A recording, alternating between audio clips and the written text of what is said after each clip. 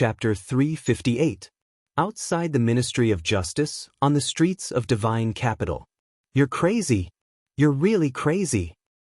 Li Mu, do you know the consequences of your actions? Li, I won't let you get away with this. The Assistant Minister of Personnel's expression changed from shock to fear. He did not expect Li Mu to attack him on the streets in front of the citizens of Divine Capital. Is this lunatic not afraid of the imperial court's punishment? The citizens on the streets were also dumbfounded by what they saw. Who else could it be other than young Master Li, whose entire body was shining with golden light and was currently chasing after someone? Upon closer inspection, the person being beaten was wearing a high-ranked official's uniform. He seemed to be the Assistant Minister of Personnel. The commoners did not know much about the Assistant Minister of the Ministry of Personnel. They only knew that he held a high position and was an important figure in the old party. Over the past few days, after the inside story of Lord Li's case was uncovered, they found out that this person was the mastermind who framed Lord Li. With that merit, he had risen to the top and was now sitting in Lord Li's position. It was absolutely detestable. Seeing Li Mu chasing after him and beating him up, the citizens felt an indescribable satisfaction. Well done. This kind of person will only cause trouble if we let him live. Let's just beat him to death. Sigh, if we beat him to death, Li Mu will also get into big trouble. It's better to beat him up to vent our anger. Why is Li Mu so impulsive today? Is he also speaking up for Li Mu? The citizens did not dare to speak loudly. They could only whisper. Above their heads, waves of dermic powers quickly attracted a few figures. Stop. How dare you fight here? Stop it. A few generals in silver armor quickly flew over. They were about to stop the fight when they were surprised to find that it was the Assistant Minister of the Ministry of Personnel and Li Mu from the Secretariat who were fighting in the sky above Luoyang. They did not know how to deal with it. If two cultivators dared to fight in Divine Capital, they would have been taken down long ago. But what was the reason for these two important officials to fight in front of so many people? Li Mu, the secretary of the Secretariat, was still in good condition. Only his hair was a little messy, but Chen Jian, the left assistant minister of the Ministry of Personnel, had a bloody nose and a swollen face. Seeing the Imperial Guard generals who guarded Divine Capital arrive, Li Mu did not make things difficult for them. He stopped and quietly floated in the air. The Assistant Minister of Personnel covered his bruised eyes. He was furious. What are you waiting for? Take him down. The Imperial Guard could not deal with the officials fighting. One general looked at the two officials and said, "Sirs, please follow us to His Majesty's side." Hearing the words His Majesty, the Assistant Minister of Personnel's heart skipped a beat. After weighing the pros and cons, he gritted his teeth and said, "Forget it. His Majesty is busy every day. Let's not disturb him over such a small matter." I have some misunderstanding with Li Mu. The Assistant Minister of Personnel was obviously the victim. He did not want to pursue the matter. The generals did not want to wait too long.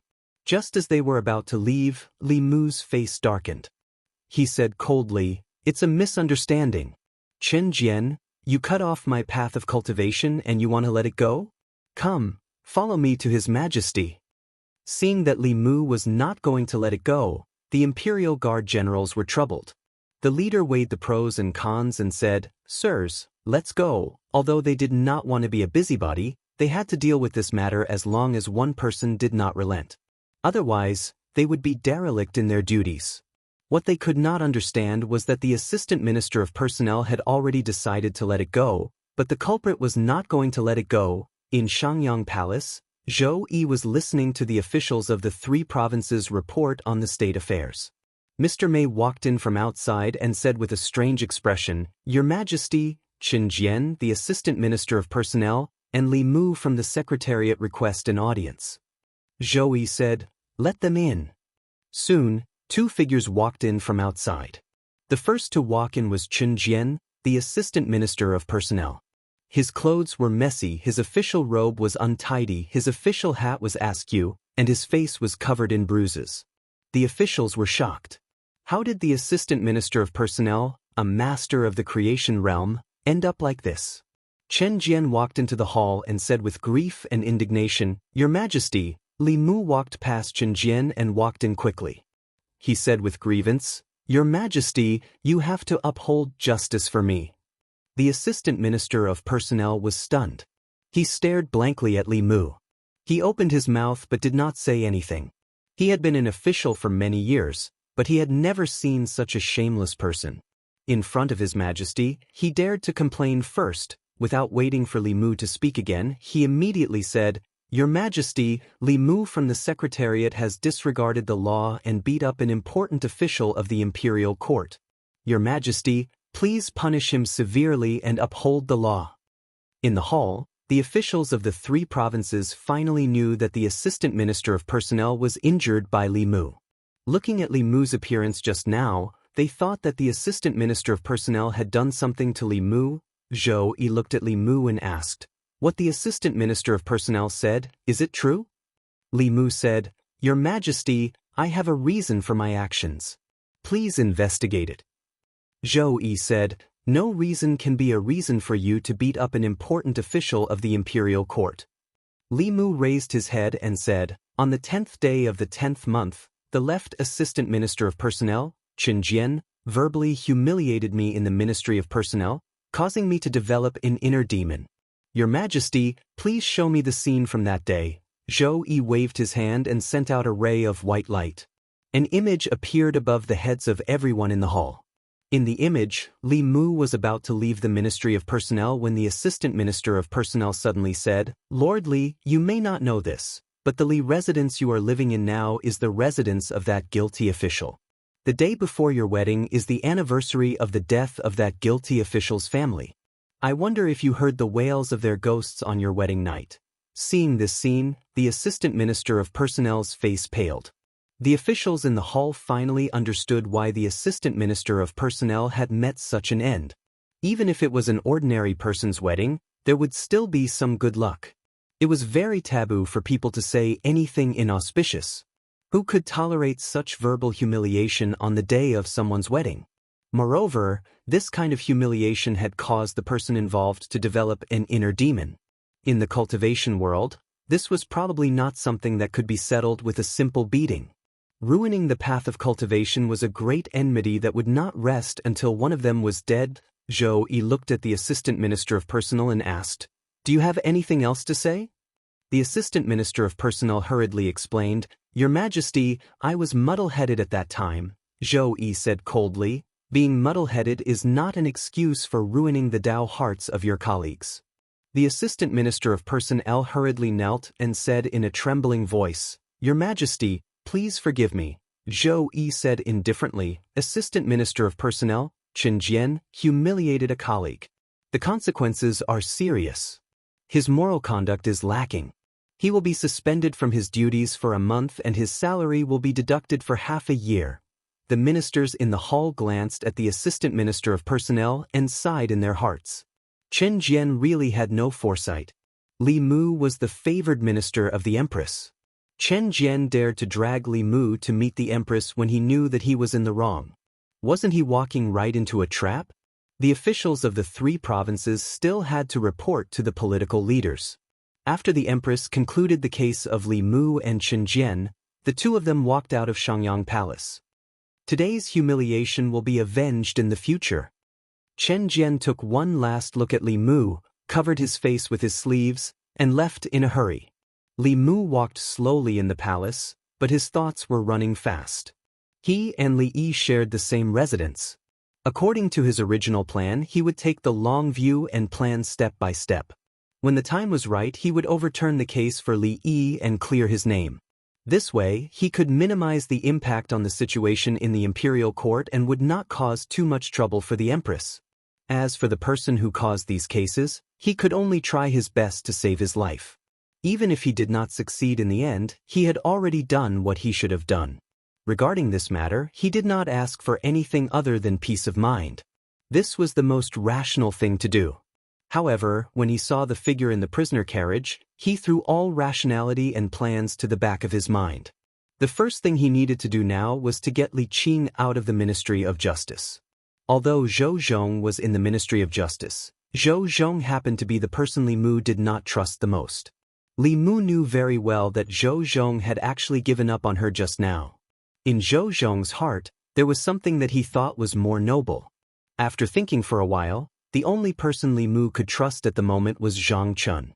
The power of the Zongjing Temple had been further expanded recently. The cases that the Ministry of Justice and the Supreme Court could handle were handled by the Zongjing Temple. The cases that the Ministry of Justice and the Supreme Court could not handle were handled by the Zongjing Temple. Li Mu first returned to the Secretariat and drafted an official document with the identity of the Secretariat's secretary. After that, he asked Mr. Mei to ask the Empress to temporarily interrupt the debriefing of the officials of the 3 provinces and put the Empress's seal on the document. After that, he went to the Zongjing Temple and handed the document to Zhang Chun, asking him to transfer Li Qing from the Ministry of Justice to the Zongjing Temple. Although the Ministry of Justice and the Zongjing Temple were controlled by the old party, at least Zhang Chun was in the Zongjing Temple. In the Ministry of Justice, Zhou Zhong received the document and said to the director of the Ministry of Justice, "Open the prison." Soon, a carriage drove out of the Ministry of Justice and slowly into the palace, heading in the direction of the Zongjing Temple. The Zongjing Temple mostly dealt with the important officials of the imperial court and the royal family's disciples. In consideration of their dignity, they did not want the people to throw vegetables and eggs at them when they were escorting important people through the streets. The prisoner carriage of the Zongjing Temple was a modified carriage, sealed and hidden. In the Zongjing Temple, Prince Shou was lying in the courtyard of the Zongjing Temple, basking in the sun. When he saw the carriage enter the Zongjing Temple, he asked, "Who committed the crime this time?" Minister Feng, who was squatting beside him and fanning him, said, "It's Li Yi's daughter. It said that she killed 5 officials outside and was brought back to Fairy's capital by the Office of Worship. She's waiting for trial, Li." Prince Shou narrowed his eyes, as if he was lost in his memories. Minister Feng said, "It's that Li Yi who caused a huge ruckus in Fairy's capital more than 10 years ago. Later, his entire family was executed. I didn't expect that there would be one left out. Li Yi from more than 10 years ago, and now Li Mu. Why is this surnamed Li not to be trifled with?" As he spoke, he thought of something and said to Prince Shou, "Your Highness, you have to take care of that Zhang Chun. I don't know what he's thinking, but he arranged for Li Yi's daughter's cell to be the same as the wedding room. Not only did he choose the largest and most spacious cell, he even arranged for people to clean it inside and out. He changed the big bed, brand new bedding, and even a mirror and dressing table. He even locked all the prisoners around that cell elsewhere and hung curtains around the cell. How is this a prison at the Zongjing Temple? She's clearly a young mistress. I just want to bask in the sun. Why do you have so much nonsense to say?" Prince Shou glared at him and said, "Are you very free? If you have nothing to do, go wash all the toilets. Don't bother me here." Minister Feng was stunned and said, "Your Highness," Prince Shou said angrily, "Go." In the Zongjing Temple's outhouse, Minister Feng was washing the toilets gloomily. In the courtyard, Prince Shou was lying on a rocking chair with his hands behind his head. He sighed and said, "What a pity.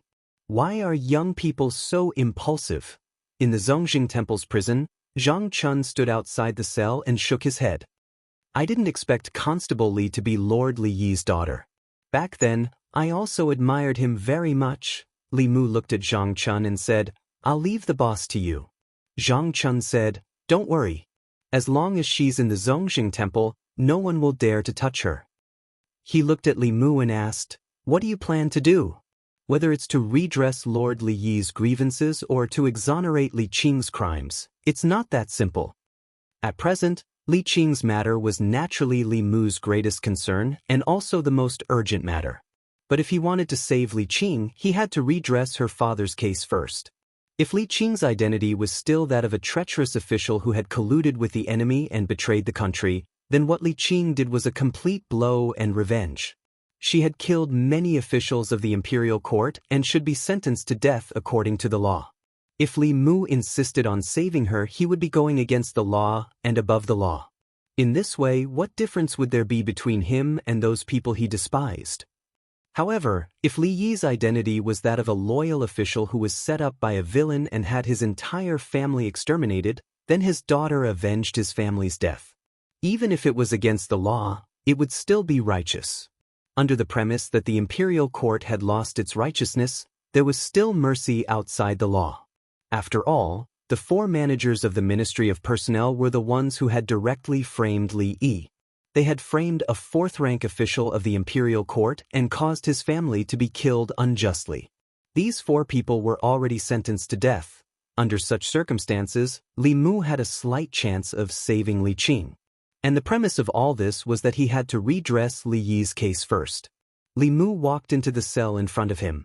The shackles on Li Qing's body had already been removed and her mana had also been unsealed. Li Mu walked to her side and sat down. He said, "Give me your hand." Li Qing slowly handed her hand to Li Mu. His hand emitted a gentle golden light which slowly entered Li Qing's body. Li Mu said, "I can't get you out right away. I may have to trouble you for a while. Stay here for now." Li Qing looked around and said, "This should be the best room I've ever stayed in." Li Mu looked at her and said, "Don't worry, I will investigate the matter of that year as soon as possible and clear Lord Li's name." Li Qing shook her head slightly and said, "Now I understand that my father doesn't want revenge. He and Uncle Zhou have more important things to do. I hope you can help my father finish what he couldn't before he died. Don't ruin your future for me." Li Mu smiled and said, "Only children make choices. I choose both." He looked into Li Qing's eyes and said, "Someone has already done the first thing. If I can't save you, then the second thing is meaningless to me. Let Zhou Zhong finish his and Uncle Zhou's dreams. At worst, I'll take you back to Fulu School. We don't want to stay in Fairy's capital anymore. As Li Mu finished speaking, he heard Mr. May's voice. He turned around and saw the Empress and Mr. May standing at the door. The Empress looked at him indifferently and turned to leave.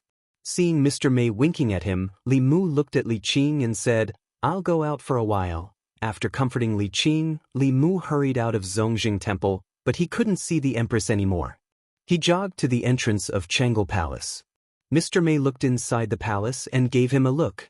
Li Mu walked slowly into the palace and looked at the Empress who had her back to him. He whispered, "Your Majesty." Zhou Qiong said indifferently, "Why did you come looking for me?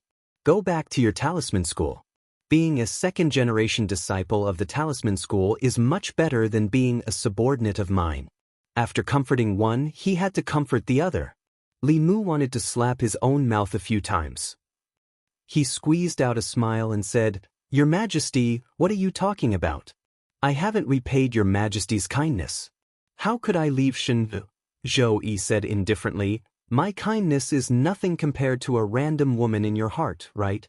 Li Mu said slowly, "She's not a random woman. If it weren't for her, I would have died many times over. I wouldn't be standing in front of your Majesty now." He looked up at the Empress and said, "I want to ask your Majesty for a favor." Zhou Yi's back was facing Li Mu. She looked angry. She was still angry, but he was begging her again? She took a deep breath and asked, "If I don't agree, are you going to take her back to Fulu School?" The Empress was still angry. Li Mu lowered his head and said, "I know I'm wrong." Zhou Yi turned around and looked at him. Her lips moved, but she couldn't bear to blame him anymore.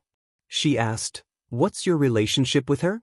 Li Mu said, "When we were in Yangqiu County, she was my superior.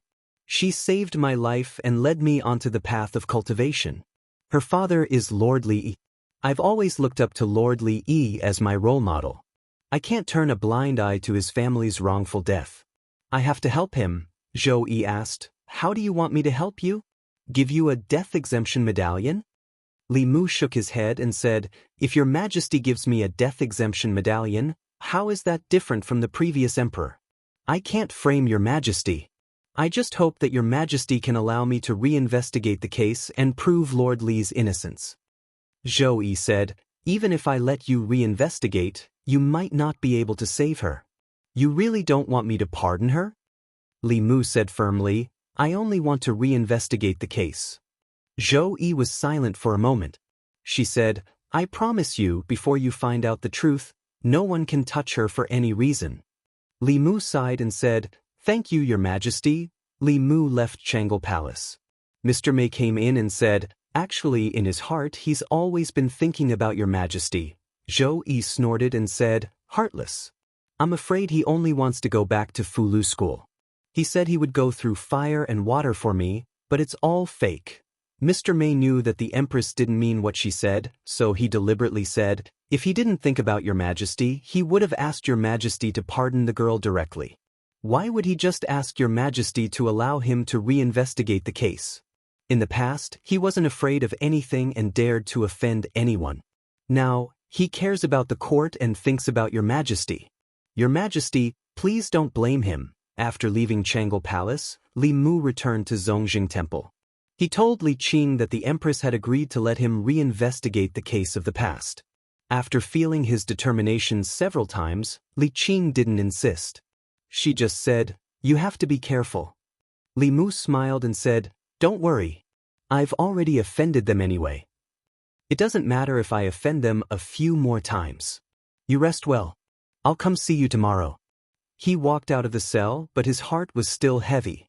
To save Li Qing was actually more difficult than to reverse the verdict for his father. At one point, he really wanted to ask the Empress for a death-free gold medallion. He also knew that as long as he asked, the Empress would give it to him. But he gave up in the end. He didn't want to put the Empress in a difficult position, and he didn't want to become the person he used to hate the most. There was also a very important point. Back then, Li Yi strongly opposed the death-free gold medallion. This was also one of the reasons why he was framed. If Li Mu begged the Empress to use the death-free gold medallion to pardon Li Qing, then the thing that Li Yi swore to fight against back then would become a joke. Similarly, what Li Mu did in the divine capital during this period of time would also become a joke. Big. Small. Again. In the courtyard of Zongjing Temple, Prince Shou was playing dice with Zhang Chun. He glanced at Li Mu and asked, "Little Li, do you want to play together?" Li Qing was still in Zongjing Temple. Li Mu couldn't not give face to Prince Shou. He walked to the side of the two and asked, "What do you want to play?" Prince Shou said, "Guess big or small. It's very simple. Do you have money? 1 round is 1 tael. No credit." Li Mu took out a stack of banknotes and placed it at the side. Prince Shou's eyes lit up when he saw the banknotes. He said, "Come, let's bet." Prince Shou's dice and dice pot seemed to be able to block magic power. Li Mu could only guess blindly. However, his luck wasn't bad. Prince Shou lost 10 rounds in a row. He had lost all the money he had. His eyes were red from losing. He picked up the dice pot and said, "Let's bet again." Zhang Chun kept his winnings. He glanced at Prince Shou and said, "Your Highness, you have lost all your money. What are you going to bet with?" Prince Shou flew into a rage. "How dare you look down on me?" Smith. He slammed a gold medal on the table and said, "I still have this." The gold medal was the size of a palm. The word, "exempt," was written on it. Li Mu looked at Prince Shou thoughtfully and said, "Your Highness, this gold medal is very precious. You should keep it well."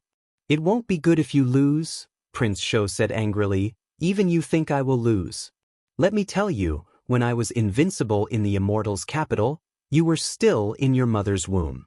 Come. I still want to recoup my losses." Li Mu shook his head and said, "This gold medal is stained with too much blood. If your Highness dares to lose, we don't dare to take it." Hearing Li Mu's words, Prince Shou kept the gold medal and said, Hee, I almost forgot. If you guys take the gold medal to save that girl, wouldn't I become a traitor?" Prince Shou clicked his tongue and said, "What a pity. The only thing that can save that girl is this gold medal. She killed so many officials. No one can save her. Unless you have the ability to reverse the verdict for her father and let His Majesty announce this case to the world. Then, let the people of the 36 counties write a blood letter to plead for her so that the imperial court won't dare to kill her." He looked at Li Mu mockingly and asked, "Do you have the ability?" Chapter 359. Li Mu and Zhang Chun walked out of the Imperial Ancestral Temple and left the Imperial Palace together. Zhang Chun was silent for a long time before he suddenly asked, "Li Mu, did you grow up in Yangqiu County?" Li Mu was thinking about something else, so he asked casually, Why are you asking this? Zhang Chun waved his hand and said, I'm just asking. By the way, why do you think King Shou is so good to you? Li Mu shook his head and said, who knows? Li Mu couldn't think of a reason why King Shou would always give them pointers at critical moments. Maybe he was just doing it for justice. After all, human nature was complicated, and you can't label a person as good or evil just because of their background or faction. Regardless of the reason, King Shou's words did make Li Mu suddenly see the light. What does the continuation of the Great Zhou rely on? It's not the imperial court, not the imperial family, but the people. It's the psyche power of the people. What the imperial court is most afraid of is losing the people's hearts. They may not care about a city, but they won't care about a county, 10 counties, or even 36 counties. The law of the Great Zhou is to protect the weak and the people, but this is only on the surface. The existence of the law is to maintain the rule of the imperial court. Because only when the people live and work in peace can the psyche power be continuously produced, the emperor's qi can be nurtured, and the upper realm powerhouses of the imperial family can be endlessly produced, ensuring the stability of the country. No matter how fierce the imperial court is, the prosperity of the Great Zhou will always be the goal of everyone. King Shou's words can be said to have awakened the people in the dream. Li Mu walked out of the imperial palace. Unexpectedly, there were already many people outside the imperial palace. Seeing Li Mu walk out, they immediately surrounded him. Lord Li, how is it? His Majesty didn't punish you, right? Lord Li was too impulsive. You shouldn't have fought with that person. Isn't this dirtying your hands? Feeling the concern of the people, Li Mu smiled and said, everyone, don't worry. His Majesty is a righteous person. How could he punish me? A man breathed a sigh of relief and said with a smile, that's good, that's good. Lord Li is worthy of being His Majesty's favorite minister. If I knew this would happen, I would have hit him harder. Break his legs. This kind of treacherous person, it's not too much. Lord Li's family, he will die a horrible death. Among the crowd, the Lord Li Mu, Lord Li, is Lord Li Yi, Lord Li was Li is? The crowd also looked at Li Mu. With a profound look in his eyes, Li Mu said, official Li Yi is the role model of our generation. I know. Lord is brave. Lord Li died. S. Li Li's house. Even now, we still can't take it lying down. The crowd was filled with righteous indignation as they spoke one after another. At this moment, the man bit his lip and suddenly looked at Li Mu. He said, my lord, can you save Lord Li's daughter? She's Lord Li's only child left in this world. Stop talking. The middle-aged man glared at him and said in a deep voice, do you want to kill, sir? Sighs could be heard from the crowd. Yes, Lord Li was the enemy of all the nobles back then. Now, those people are in high positions. Lord Li, it's best not to provoke them. Forget it. Lord Li, you can go ahead. You can't follow in Lord Li's footsteps. The man's eyes were filled with tears. He choked and said, if it wasn't for Lord Li, my family would have died in Fairy's capital. I can't watch Lord Li die. His voice was mournful. The people around Li Mu lowered their heads. Their eyes were filled with suppressed anger.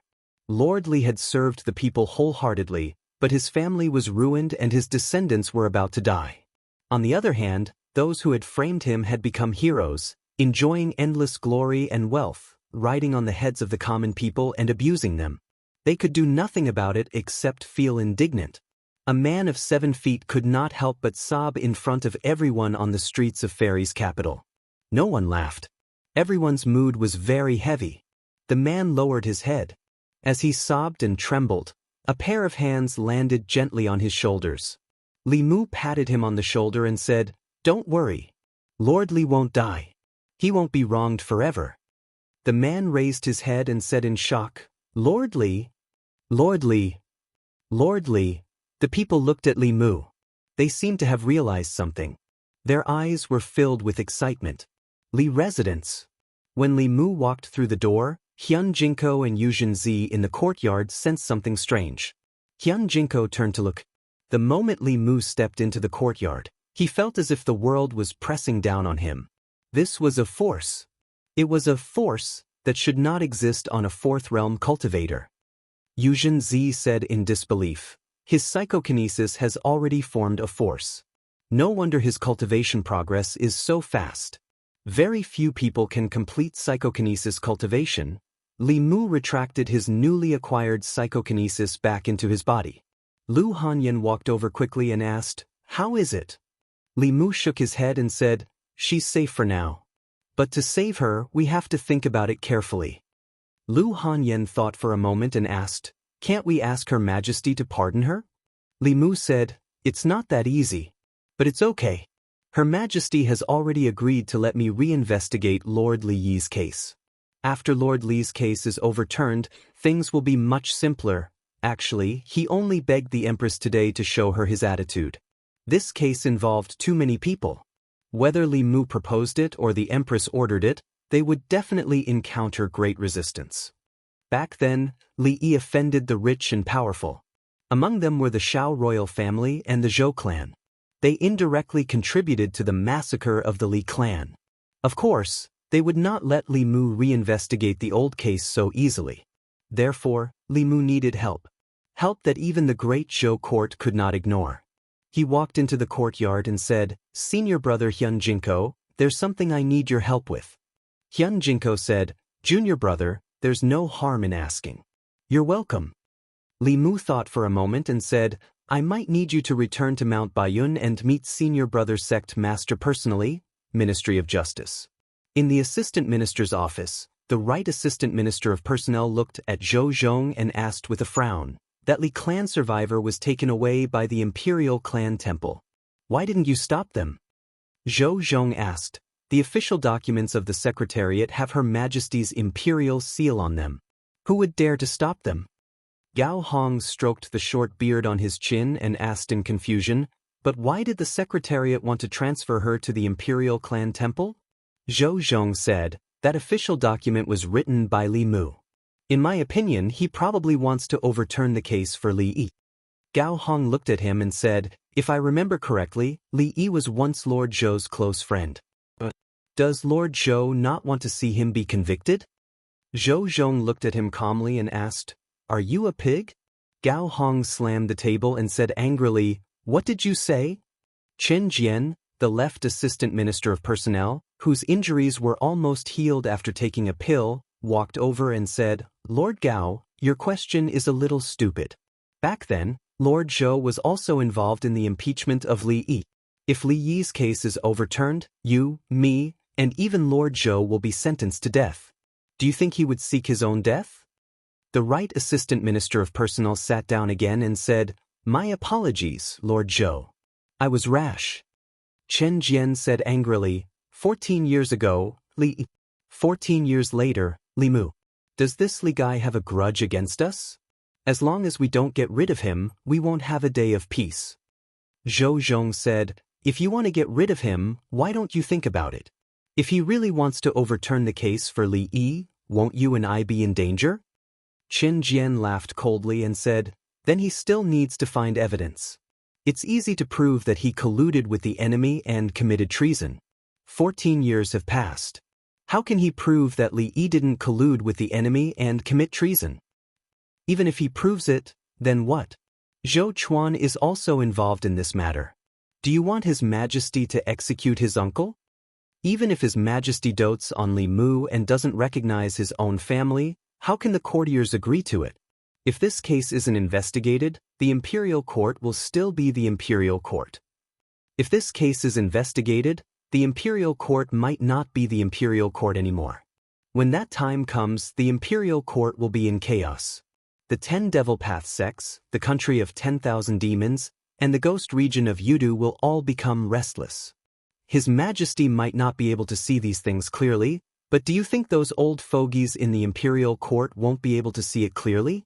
Zhou Zhong nodded and said, "After hearing Lord Chen's words, I feel much more at ease." Chen Jian said proudly, "Lord Zhou might be better at solving cases than I am, but you still have to learn from me when it comes to matters of the Imperial Court." Changle Palace.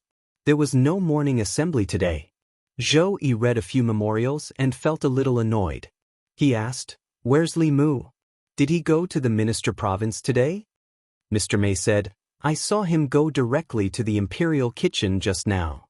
Zhou Yi thought about it and said, go to the minister province later and see if there are any new tributes. Send some to him. Mr. Mei smiled and said, yes. She was about to leave when Shangguan Li walked in from outside. Zhou Yi said, Li, go to the imperial kitchen and see what Li Mu cooked today. Shangguan Li said, when I passed by the imperial kitchen just now, I saw Li Mu come out from there. Zhou Yi asked, you didn't come with him? Shangguan Li shook his head and said, he went in the direction of the imperial clan temple. Zhou Yi was stunned for a moment. The next moment, he looked at the door of the hall and said, Mei Wei, come back. Chapter 360. The Empress had told Li Mu not to bring food from home, but to cook in the imperial kitchen, which reminded Li Mu of something. The taste of takeout couldn't be compared to the food in the kitchen.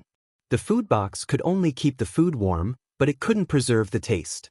The best time to appreciate most of the food was when it was just out of the pot.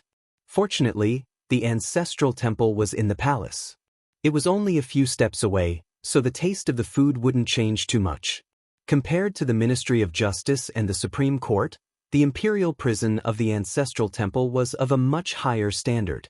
The prisoners here were either rich or noble. They were either relatives of the emperor or high-ranking officials. Especially in the past, the ancestral temple was a shelter for the descendants of the imperial family after they committed crimes. The facilities and treatment inside were far from what the other government offices could compare to. Especially after Zhang Chun's special arrangement, if the prison of the Ministry of Justice was a standard single room for 7 days, then the one Li Qing of the ancestral temple was now living in the Hilton Hotel's presidential suite. The food in the ancestral temple should be good, but Li Mu was still worried that she wouldn't be used to it. Inside the ancestral temple, the morning sun was just right. Zhang Chun and Prince Shou sat in the courtyard of the ancestral temple, basking in the sun while drinking tea. Zhang Chun personally brewed a cup for Prince Shou and asked with a smile, Your Highness, this is a good tea that I've collected. Try it. Prince Shou took a small sip and said, Not bad. I didn't expect you to be a tea lover. Do you have any more of this tea? Give me 8 to 10 caddies. I'll take it back and drink it slowly, Zhang Chun said regretfully. Unfortunately, this is the last pinch. Prince Shou looked at him with disdain. He suddenly sniffed and said, What's this smell? It's so fragrant. Zhang Chun's nose also sniffed. After recalling the aftertaste, he murmured, This smell, why is it so similar to the smell of the noodle stall on the street outside the county office when I was in Yangqiu County? He couldn't help but gulp and said, That old woman's noodles are really amazing. I really want to try it again. Li Mu carried the food box and walked into the ancestral temple. He greeted Zhang Chun and said, I'm going to deliver the food to the boss. Zhang Chun had already warned the officers of the imperial prison of the Zongjing temple. When they saw Li Mu coming in from afar, the guard in charge of the imperial prison opened the door. Before Li Mu entered the prison, Zhang Chun walked over and asked, You cooked noodles? Li Mu nodded and said, The boss used to like eating noodles from that restaurant the most. Zhang Chun rubbed his hands and said, This official also likes this. Do you have any more? Give this official a bowl. Mr. Zhang had helped him a lot this time, and Li Mu was too embarrassed to refuse. He said, If you want to eat, come to the imperial kitchen later. All right. Zhang Chun nodded before asking in astonishment, Did you cook these noodles in the imperial kitchen? What else? Cough, cough. Zhang Chun covered his mouth and coughed a few times. Suddenly he said, This official suddenly doesn't want to eat so much. I'll go home and eat what my wife cooks. Quickly go and deliver it to Constable Li. It won't taste good if you're late. Watching Li Mu walk into the prison, Zhang Chun sighed and said, Li Mu, you have to be careful. Li Mu walked into the prison and faintly heard Zhang Chun talking about snacks. Mr. Zhang reminded him again to take 2 boxes of snacks from the imperial kitchen tomorrow. The imperial chef in the palace specialized in making pastries, and his skills could be said to be superb. When he went back in the afternoon, he would also bring a box for Lu Hanyan. In the past, Li Mu couldn't take things from the imperial kitchen, but it was different now. The Empress gave him permission to enter the imperial kitchen and use all the ingredients. Although this was suspected of abusing power for personal gain, Li Mu did it deliberately. What the empress needed was not an imperial chef. If he followed the rules and did what an imperial chef should do, wouldn't he really become an imperial chef? Li Mu learned from palace dramas that the most favored concubine of the emperor was definitely not the kind of concubine who was obedient and had no personality at all. Within the limits, occasionally doing something out of line, sometimes maintaining a sense of novelty and mystery, would be able to obtain the emperor's favor for a long time. Of course, he wasn't the empress's concubine, but he could infer many things from one example. It was the same as being a friend or an official. He asked the jailer to open the prison door and walked in. He opened the food box and said, "I don't know if the food of the Zhongxing temple is to your liking. I've cooked a bowl of noodles for you." Li Qing picked up the chopsticks and tasted it. She said in surprise, "The taste of this noodles." Li Mu smiled and said, "I learned it from the old woman who sold noodles. The taste is about the same as the one she made, right?" Li Qing said softly, "Later on, I went back to Yangqiu County once and learned that the old woman had passed away. Her son and daughter-in-law continued to run the noodle stall, but the noodles they cooked were different from before. I thought that I would never be able to taste the same taste as before in this life." Li Mu smiled and said, "Whenever you want to eat it, just tell me. I'll make it for you." After watching Li Qing finish the noodles, Li Mu sat for a while longer. He packed up the food box and walked to the imperial kitchen. In the imperial kitchen, there was still the soup he made for the empress. Using the empress's kitchen to cook noodles for someone else and leaving her aside, even if Li Mu was really stupid, he wouldn't do such a stupid thing. It was just that the empress's soup took a little longer to cook. Li Mu went to the imperial clan temple and waited for a little while before the soup was ready. It was said that he relied on women to make a living. After Li Mu's unremitting efforts, now the empress and Li Qing both relied on him to make a living. Li Mu carried the soup and came to the entrance of Chang'an Palace. Shangguan Li stood at the entrance of the palace and glanced at him. "Her Majesty is not here. You can go back." Li Mu said regretfully, "What a pity. I boiled this soup for Her Majesty for more than 4 hours. It won't taste good after a while. I'll bring it back to the secretariat and drink it myself." Just as he turned around, Shangguan Li's ears twitched and said, "Her Majesty has returned."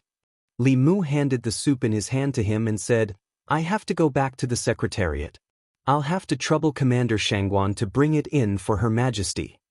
Shangguan Li carried the soup into Chang'an Palace and placed it on the table in front of Zhou Yi.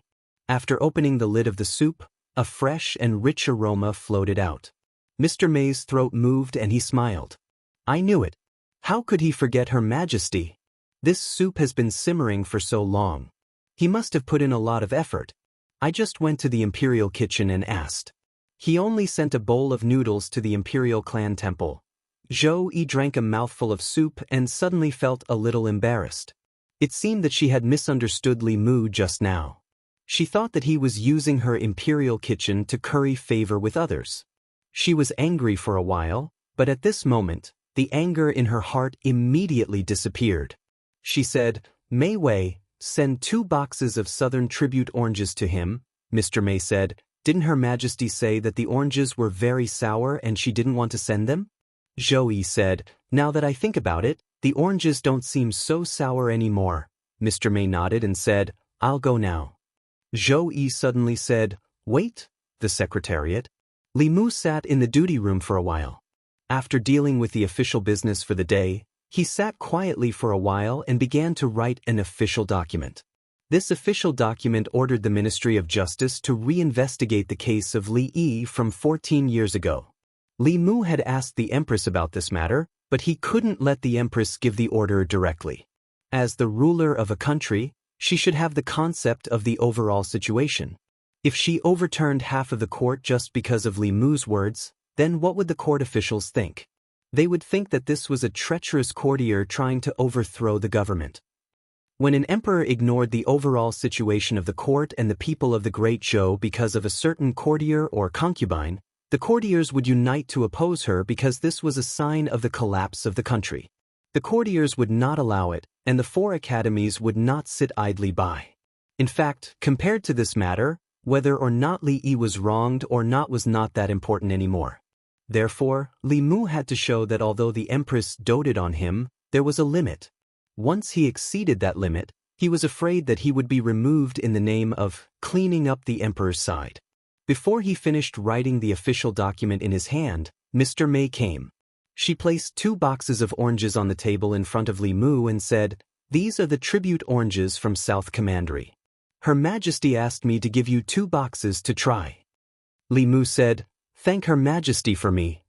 Mr. Mei said, "Her Majesty doesn't want your thanks." Li Mu was stunned and asked, "What else does Her Majesty want?" He had already given the Empress everything he could. She could not reward Li Mu with 2 boxes of oranges and ask for too much from him. Mr. Mei glanced at him and said, "In the future, no matter if you make soup or noodles in the imperial kitchen, send it to Changle Palace first." Li Mu was stunned and asked, "This is Her Majesty's idea?" Mr. Mei knocked him on the head and said, "Her Majesty is so broad-minded. Would she be angry because you sent her soup later?" Only she believed this sentence. No one knew how stingy the Empress was better than Li Mu. Li Mu nodded helplessly and said, "I know. No matter what I do in the future, I will think of Her Majesty first. Is that okay?" After that, he was knocked on the head again. Mr. Mei glanced at him and asked, "What's with your tone? It sounds like Her Majesty is forcing you to send the soup first." Li Mu promised her that he was willing to give priority to the Empress. Only then did Mr. Mei leave with satisfaction. Li Mu looked at her back and felt that she was getting more and more strange these days. If this continued, it would be really difficult for her to get married. But Li Mu had more important things to do and did not have time to give her psychological counseling. He finished writing the official document, took 2 tribute oranges, and went to the assistant minister's office. Lu Yi was reading the booklet. Li Mu walked over and put the 2 oranges on his table. He said, "Mr. Lu, take a rest and eat an orange." Lu Yi looked at the 2 oranges and said in surprise, "It's not the season for oranges yet. There are a few mother trees in Nanjun that will bear fruit a month or 2 earlier, but the spiritual oranges on the mother trees are used as tributes." Li Mu smiled and said, "This is the tribute oranges given by Her Majesty." Lu Yi looked at Li Mu with envy and said, "Mr. Li, you are really enviable. There are not many spiritual oranges, and there is not enough for the palace every year. It is difficult for the officials outside to get one. In the time of the former emperor, only the empress and the imperial noble concubines could get a box. He only picked up 1 orange and said, 'I only need one of these treasures.' I didn't expect to taste spiritual oranges from my hometown in Luoyang." Li Mu said, "So Mr. Lu's hometown is Nanjun. It's okay. Mr. Lu, you can eat as much as you want. If it's not enough, I have more. Her Majesty gave me 2 boxes." Lu Yi was not only envious but also shocked. Back then, the Empress Dowager and Imperial Concubine Dowager were so favored by the previous emperor, but they only received 2 chests in total. His Majesty actually rewarded Li Mu with 2 chests. It was true that she only favored 1 person in all the court officials. He peeled an orange and ate a few pieces. He praised, "It is indeed a carefully cultivated tribute. If a mortal can eat one, they will not be invaded by diseases for 3 years." The 2 chatted for a while. Li Mu took out the document and said, "By the way, there is another document here that needs your signature. It's a small matter." Lu Yi picked up the document. She picked up the pen and was about to sign her name. Then his body trembled. The pen in his hand did not fall. He looked at the document and fell into a long silence. After a while, he looked up at Li Mu and said with some bitterness, "Mr. Li, I only ate half of your orange." Chapter 361. Li Mu looked at Lu Yi and said with a smile, "Lord Lu, this is a spirit orange carefully cultivated by the South Commandery. If a mortal can eat one, they will not be invaded by diseases for 3 years." Lu Yi was speechless for a moment. Finally, he sighed and asked, "Have you thought about it, Lord Li?" Li Mu said, "I once made a great vow to establish my heart for the world and my life for the people. How can I watch the heroes of the great Zhou be framed by villains and leave behind a torrent of infamy in history?" Lu Yi picked up the pen helplessly and said, "Give me 2 more oranges." Li Mu stretched out his hand and 2 more spirit oranges appeared in his hand. Lu Yi signed his name on the document and shook his head. I hope Lord Li has good luck. Li Mu clasped his fist and said, Thank you, Lord Lu. Lu Yi waved his hand and said, You're welcome. This document has to be handed over. It's useless for me to sign it, Li Mu said again. Lord Lu, please give this to the head of the secretariat. When he left the assistant minister's office, he took away the orange peel on the table and threw it away for Lu. Lu Yi hurriedly said, Lord Li, please wait. I'll soak the orange peel in water. Ordinary people could not even get the orange peel of the spirit orange that was specially offered by the royal family. Li Mu decided to finish the orange and collect the orange peel. In the future, when he asked Lu Yi for help, he would give him a few taels each time. After all, it was not good to ask for help empty-handed. Li Mu alone could not make the decision to reinvestigate the old case from 14 years ago. After his proposal, it needed to go through the assistant minister and head of the secretariat first. Then, it would be handed over to the minister for review. Finally, it would be handed over to the minister for implementation. Li Mu could only deal with Lu Yi. The Lu family was one of the oldest surnames in the Great Zhou. It was one of the 9 surnames. Although it was not as powerful as the Shao family and the Zhou family in the imperial court, it could not be underestimated. At the very least, Lu Yi did not have to be afraid of the old and new parties. When Lu Yi saw Li Mu walk out of the assistant minister's office, she put away the orange peel, picked up the document, and went to another office. He placed the booklet on the table and said, Sir, this booklet is from Li Sharon. The head of the secretariat stroked the long beard on his chin and opened the booklet. After looking at it, he pondered for a moment and signed his name on it. He handed it back to Lu Yi and said, Pass it to the door. Moments later, in Minxia province. It was a letter from the secretariat. After it was delivered to the Minxia province, it was passed down through the ranks until it finally reached the hands of 2 attendants. The attendant was a provincial official. The 2 of them looked at the booklet in front of them and fell silent. Censorate Li Mu of the Secretariat submitted a memorial, requesting that the case of left Assistant Minister Li Yi of the Ministry of Appointments, who had colluded with the enemy and committed treason 14 years ago, be reopened. The resolution of the Secretariat was passed and submitted to the Ministry of Interior for discussion. If a 4th-ranked official of the imperial court was framed for the extermination of his family or was framed for treason, it was only natural that he would be thoroughly investigated. However, the implications of this case were too broad. Both the old and new parties were implicated. It was fine if the case could not be reopened. Once the case was reopened, 2 out of the 6 ministers of the imperial court would be sentenced to death. One of them was the important minister of the Ministry of Appointments. Other than the ministers of the Ministry of Appointments and the Ministry of Works, the 2 assistant ministers of the Ministry of Appointments would be sentenced to death. The assistant minister of the Ministry of Justice would be sentenced to death. Even if the other high-ranking officials in the imperial court were not sentenced to death, they would not be able to escape severe punishment. In this way, the imperial court would be in chaos. Perhaps it would give an opportunity to those with ulterior motives. Compared to this matter, whether or not Li Yi was wronged was not so important. One of the attendants shook his head and said, The big picture is more important. The other attendant nodded and said, Agree. Li Mu ate 2 oranges. Before he went to the yamen, the booklet he had handed out was returned to his hands. His request to reinvestigate Li Yi's case was rejected by the Ministry of Family Affairs. In the 3 provinces, the Secretariat of the Secretariat wrote the edict in the tone of the emperor and had to be submitted to the Ministry of Interior for review. If the Ministry of Interior passed, they would sign their review opinion on the edict and send it back to the Secretariat. The Secretariat would pass it to the emperor.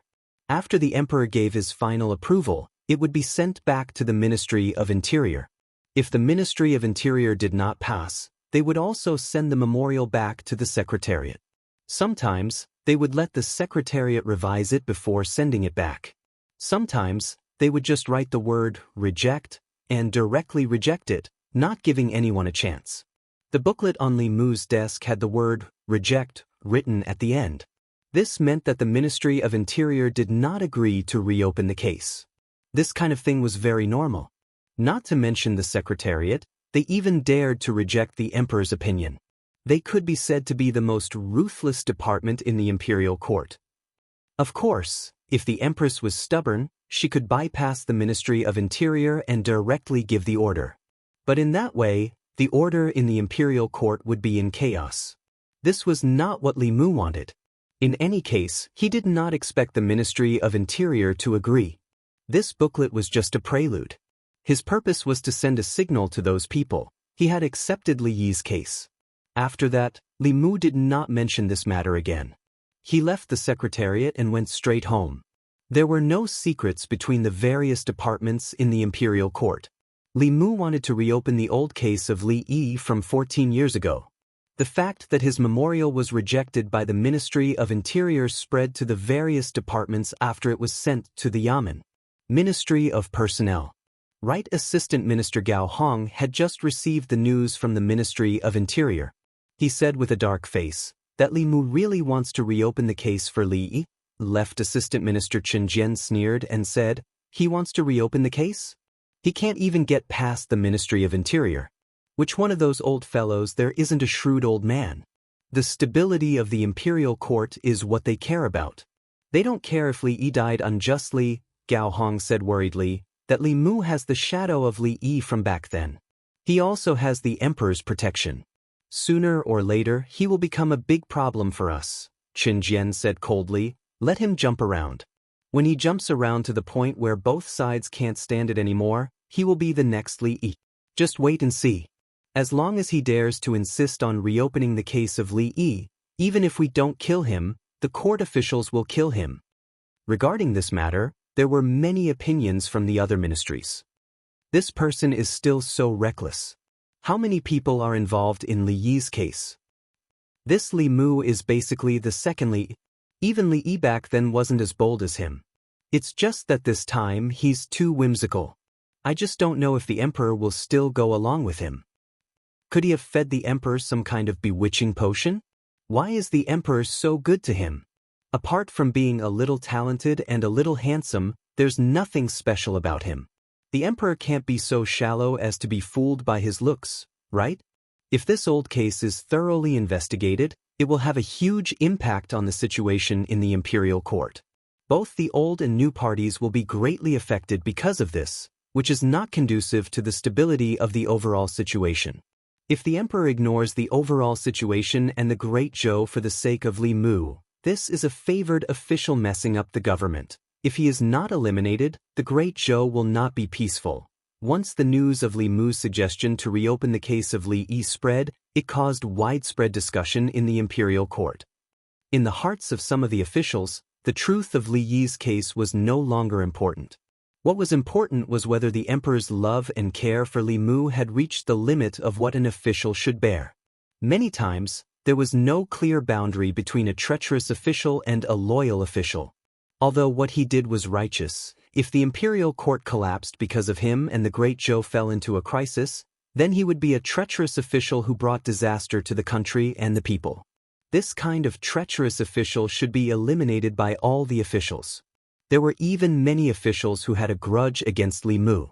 They were secretly plotting whether they should take advantage of this opportunity to join forces with their respective parties to clean up the emperor and punish the traitorous officials. However, during the morning court, Li Mu remained silent and did not mention a single word about the old case. This was not unexpected by some officials. Perhaps he also realized that if he wanted to investigate the old case, it would involve too many people. Not only would he not be able to find any results, but he would also be implicated. Thus, he was afraid of retreating.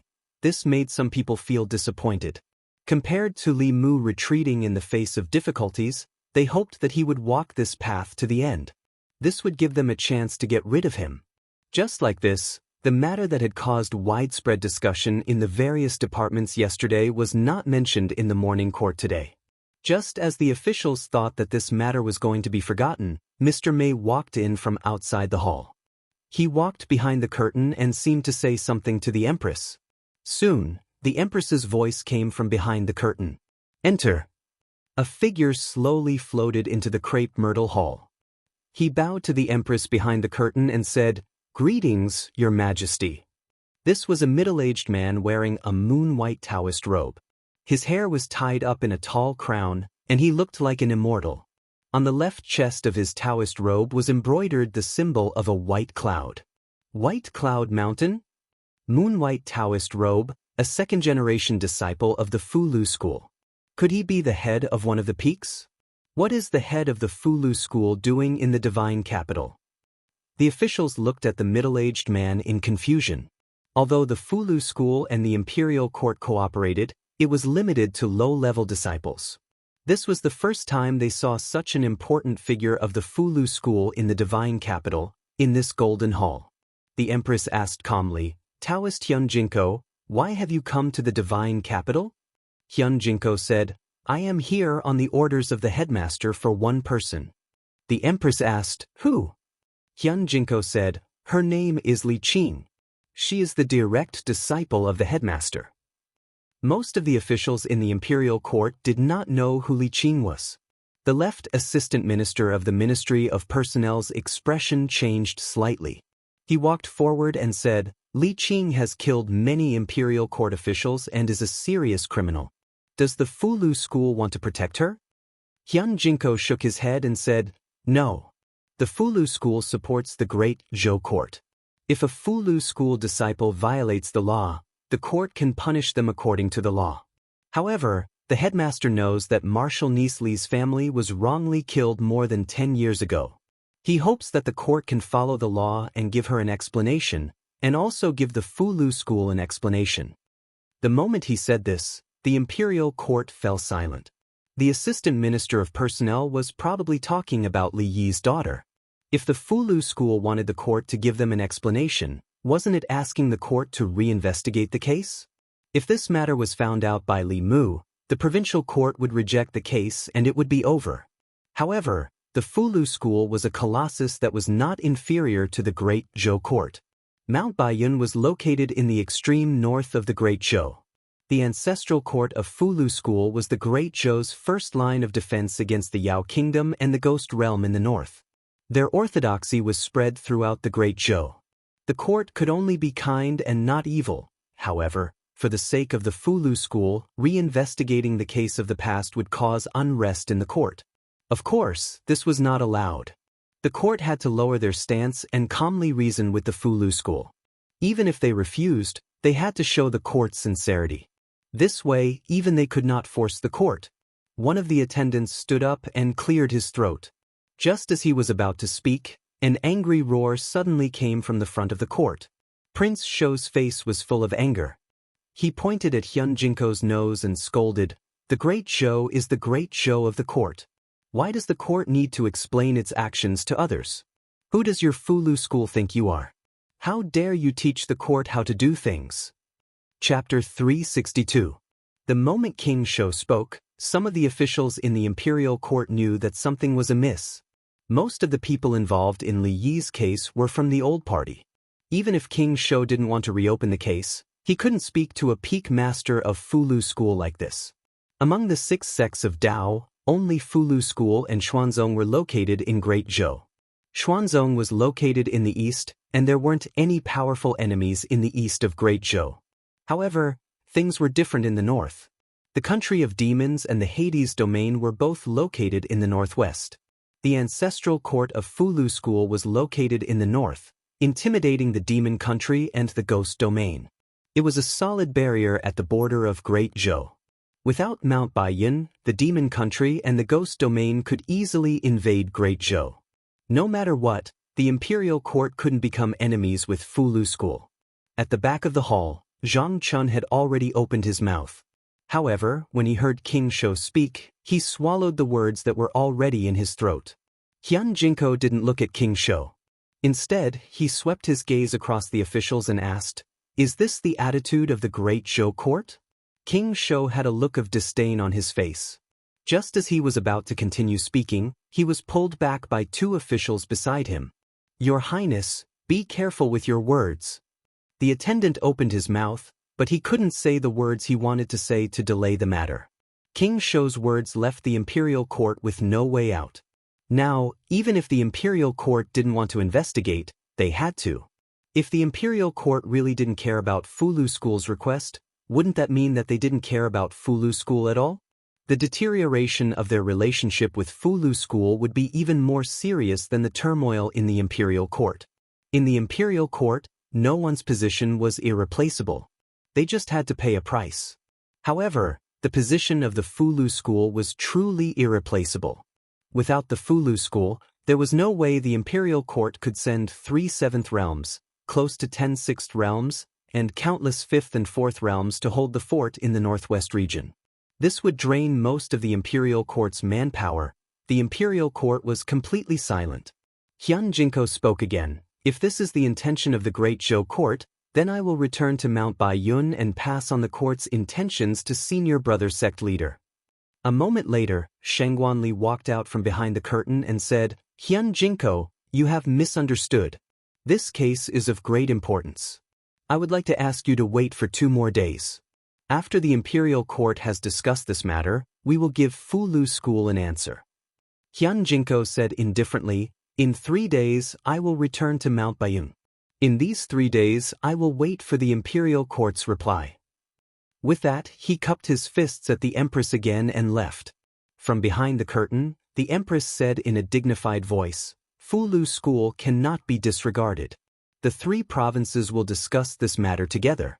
Within 2 days, inform me of the results of the discussion. The head of the Secretariat and the head of the Minister of High Affairs said in unison, Yes, Your Majesty. Standing outside the curtain, Shangguan Li's voice resounded through the hall. Dismissed. The officials left the hall in order. On the way back to the Imperial Clan Temple, one of the Imperial Clan officials said, Your Highness, you were too impulsive. How could you scold Fulu School? Prince Shou snorted and said, What's wrong with Fulu School? How dare the Fulu School order the Imperial Court? Are they trying to rebel? The Imperial Clan officials shook their heads and didn't say anything else. Fulu School had existed for thousands of years. Before the Great Zhou, there was already a Fulu School. They had a rich foundation that outsiders couldn't imagine. Even if the Imperial Court was in chaos, they couldn't make enemies with Fulu School. The Imperial Clan official sighed. How could he expect Prince Shou to understand these things? The reason why Prince Shou could be in such a high position was because he was the younger brother of the previous emperor and a member of the Shao royal family. Other than watching opera and drinking tea, he didn't know anything else. If it wasn't because of his identity, the words he said in the Imperial Court caused a major turn of events that the Imperial Court didn't want to see. The new and old parties could make him die without a burial ground. Zhang Chun walked behind Prince Shou and said, Your Highness, last night, I found a tale of tea cakes at home. Tomorrow I'll give you half a coin, Prince Shou said. Half a coin?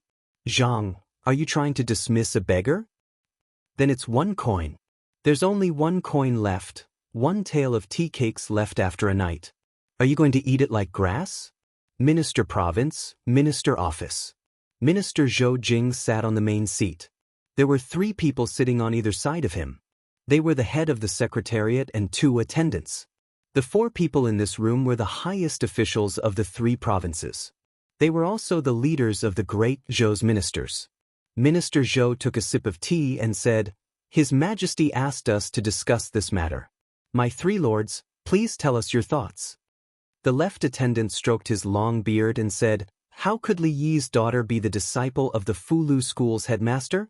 This matter is too strange. They shouldn't have investigated earlier or later.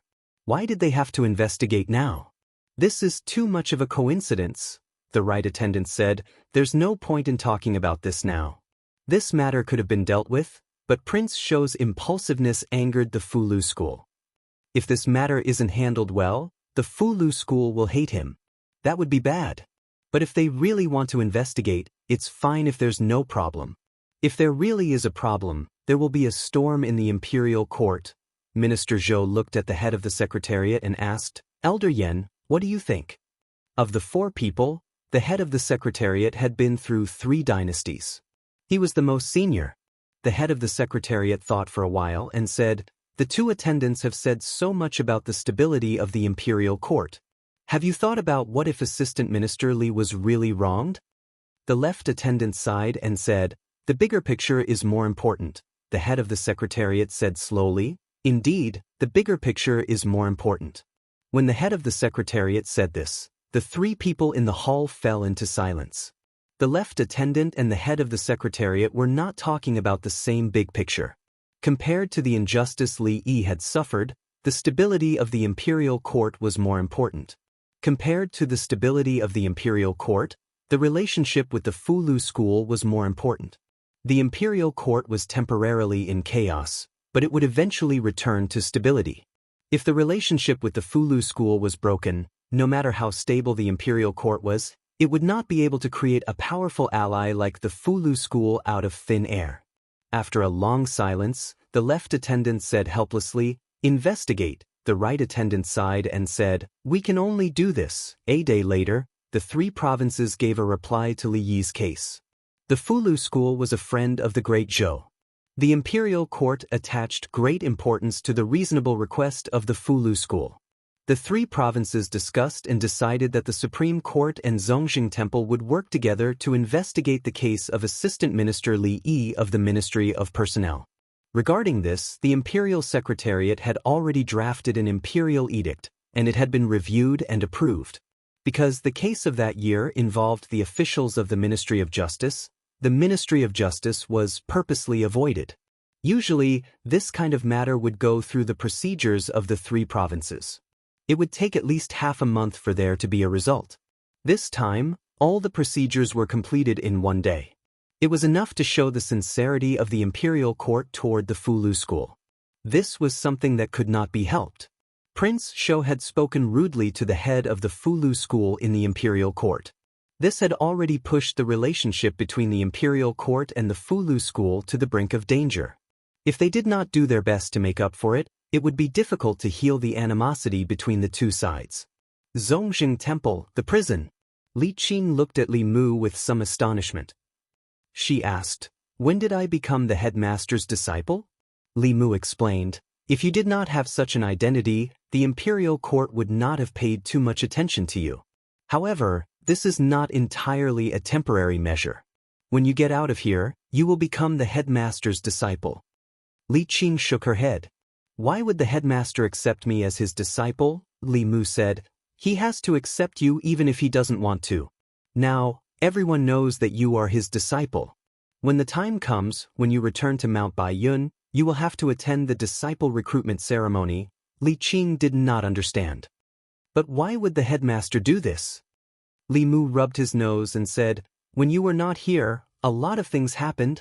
In short, now that I am also a second-generation disciple of the Fulu school, the headmaster still has to give me face." Li Qing looked at him for a long time before she came back to her senses. She asked, Then, do I have to call you martial uncle?" Li Mu smiled and said, "This is nothing. Thinking about it, I am also Hanyan's martial uncle. Don't we also? In short, we can call each other our own. In the future, in front of the headmaster and several heads, you can call me martial uncle. When there is no one, I will call you boss." Chapter 363. Walking out of the Imperial Clan Temple, Li Mu thought back and realized that he seemed to have some kind of magical power. A kind of magical power that could turn people of the same generation into juniors.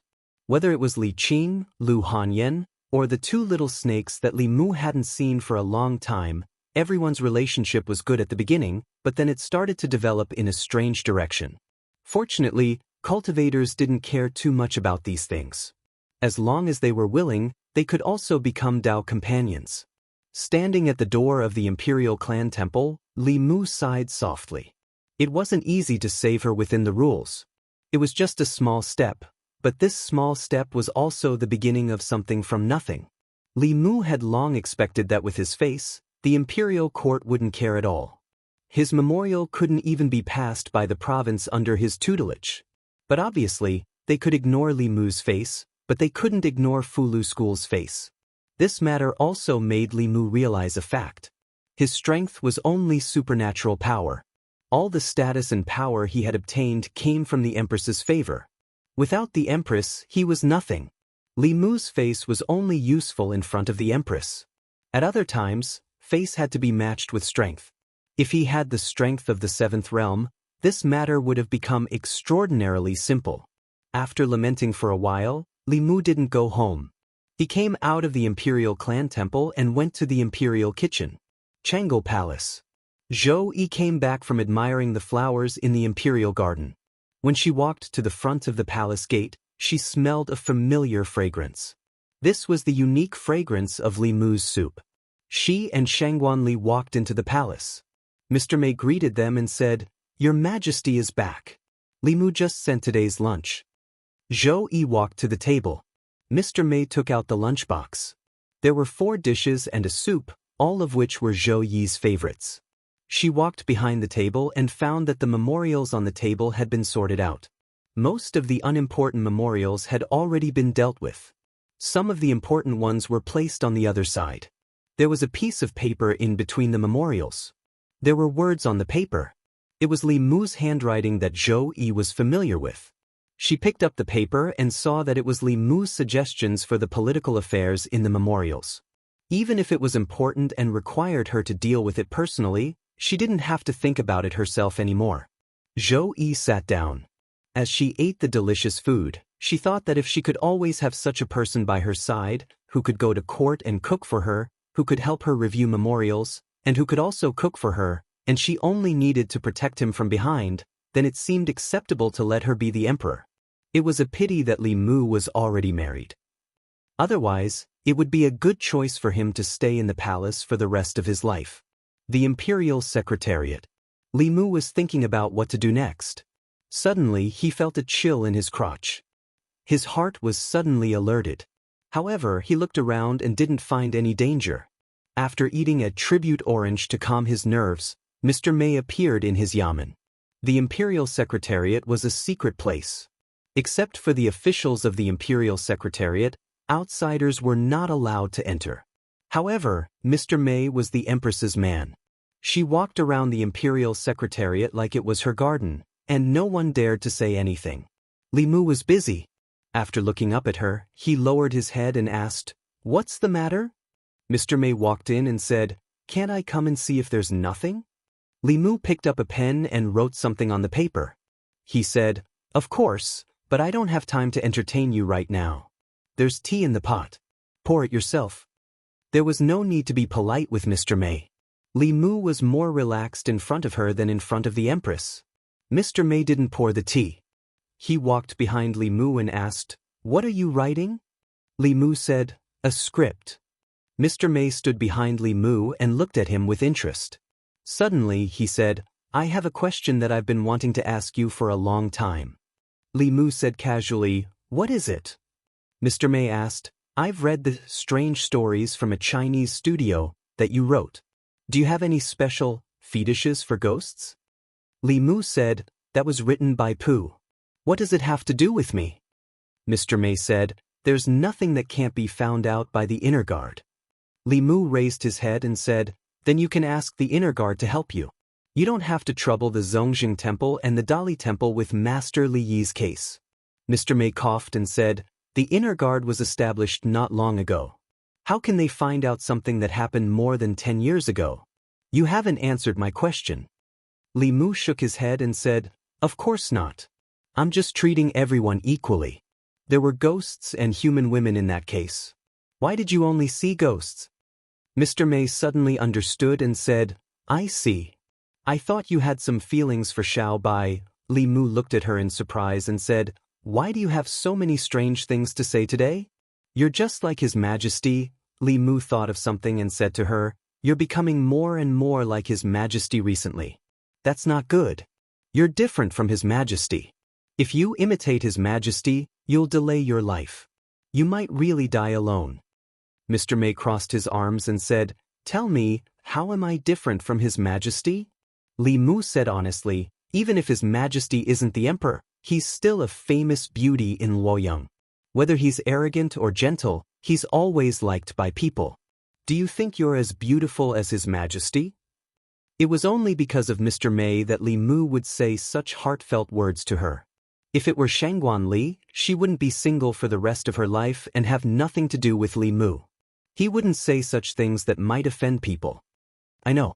Mr. May nodded and then asked, "Do you think His Majesty is beautiful?" Li Mu looked at her and asked, "Don't you think so?" Mr. May seemed a little embarrassed and said, Of course I think so." Li Mu picked up the pen again and said, "If there's nothing else, I'll get back to work. I have to finish writing before I go to the Yamen." Mr. May didn't disturb Li Mu.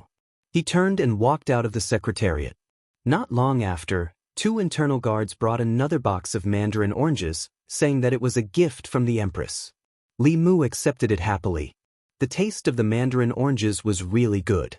Wan and Xiaobai both liked it very much. Of the 2 boxes of mandarin oranges, a few were given to Zhang Chun and some were left for Li Qing. The rest were quickly finished by them. When he went to the Yamen, Li Mu thought that Lu Yi was from South Commandery, which was thousands of miles away from Luoyang. If she could eat mandarin oranges from her hometown here, it might comfort her homesickness.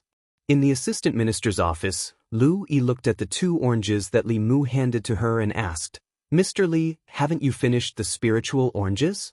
Li Mu said, "Yes, but His Majesty just sent another box." "Mr. Lu, you're from South Commandery, so I want to leave 2 for you." Lu Yi looked at the oranges that Li Mu handed to her and was moved. She was about to reach out to take them when she suddenly thought of something. She suddenly withdrew her hands and said, "Mr. Li, why don't we talk about the matter first?" Li Mu looked as if he couldn't hide anything from her and said, "To be honest, I want the Imperial Court to search the soul of the Assistant Minister of the Ministry of Personnel and the others.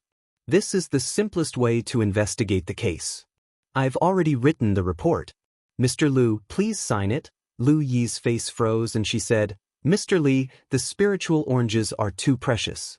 I can't accept it, I'm just kidding." Li Mu left the 2 oranges on the table and said, "I'm already very grateful to Mr. Lu for what happened last time.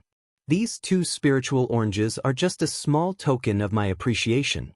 Seeing Li Mu's back disappear, Lu Yi's face was full of emotion. 3 boxes of spiritual oranges. His Majesty's favor to Li Mu had already surpassed the former emperor's favor to the Empress and the imperial concubine. At this time, the Right Assistant Minister of the Hall of Governmental Affairs came in from outside and put a few reports on the table. He said, "Mr. Lu, take a look at these reports first. After we discuss them tomorrow, we'll submit them to Mr. Yen." "Hey, why are there 2 oranges here?" "I'll take one." "Stop!" Lu Yi shouted, which scared the Right Assistant Minister of the Hall of Governmental Affairs. Then he realized that he had lost his composure. He put the 2 oranges in his sleeve and said, "These 2 oranges have a special meaning to me.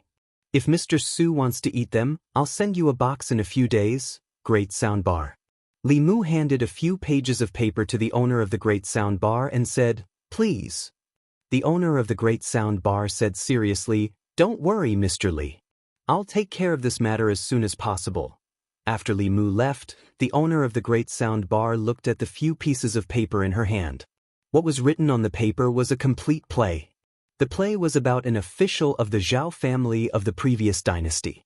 Because he had offended a powerful official, he was framed by a treacherous official and his family was tragically exterminated. The surviving orphan of the Zhao family grew up and avenged his family. In the Li residence, Yu Zhenzi took a few pages of paper from Li Mu's hand and floated away. The ancestral court of Fulu School was located in Mount Baiyin. It had branches all over the 36 counties of the Great Zhou. These branches were inherited from the ancestral court and were united with it. Soon, this play would appear in all the counties of the Great Zhou. Chapter 364. After making these arrangements, the following matters could not be rushed. All they could do was wait. Lu Hanyan was playing the zither in the courtyard. Li Mu listened as he peeled the spiritual orange the Empress had just given him and fed it to her. When he turned around and saw Wan and Xiaobai staring at him, he also fed them a few pieces. When the song ended, Lu Hanyan turned around and asked, "How's the matter with Constable Li?" Li Mu said, "The Imperial Court has already asked the Imperial Clan Court and the Supreme Court to investigate again. Everything is going according to plan." Lu Hanyan suddenly asked, When she left you, it was to avenge her family, right? This question caught Li Mu off guard. From the moment Li Qing appeared in the divine capital, she had never asked Li Mu where he went or what he did every day. She had also never asked him about Li Qing. However, Li Mu knew that she definitely cared. If there was anyone in this world who could make him feel threatened, it would be Li Qing. Li Mu thought for a moment and said, she withdrew from the Fulu school. She didn't tell all her friends because she didn't want to implicate the sect and us. Lu Hanyan was silent for a moment and then whispered, if Constable Li hadn't left at that time, could it be? Li Mu hugged her from behind and said, there's no if. We're already husband and wife. I've already given you my primordial yang that I've treasured for 20 years. What are you still worried about? Lu Hanyan whispered, I was worried that after you met Constable Li, you wouldn't want me anymore. Clearly, she was the first person you met and the first person you liked. Li Mu suddenly realized that he might have been too busy with Li Qing these past few days and neglected her. Lu Hanyan seemed to be strong and opinionated, but in reality, the experience of being abandoned by her parents when she was young made her easily lose her sense of security. Coincidentally, Li Qing was the person who made her feel the most insecure. Li Mu felt a little guilty. He hugged her tighter and said, what are you thinking? If I don't want you, where can I find another pure Yin body that is so young, so beautiful, so versatile, and so good in the kitchen? You will always be the first wife of the Li family.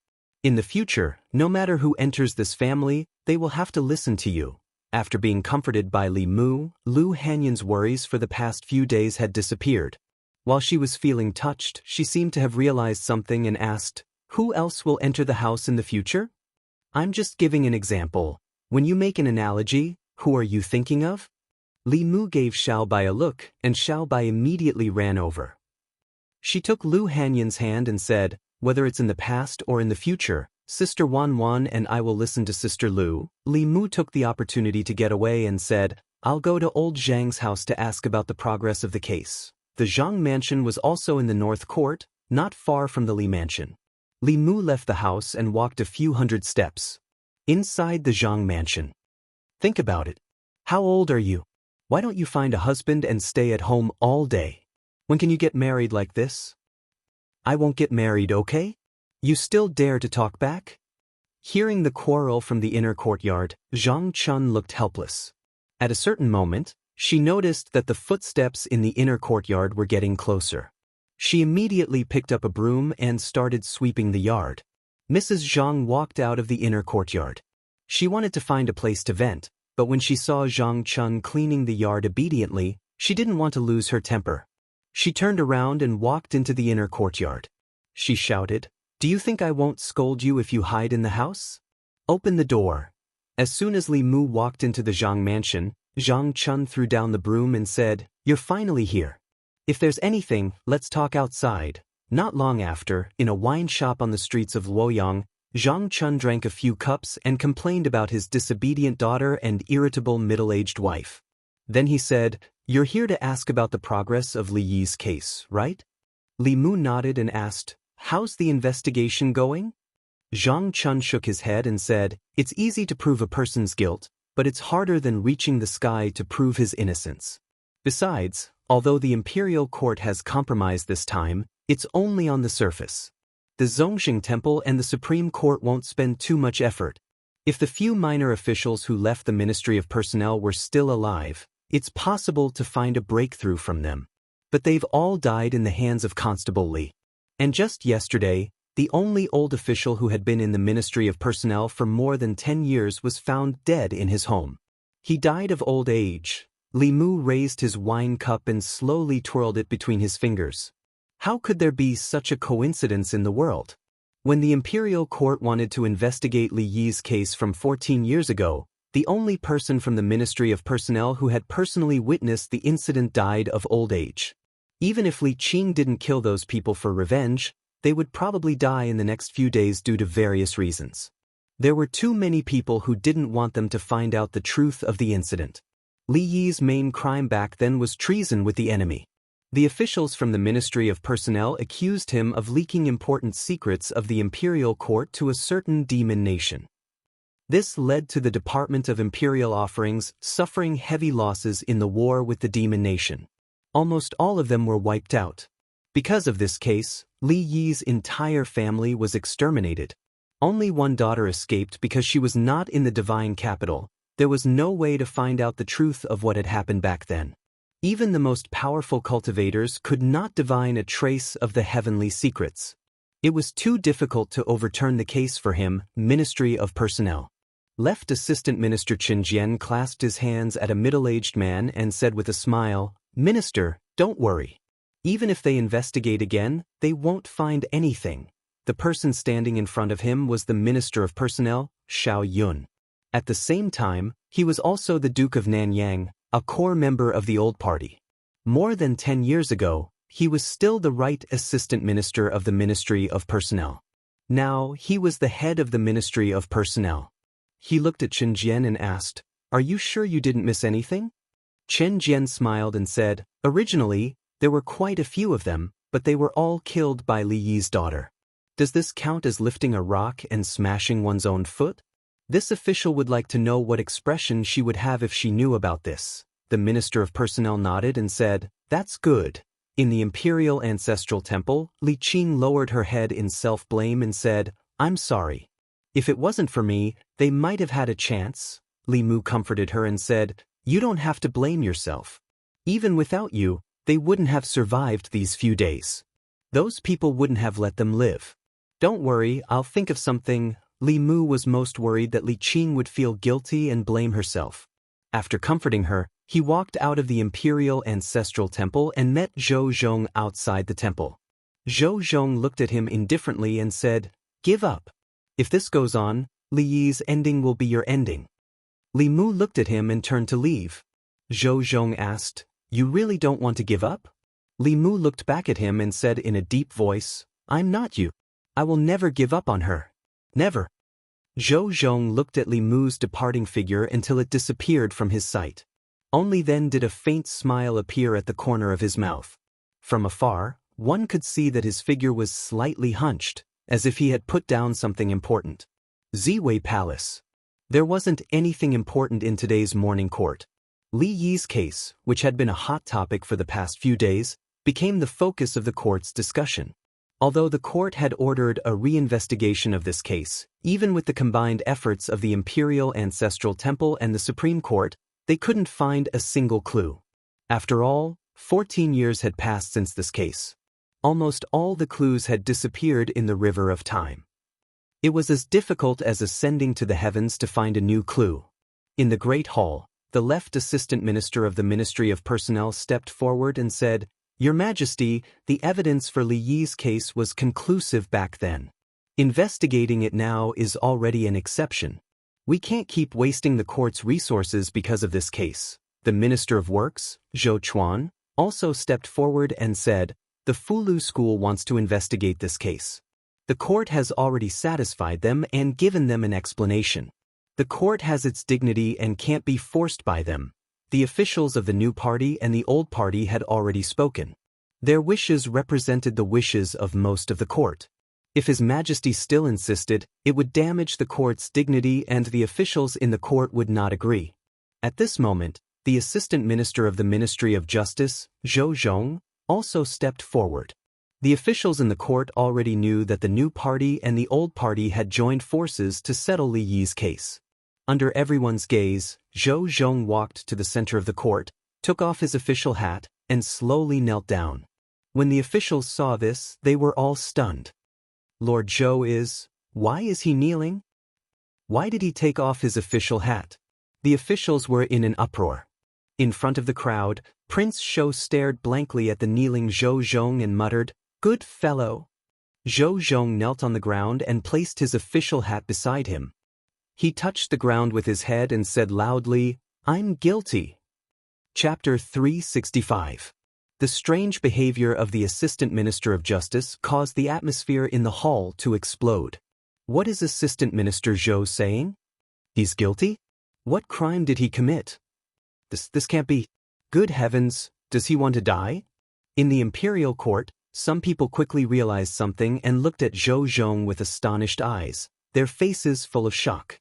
There were very few fools in the imperial court. In the blink of an eye, countless people had guessed Zhou Zhong's motive. Where the officials from the Ministry of Personnel were, the expressions of the three people changed. Zhou Chuan's expression also changed. Chen Jian's face was pale as he thought to himself, "Impossible, impossible, he will die if he does this." At this moment, Zhou Zhong, who was kneeling on the ground, spoke again.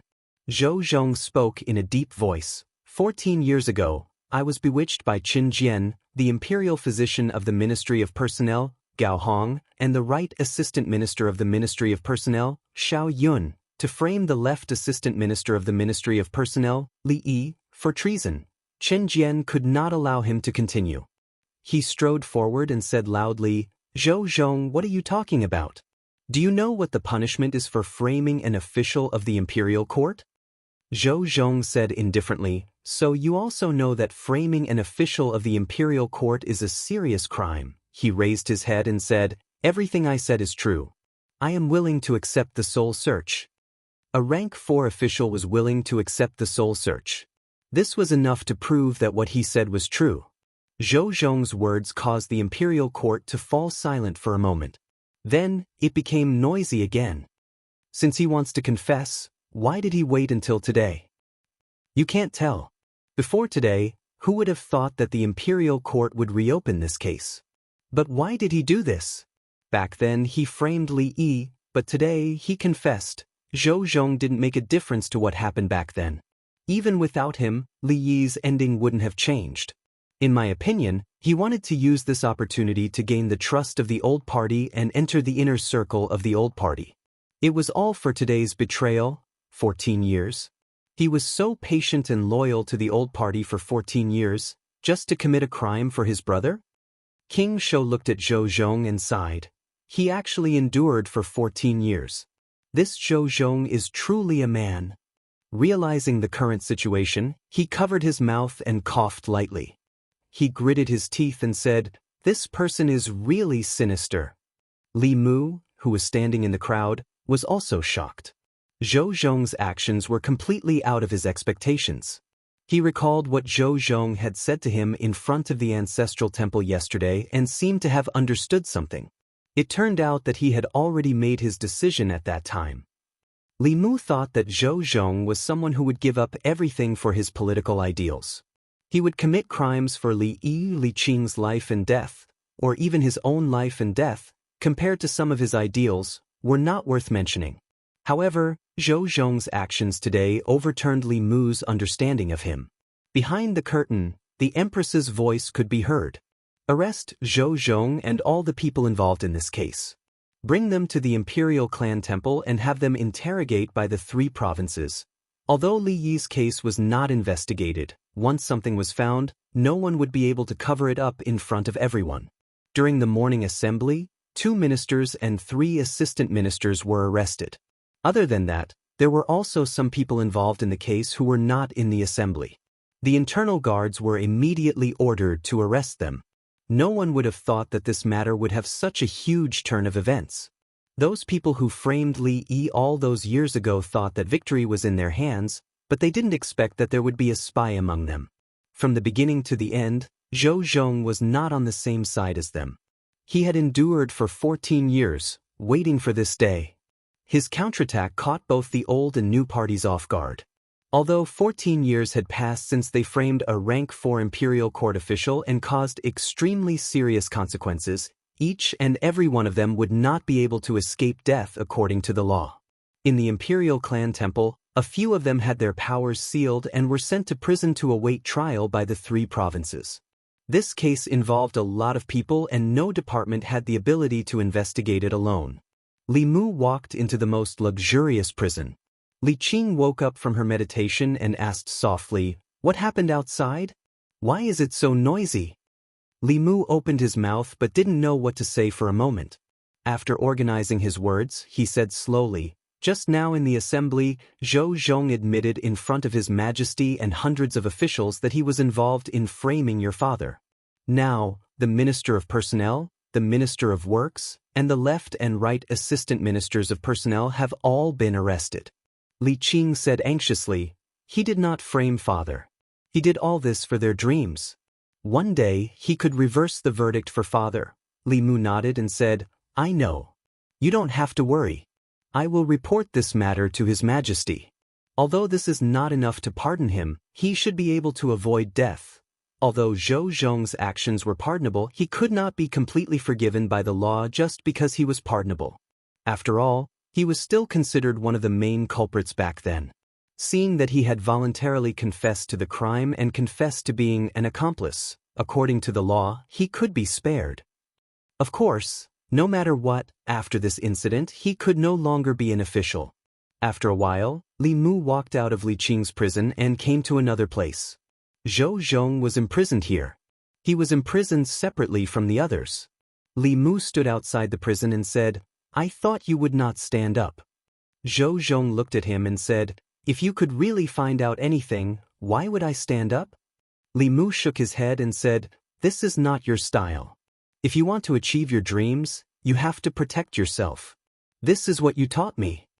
Zhou Zhong was silent for a moment and said slowly, But this may be his only chance. If he misses it, there will be no chance for him to regain his innocence. 14 years had passed since Li Yi's case. If the case was closed a second time, it would be impossible to overturn the case in the future. Li Mu looked at him and asked, So you gave up on your dreams? Zhou Zhong's gaze was deep as he said calmly, The flame of dreams will never be extinguished. As long as the flame is still there, the flame will be passed on forever, in another prison cell. With the assistant minister of the Ministry of Personnel as the leader, the few of them had ugly expressions. Not long after, the door of the prison cell was opened and 3 more people were pushed in. Chen Jian's face was pale as he said, Marquis Zhongyong, Count Pingon, Thmargyong, you have all been captured too? The 3 of them were shocked when they saw the few people in the prison cell. After realizing something, they said in shock, Could it be? Chen Jian gritted his teeth and said, That damned Zhou Zhong betrayed all of us. After understanding the whole story, the 3 of them had completely gloomy expressions. The assistant minister of the Ministry of Personnel, Gao Hong, sighed and said, If Zhou Zhong's soul is searched and he reveals what happened back then, the few of us will probably be sentenced to death. Chen Jian said, We are all grasshoppers on the same rope. We must think of a way, or else it will be difficult for us to escape death. The Marquis Zhongyong shook his head and said, Death is impossible. My family still has a death exemption medallion bestowed by the late emperor. As long as I don't rebel, no one can punish me. The Count Pingon also sighed, It's a pity that the medallion passed down by my father is gone. I originally wanted to pass it down from generation to generation. The Marquis Yongding had a pained expression as he said, My family's medallion probably can't be kept. That damned Zhou Zhong, if it wasn't for his bewitchment back then, the 3 of us wouldn't have participated in this matter, Chen Jian said in shock. All of you have death exemption medallions? The Marquis Yongding nodded and then looked at the 3 people opposite him and said, Not only us, the late emperor also bestowed one to the Duke of Nanyang. Although Assistant Minister Gao didn't have one, concubine Gao should also have one. She wouldn't not save her brother. The Minister of Personnel glanced at Zhou Chuan who was in the corner and said indifferently, The Zhou family's 2 death exemption medallions have already been used last time. I wonder if the Empress will spare Minister Zhou. Zhou Chuan looked at him and said indifferently, Unfortunately, father-in-law gave that medallion to my wife before he passed away. Chen Jian looked at the people around him in a daze and felt that he didn't fit in with them. Out of the 7 people standing here, only he didn't have a death exemption medallion? The Minister of Personnel saw his worry and said, Don't worry, the late emperor bestowed 13 medallions and we have already used 12 of them. If I remember correctly, the last medallion should be in the hands of Prince Shou. Hearing Prince Shou's name, Chen Jian heaved a sigh of relief and immediately said to the jailer outside the door, Quickly go and report that I want to see Prince Shou. Not long later, Prince Shou walked over slowly. Chen Jian grabbed the bars of the cell and said hurriedly, Prince Shou, you must save me. A moment later, after hearing his words, Prince Shou smiled and said, What kind of relationship do we have? Everyone is doing this for the Shao family. Isn't it just a medallion? I will give it to you. Chen Jian heaved a sigh of relief and said, Thank you, Your Highness. Prince Shou touched his waist with one hand and his expression suddenly changed. He said in shock, "Where is my medallion? Where did my big medallion go?" Chapter 366. Prince Shou touched his body and said regretfully, "I seem to have lost my token." Qin Jian grabbed the bars of the cell and said with a trembling voice, "Prince Shou, please don't scare me. This concerns my life." Prince Shou thought for a while and said, "Well, I'll go back and look for it. It shouldn't be lost. You wait here and I'll tell you when I find it." Seeing Prince Shou leave quickly, Qin Jian leaned against the wall weakly. He looked at the other people in the cell talking and laughing. The atmosphere was very lively. But the lively atmosphere was theirs, and he had nothing. Although they were in the same cell, they were not the same at the same time. In another cell, Zhou Zhong said slowly, "Back then he and I offended the interests of the upper class and strongly opposed the death exemption token issued by the late emperor. The courtiers and the emperor could not tolerate us. He was framed for treason. Although there was not enough evidence, what they needed was just a reason. Before he died, he entrusted Qing to me and asked me to protect myself first and then slowly complete our great cause." "For our great cause, we can give up everything?" Li Mu asked. "This is the reason why you gave up on her?" Zhou Zhong nodded and said, "At least, before you moved to Fulu School, I had no other choice." This was the reason why Li Mu had been guarding against Zhou Zhong. This kind of person had a firm goal and was extremely rational. In their eyes, family and friends were not as important as their great cause. They could sacrifice themselves at any time. Li Mu admired his patience and ambition, but he would not get too close to this kind of person. He looked at Zhou Zhong and asked, "You made a choice in the end?" Zhou Zhong looked at Li Mu and said, "This is not a choice. I believe that if I didn't finish it, someone will do it for me and do it better." Li Mu said, "Don't look at me like that." Zhou Zhong continued, "Back then, the late emperor gave out 13 gold medallions. He tried his best to abolish it, but he incurred the displeasure of the late emperor and died because of it. All these years, 3 of the 13 gold medallions have been used up. Including the old concubine's gold medallion and the Zhou family's gold medallion, there are 7 left. Among these 7 medallions, 6 will be used up this time. The last one is in the hands of Prince Shou. These things shouldn't have existed from the beginning to the end. In the future, we will probably never see them again." Having said this, he leaned against the wall and sat down. He closed his eyes and said, "You can go. I'm already very tired. The prison of the Imperial Clan Temple is a good place to sleep." As soon as he finished speaking, his breathing calmed down and he actually fell asleep. Li Mu slowly walked out of the prison. In the courtyard of the Imperial Clan Temple, Prince Shou and Zhang Chun were playing dice under the shade of a tree. King Shou's gambling luck had always been bad. In front of Zhang Chun, there was already a pile of silver fragments. After losing another round, King Shou searched his chest and sleeves. Finally, he couldn't find a single piece of silver. Zhang Chun kept the silver fragments and said, "Why don't we stop here today and wait for the next round when you have enough money?" King Shou slammed a piece of gold on the table and said, "Who are you looking down on? Let's continue. I'm going to win back all the money I lost last time." Zhang Chun looked at the piece of gold and said in surprise, "This piece of gold, why does it look so familiar?" Li Mu looked at it from afar and also felt that it looked familiar. This piece of gold was squarish. Other than the fact that there were no words on it, it looked like it was carved from the same mold as the death exemption medallion. King Shou glanced at Li Mu from afar and asked, "Little Li, are you coming?"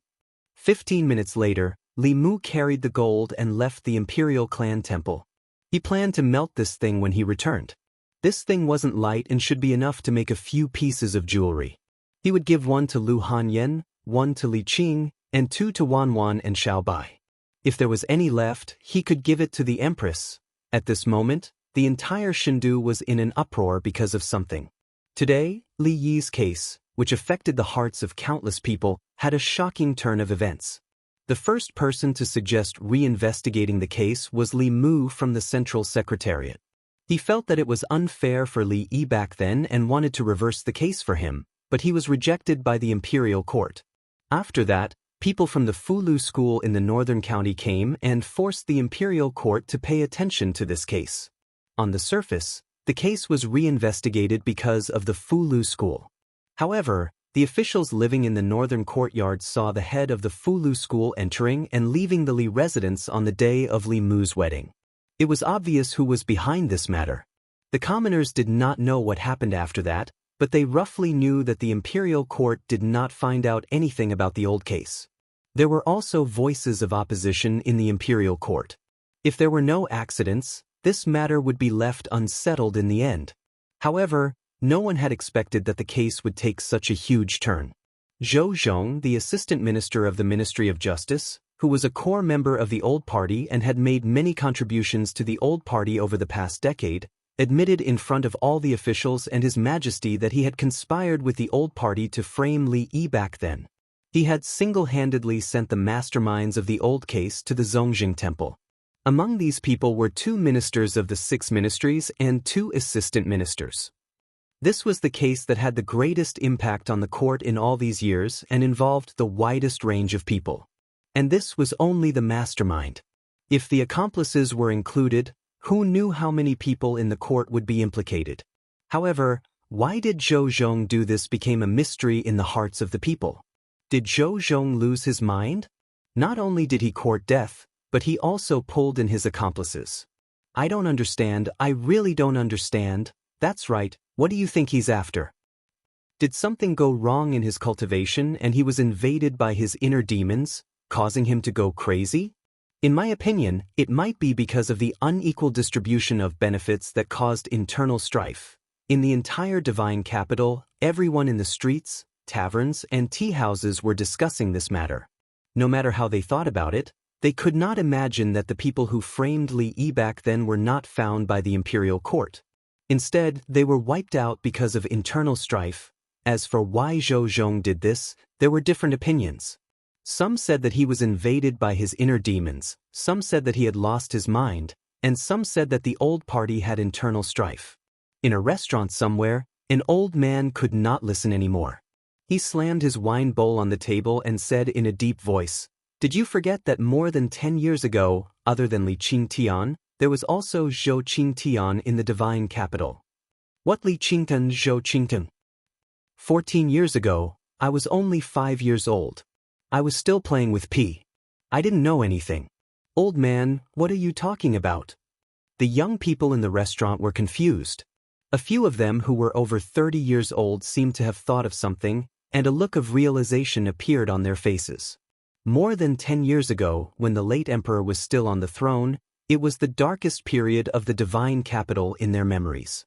At that time, the rich and powerful only needed to pay a fine to kill someone. At that time, it was not uncommon for the rich and powerful to kidnap women on the streets. At that time, the officials of the Great Zhou were corrupt, and governance was chaotic. The people suffered greatly. The people of the divine capital would rather take a detour than walk past the government. Even during those dark times, there was still light in the divine capital. At that time, the assistant minister of the Ministry of Personnel, Li Yi, punished the corrupt officials and brought justice to the officials of the divine capital. The director of the Ministry of Justice, Zhou Zhong, redressed the grievances of the people. The two of them persuaded the late emperor to abolish the Silver Penalty Act and stopped him from giving out the gold medallion. At that time, they were one of the few rays of light in the hearts of the people of the divine capital. They were known as Qingtian. However, this situation did not last for long. Later, the assistant minister of the Ministry of Personnel, Li Yi, was accused of treason, and his entire family was killed. At that time, the people of the divine capital could not accept this result. Assistant Minister Li was righteous and loved the people like his own children. How could he be a treacherous official? What made it even more difficult for the people to accept was that the director of the Ministry of Justice, Zhou Zhong, was one of the officials who accused him. They used to admire Zhou Zhong, but later on, they hated him as much. After Assistant Minister Li's death, Zhou Zhong quickly sided with the old party and became their lackey. A few years later, he was promoted to the position of Assistant Minister of the Ministry of Justice. Over the years, he protected many people from the old party and helped the old party fight against dissidents and the new party. Soon, he became the core of the old party. For more than 10 years, the people who were grateful to Li Yi would spit at the Ministry of Justice when they passed by to vent their hatred. However, no one expected that more than 10 years later, Zhou Zhong would stand up for Li Yi in the imperial court without hesitation and reverse the verdict. Someone finally recalled and said in disbelief, "Could it be that Lord Zhou has been enduring humiliation for the past 14 years just for this day?" That's right. Otherwise, it doesn't make sense. Why would he give up the power he already had? Could it be that we've been wrong about Lord Zhou all these years? Lord Li and Lord Zhou are brothers of different surnames. Back then, Lord Zhou must have known that he couldn't save Lord Li, so he went undercover in the old party and gained their trust. He waited for the right time to reverse the verdict for Lord Li and give those people a fatal blow. 14 years, he was scolded by us for 14 whole years. How much has he been wronged all these years? The truth of what happened back then had been revealed. Many people were filled with regret and their respect for Zhou Zhong was even greater than before. Li Mu's residence. When Li Mu used the true samadhi fire to burn the gold cake, he realized that it was only coated with a layer of gold powder on the surface. The inside was black and looked like iron but not iron. He did not know what it was. Li Mu then threw it into the flask heaven dimension. Prince Shou actually used a gold-plated fake to trick him. He had to be more careful when gambling with him in the future. At the same time, in the Imperial Clan Temple, Prince Shou sighed and walked to the front of the prison cell. He looked at Qin Jian apologetically and said, "Assistant Minister Qin, I'm really sorry. I've searched everywhere for that death exemption golden medallion but couldn't find it. It should have really been lost. Don't worry. Every year on your death anniversary, I'll get people to burn more paper money for you." Chapter 367. Of course, the material used to make the death exemption golden medallion was not ordinary metal.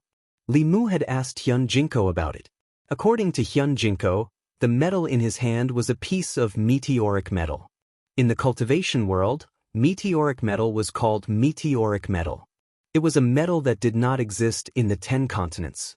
It was extremely tough and was most suitable for refining weapons. It was one of the main materials for refining heaven-grade magic treasures. Therefore, Li Mu found a new box and put it away. It might be useful in the future. Then, he began to think about something. Although Zhou Zhong's suicide attack was useful, according to the law, he himself could not escape the death penalty. Of course, Li Mu could not watch him die. After thinking about it, he left the house and walked toward the palace. At the same time, in the southern courtyard, it was a mansion with more than 10 entrances. Several figures gathered together. They did not look happy. "I've told you that Zhou Zhong is a traitor. We can't trust him easily. Now, not only have we lost control of the Ministry of Justice, but we've also given away the entire Ministry of Personnel. What's the point of saying all this now?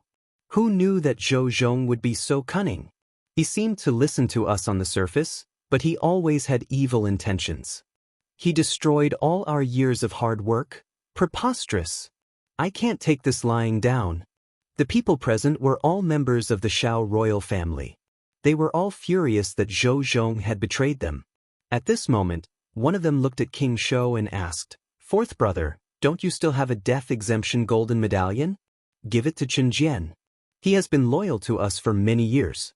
Even if he didn't make any contributions, he still worked hard." King Shou spread his hands and said, "I lost that death exemption golden medallion." "What? You lost it? Where did you lose it? You actually lost such an important thing? What else can you do?"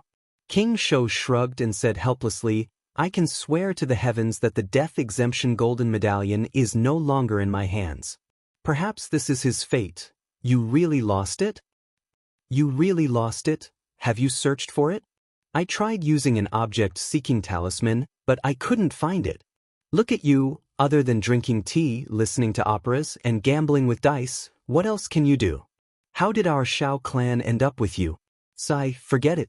Whether Qin Jian dies or not, I don't care. But Zhou Zhong must die.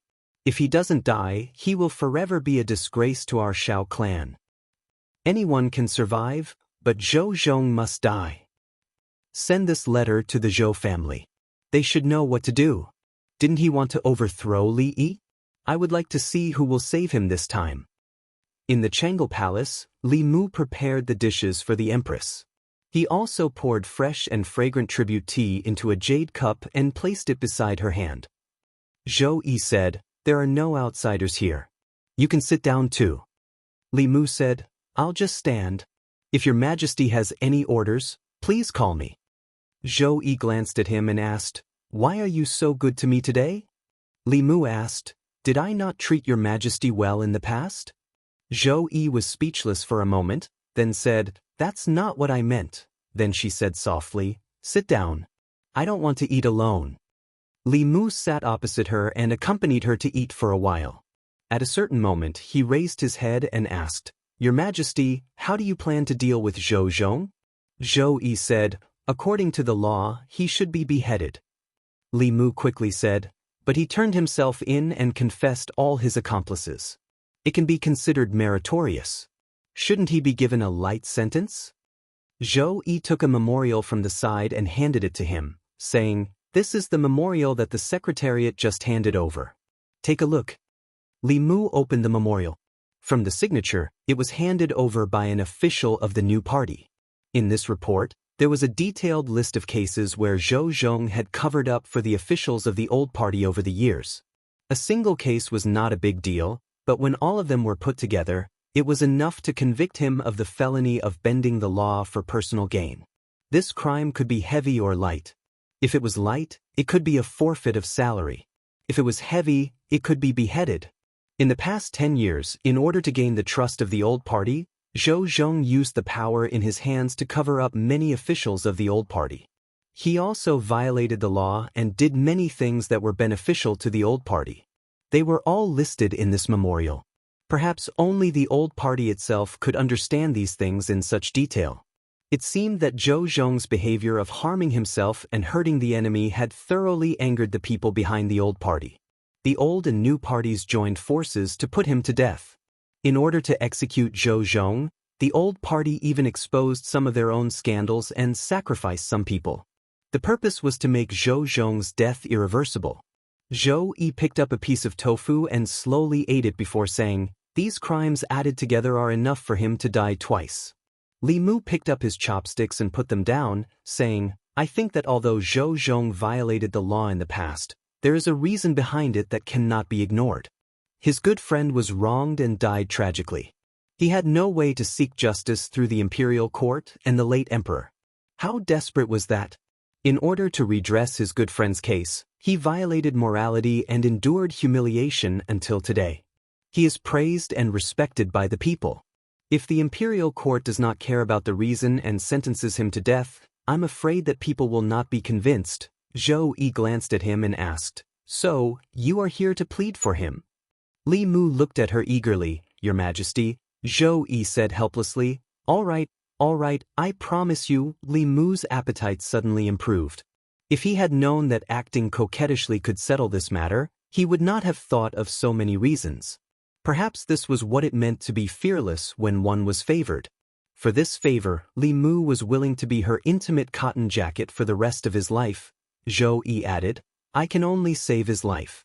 In the future, he will no longer be the assistant minister of the Ministry of Justice and will need to stay away from Luoyang." Li Mu said, "As long as you can keep him alive, that is enough." After serving the Empress, Li Mu walked out of Chang'e Palace and let out a long sigh of relief. Li Mu had already reached the limit of what he could do by not executing Zhou Zhong directly. It was also considered an explanation to Li Qing. If he made any further requests, it would be difficult for the Empress. Of course, she was the Empress. Her words were the law. It was not impossible for her to pardon Zhou Zhong and Li Qing directly. However, Li Mu still hoped that the imperial court would maintain order. He would not let the Empress walk down the same path as the previous emperor. Imperial Secretariat. The head of the Imperial Secretariat, the head of the Imperial Secretariat, the head of the Ministry of Justice, and the servants gathered to judge Zhou Zhong. In fact, there was nothing much to try in this case.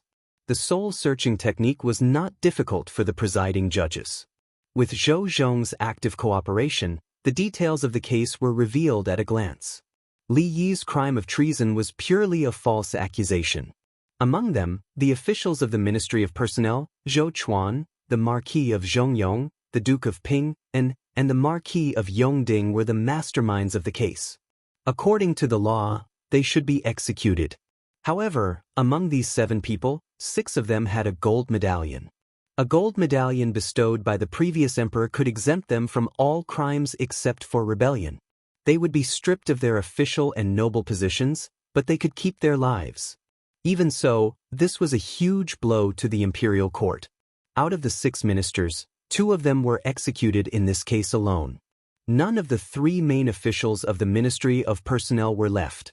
Just filling up the vacant positions was a huge headache for the 3 provinces. However, the outcome was already decided. If the case was not investigated, then so be it. No matter how much injustice Li Yi had suffered, as long as the imperial court did not investigate, there would be nothing. As long as the imperial court did not investigate, the ministers of the Ministry of Personnel were still ministers, and the assistant ministers were still assistant ministers. They were still important officials and pillars of the imperial court. However, since the imperial court had investigated, no matter what the outcome was, they had to accept it. The other 6 were already prepared. After the 3 provinces made their verdicts, the 6 gold medallions were placed on the table of the imperial secretariat. Only the left assistant minister of the Ministry of Personnel, Chen Jian, sat on the floor and muttered, "I'm so stupid. I only knew that I was with you to frame Li Yi, but I didn't know that all of you had gold medallions except for me. I regret it, I really regret it." After sentencing the masterminds, the left assistant minister asked, "How should we deal with Zhou Zhong?" The right assistant minister said, "Based on the crimes he has committed over the years, he should be executed." The left assistant minister looked at Zhou Jing and asked, "What do you think, Lord Zhou?" Zhou Jing said, "I am deeply ashamed that my younger brother framed a loyal official. I will leave the following matters to the 3 of you." With that, he slowly walked out of the imperial secretariat. The head of the imperial secretariat shook his head and said, "I am also a little tired. You 2 can do as you see fit." With that, he also left with his hands behind his back. The left and right assistants looked at each other and exchanged glances. Zhou Zhong had single-handedly turned the imperial court into a mess. After this incident, both the new and old parties hoped that Zhou Zhong would disappear forever. His disappearance would be a good thing for the imperial court. The left assistant minister cleared his throat and said, "If that's the case, then..." At this moment, Mr. May walked in from outside and said, "His Majesty has decreed that the assistant minister of the Ministry of Justice, Zhou Zhong, tried to redress his friend's innocence. Although it is pardonable, it is not pardonable by law. From today onwards, he is stripped of his position as assistant minister of the Ministry of Justice and will be banished to the army." The 2 assistants looked at each other again and bowed at the same time. "Yes, Your Majesty." Although banishment to the army was lighter than the death penalty, it was still more severe than exile. Moreover, the place of banishment was near the borders of the demon nation or the netherworld. It was desolate and dangerous. Even if the banished person did not die under the blade of the executioner, he would die under the hands of the demon ghosts. The difference was that the latter way of dying was to protect the great Zhou. It was more heroic than the former way of dying. Criminals who were banished to the army were usually used as cannon fodder. Even if they were at the 5th realm, they would not survive. This ending should be enough to satisfy those people. At the imperial clan temple, "You are not righteous. You will not die a good death. You will not die a good death." When Chen Jian was escorted into the imperial clan temple's prison again, he could not help but roar with grief and indignation. Zhang Chun sat under the shade of a tree and shook his head. "If you knew this would happen, why did you do it in the first place?" King Shou sighed and said, "The heavenly Tao is clear. There will always be people who have to pay the price for their past mistakes. Although the imperial court is big, it cannot tolerate animals." Zhang Chun looked at King Shou in surprise. He said in surprise, "I can't believe you would say something like that. Your Highness, King Shou waved his hand and said, "This is something I learned from the opera. It's based on my feelings. It's not targeted at anyone. Come, let's continue. Today, I will win back all that I lost in the past." Chapter 368. Due to Assistant Minister Zhou Zhong's public confession, the left Assistant Minister Li Yi of the Ministry of Personnel, who was framed for treason 14 years ago, was finally vindicated today. A rank 4 official of the imperial court was exterminated because of false accusations. This was a great insult to the imperial court and the great Zhou. Although His Majesty had issued a decree to declare Lord Li's innocence, what had happened could never be undone. Outside the imperial city, the commoners were filled with righteous indignation when they saw the notice posted on the city wall. The culprits from back then could have been pardoned with the death exemption medallion. Why was Lord Zhou banished? Lord Li was loyal to the emperor and his country. In the end, the lives of his family were worth less than a few broken medallions? The reality is even more absurd than the dramas. How sad, how sad. Have you seen the new drama, Zhao's Orphan? It's clearly about Lord Li. Not yet. Hearing you say that, I'll have to go and take a look. In a mansion in the southern courtyard, the Duke of Nanyang, who had been pardoned with the death exemption medallion but lost his position as the Minister of Personnel, frowned deeply and said in a gloomy voice, "Zhou Zhong is only banished. These crimes are enough for him to die twice. His Majesty is obviously siding with him." A person beside him said, "Forget it. It's just a matter of time. How many of the criminals who have been banished have been able to live for more than half a year?"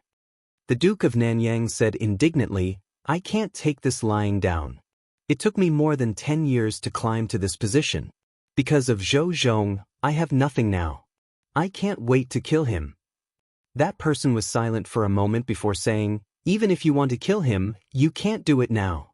Once he leaves the capital, no one will care if he's dead or alive. Right now, there's another important matter." The Duke of Nanyang asked, "What is it?" The person said, "Have you forgotten that Li Yi's daughter is still imprisoned in the imperial clan temple?" After being reminded by him, Commandery Prince Nanyang recalled that this matter had started because Li Yi's daughter had assassinated 5 imperial court officials to avenge her father. This had triggered the old case. However, in recent days, his attention had been focused on the old case and he had completely forgotten about this matter. That person continued, "During this period of time, that Li Mu went in and out of the Zongjing temple many times. He would visit this woman almost every day. It seems that they knew each other before. The reason he wanted to reverse the verdict for Li Yi was probably because of this woman." Royal Prince Nanyang narrowed his eyes and said, "These are 2 completely different cases. I would like to see how Li Mu will save her, unless he can convince His Majesty to grant him a death exemption medallion." The person next to him had a playful smile on his face as he said, "A large part of the reason for Li Yi's death was because he opposed the death exemption golden medallion. If he used the death exemption golden medallion to save that woman, then it would be the biggest joke.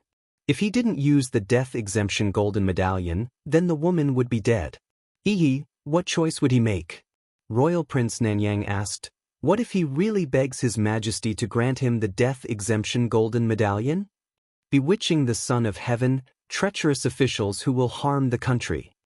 Murderous intent appeared in that person's eyes as he said, "Clean up the Emperor's subordinates and punish treacherous officials."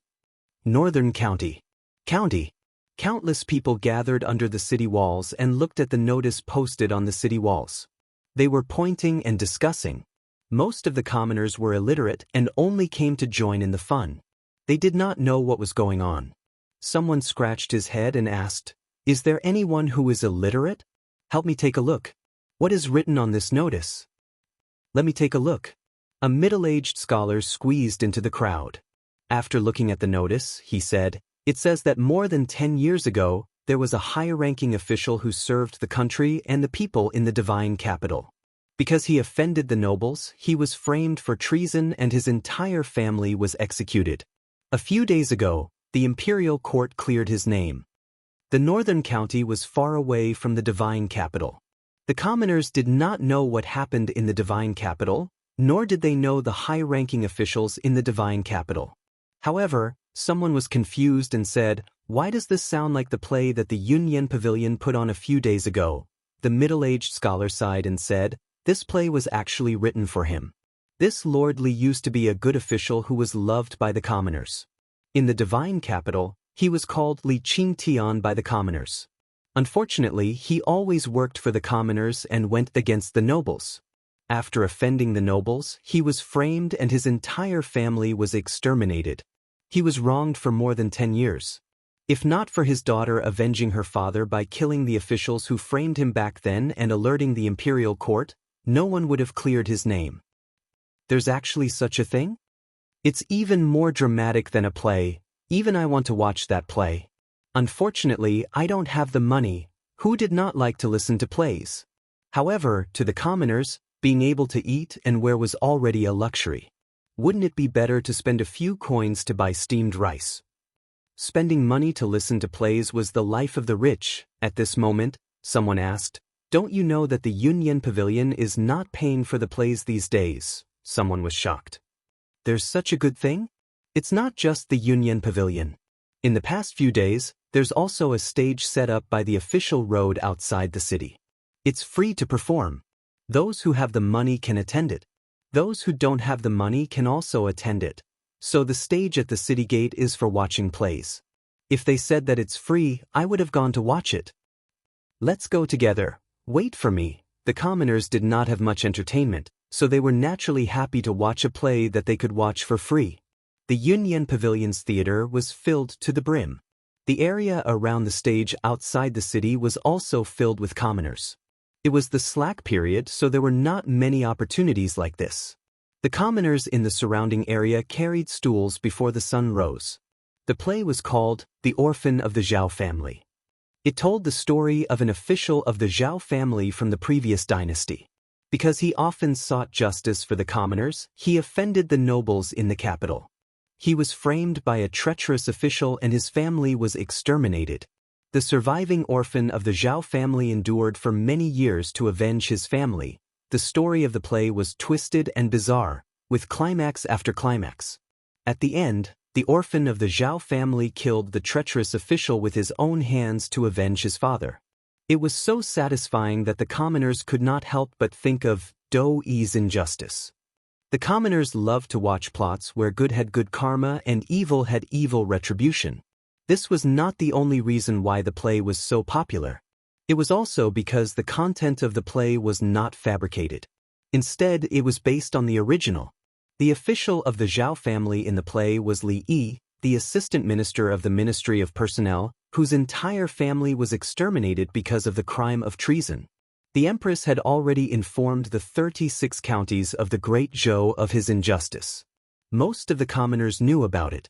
"Sai, he's already dead. What's the use of redressing the injustice? Why can those people still use the death exemption golden medallion to save their lives? They should all be buried with that lord. It's a pity that the imperial court is controlled by those people. That lord's daughter had no way to redress the injustice. She was forced to take revenge on those corrupt officials. I wonder how the imperial court will deal with her? What else can they do? They'll definitely give her the death penalty. After all, she violated the law. **T the law. Is the law used to protect the murderer? The law can't give justice to others, but it doesn't allow them to seek justice for themselves. Why can those people continue to enjoy glory, splendor, and wealth after framing others and destroying their families? Why can't even leave behind the last bloodline of those who were wrongfully killed? What kind of **T justice is this? The imperial court announced this to the world and let the commoners of the 36 counties know about this matter. They originally wanted to give justice to Li Yi. Unexpectedly, after the commoners learned about the inside story, they became even angrier. The official who was framed for treason was redressed, but what about those who harmed him back then? They were still alive and well and continued to be people above others. However, that lord's only descendant was going to be executed. What was the point of such redressing? The so-called law was only used to restrain the commoners. Those nobles could treat the law as nothing. With a token, they could avoid the death penalty. In their eyes, the commoners were no different from livestock that could be killed at will. Under such anger, someone finally could not help but say, if that lord's bloodline is cut off, there will really be no justice. Why don't we protest the imperial court with blood and protect that lord's bloodline? As soon as this was said, it immediately received the response of many people below the stage. I agree. Count me in. My family sells cloth. I'll pay for the cloth used for the blood letter. I'll go back and ask the village chief to mobilize the entire village. In just a short day, there was a blood letter movement in the North County. The angry commoners ran around and tens of thousands of commoners pressed their fingerprints on the white cloth. Regarding this, the North County government watched from the sidelines. At the same time, in Yantai County, a few commoners walked out of the theater and discussed among themselves. So County Officer Yu is the prototype of the villain in the play. He really deserves to die. To think that I felt sad for him. He framed a good person in exchange for a promotion. Too hateful. I heard that someone outside the city wrote a blood letter to protest the imperial court. I'm going. Do you want to come? Let's go. Yushan County. So this is the reason why the two lords died. The case back then has been investigated. Even if they didn't die, they would be beheaded by the imperial court. They deserved it. Danyang County. Nanyang County. Yuntai County. In just a few days, similar things happened in the 36 counties of the Great Zhou. After the local government learned of the inside story, to prevent civil unrest, they ordered the commoners to stop gathering. However, the letter was secretly passed down from village to village, Shindu. After the case was revealed, the punishment for the people involved in the case back then was quickly implemented. Other than a few main culprits, the officials who joined forces to impeach Li Yi back then were just following the trend. Now, they were only fined their salaries and were not punished too much. Just by punishing a few main culprits, there was already a huge loophole in the 6 ministries. The 3 provinces were also in a mess. If the accomplices were to be held accountable one by one, the imperial court would probably completely collapse. The left assistant minister of the Ministry of Personnel, Chen Jian, had already been executed. As for the others, because they had the death exemption token, no one could do anything to them. In the hall of the secretariat, Li Mu opened a letter. The contents of the letter were about an official urging the imperial court to quickly deal with the assassination of the 5 officials. Chapter 369. In fact, all the things that had happened in the divine capital these days revolved around the murder of several imperial court officials. The reason why few people mentioned this matter was that most people were attracted by Li Yi's old case. Now that the old case had been clarified, those who should be rehabilitated had been rehabilitated, and those who should be sentenced had been sentenced. The original case had been pushed to the forefront again. The headmaster had notified almost all the subsects to help Li Mu obtain the book of 10,000 people from the various counties. Based on the feedback from Mount Bai Yun, the progress of this matter had been pushed forward by more than half. Now was not the time. Li Mu closed the memorial and put it aside. In the Commandery Prince mansion of Nanyang, Commandery Prince Nanyang looked at an official and asked, "Are you sure the memorial has been handed in? It has been 3 days. Why is there no news at all?" The official scratched his head with a puzzled look and said, "It has been handed in. I personally handed it in. Is it still going through the process?" The Central Secretariat is going through the process. Why would it take so long? Commandery Prince Nanyang looked at Xiao Ziyu and said, "Ziyu, you are the head of the Central Secretariat. Can't you urge him?" Xiao Ziyu shook his head and said, "Uncle, you don't know. I am in charge of the Ministry of Works. The memorials related to the Ministry of Justice are directly handed to Li Mu. After Li Mu deals with them, they will be handed to the assistant minister. If Li Mu doesn't put them in, the memorial can't be handed in at all." Sure enough. Commandery Prince Nanyang said with a sullen face, "He and Li Yi's daughter are unclear. He will definitely cover for her. The memorial can't be handed to the Central Secretariat. It should be handed directly to His Majesty." The official nodded and said, "I will try." Changel Palace. Li Mu opened a memorial. It was still asking the imperial court to deal with Li Qing. Whether it was the handwriting or the content, It was exactly the same as what he saw 3 days ago. This official was rather persistent. Li Mu noted down the name of this official from the Ministry of Personnel, Wang Lin, and put the memorial aside. After calculating the time, he stood up and walked to the imperial kitchen. The empress took Xiaobai to the imperial kitchen to admire the flowers. Before she returned, Li Mu had to prepare lunch. 3 days later, Royal Prince Mansion of Nanyang. Commandery Prince Nanyang paced around the room and asked, "Why is there still no news?" The official was also puzzled and said, "I don't know either." At this moment, a servant walked in and whispered a few words into Duke Nanyang's ear. Commandery Prince Nanyang was taken aback and asked, "Book of 10,000 people?"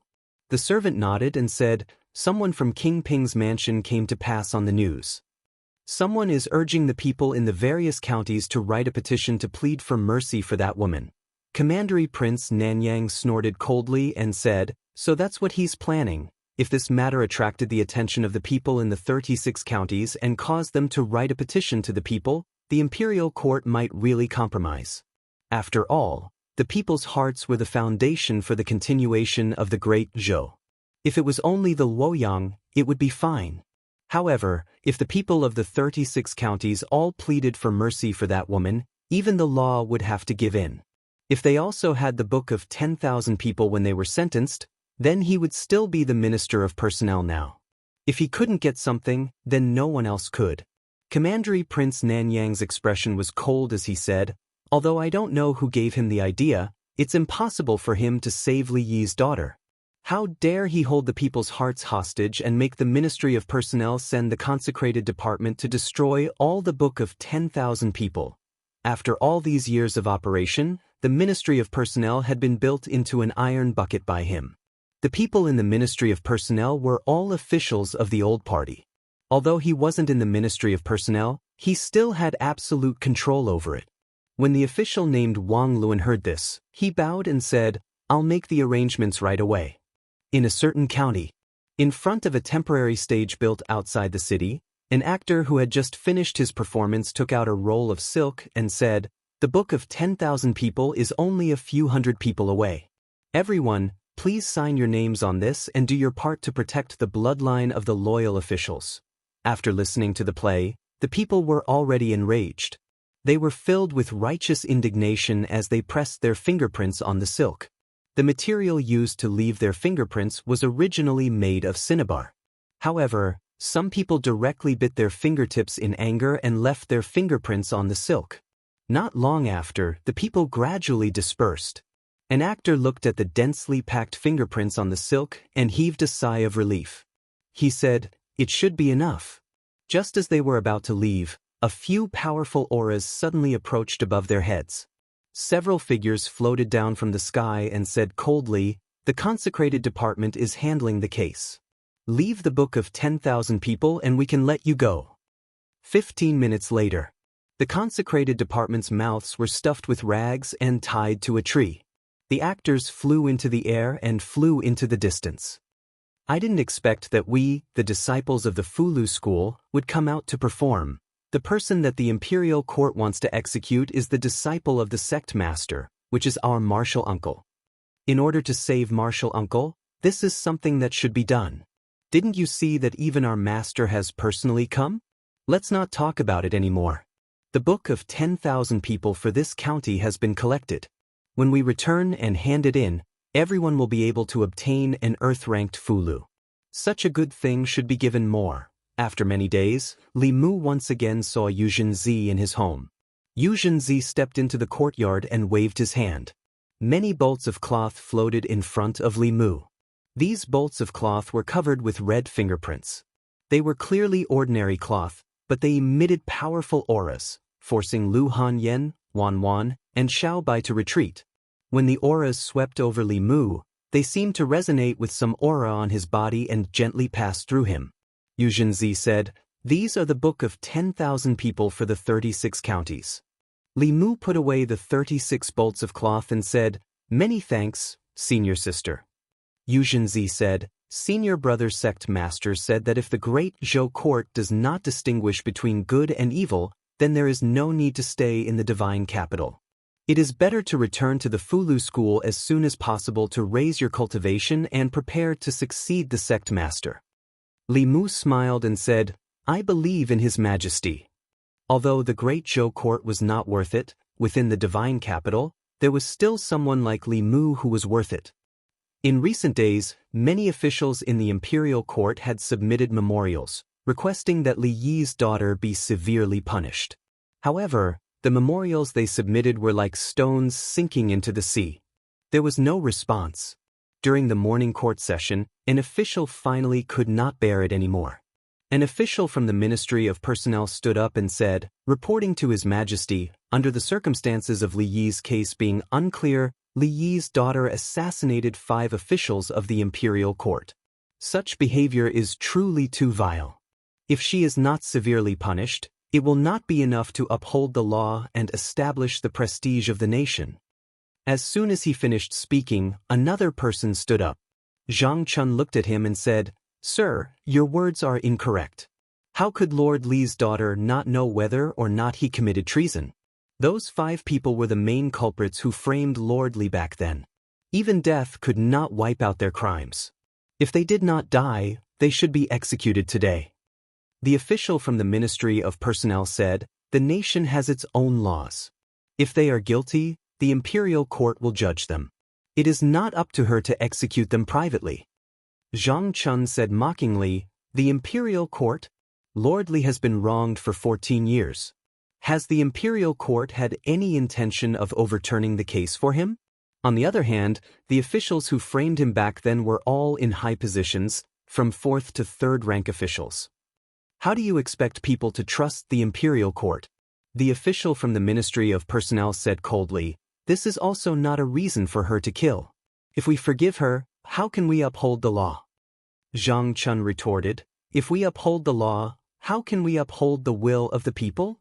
The two of them were in a heated argument. Sheng Guanli walked out from behind the curtain and said, silence.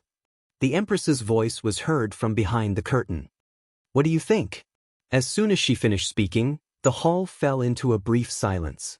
Usually, the highest-ranking officials would be the first to speak on this topic. However, people like the head of the Secretariat and the ministers of the 6 ministries would not quarrel with others in the imperial court. Most of the time, it was the officials below them who spoke on their behalf. After a brief silence, some officials stood up one after another. I think that Lord Wang of the Ministry of Personnel has a point.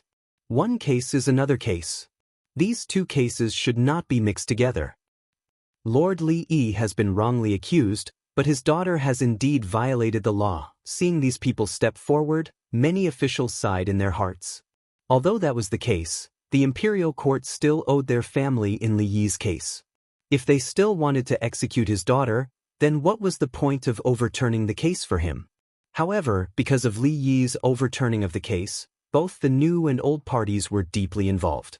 Even if they had different opinions, they did not dare to speak out. After another official seconded the motion, a figure finally walked out from the crowd. The officials in the imperial court all looked at him. These days, everything that happened in the imperial court was caused by Li Mu alone. This time, he was probably one of the people who wanted to protect Li Yi's daughter. Li Mu walked to the front of the hall and did not express his opinion. He only said calmly, I would like your Majesty and all the officials to see something first. With a wave of his hand, a pile of things suddenly appeared in the crepe myrtle hall. There were a total of 36 pieces of what looked like cloth and silk. They slowly flew into the air, then connected together and slowly unfolded. A shocking scene appeared in everyone's eyes. The 36 pieces of cloth connected together formed a huge canvas that was 200 feet long. The canvas was densely covered with blood-red fingerprints. As the canvas unfolded, an extremely powerful aura suddenly spread out. Under the impact of this aura, the officials in the hall could not help but retreat. Some even fell on their buttocks. Only a small number of people were able to remain standing under the impact of this aura. Behind Li Mu, several officials who had just stood up and suggested that Li Qing be severely punished retreated more than 10 steps. One of them even directly withdrew from the crepe myrtle hall. An official looked at the huge canvas in front of him and saw the faint smell of blood on it. He murmured, "A blood letter of the people, a blood letter of the people condensed from the power of faith of the people." Li Mu stood in front of the canvas and slowly said, "Lord Li was loyal and patriotic, but because of a scoundrel's framing, his entire family died in vain. The imperial court owes the Li family too much. The people of 36 counties, 360,000 people, plead your majesty for mercy." Chapter 370. In the crepe myrtle palace, the 36 scrolls of the Book of the People floated in front of the officials. Although there were no words on the unfurled white cloth, the fingerprints and palm prints represented the wishes of the people.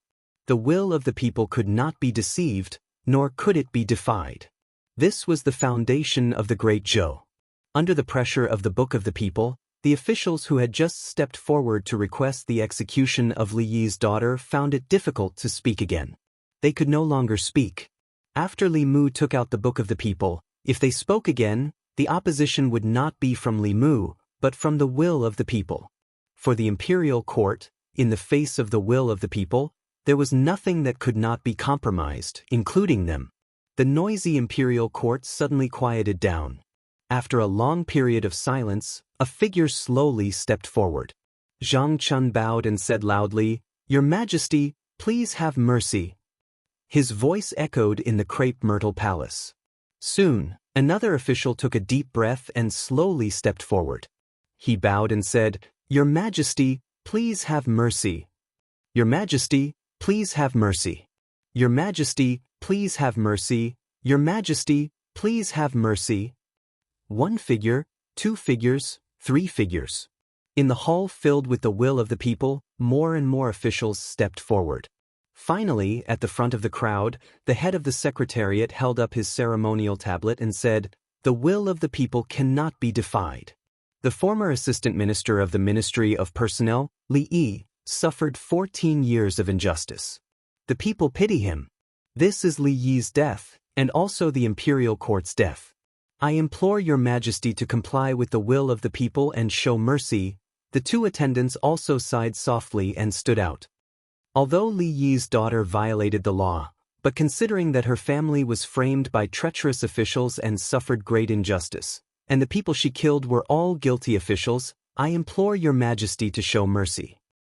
The will of the people cannot be defied. Your majesty, please have mercy. The head of the secretariat and the attendants all pleaded. Finally, even the head of the officials, stepped forward and said slowly, "The will of the people is the most important. I implore your majesty to comply with the will of the people and pardon Lord Li's daughter." Behind the curtain, the empress's voice was majestic. "Since this is the will of the people of the 36 counties, and the ministers have pleaded for her, I can't be stubborn. After the court, the secretariat will immediately draft a pardon." Imperial Ancestral Temple. Li Mu walked into the deepest part of the prison and said, "Open the door." The prison guard behind him immediately took out the key he had prepared and opened the cell door. Li Mu walked into the cell, reached out his hand to Li Qing and said, "Let's go home." Outside the imperial city, a large crowd had gathered on the wide street. Countless gazes were focused in the direction of the palace gate. Until two figures walked out of the palace. It's young Lord Li. The woman beside him is Lord Li Yi's daughter. Has the court finally pardoned her? Lord Li Yi has a descendant. Seeing the two of them walk out side by side, the commoners spoke excitedly. Li Mu and Li Qing walked out of the palace and back to the Li residence.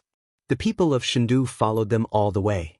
Standing in front of the Li mansion, Li Qing raised her head and looked at the plaque with the words, "Li Mansion," written on it. It stood there for a long time. Creak! The door of the Li mansion slowly opened from the inside. Lu Hanyan walked out and looked at Li Qing. She smiled and said, "Welcome home."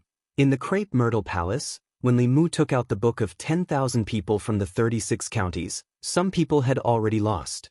Once the book of 10,000 people, which represented the will of the people, the court officials, whether they were willing or not, only had one choice.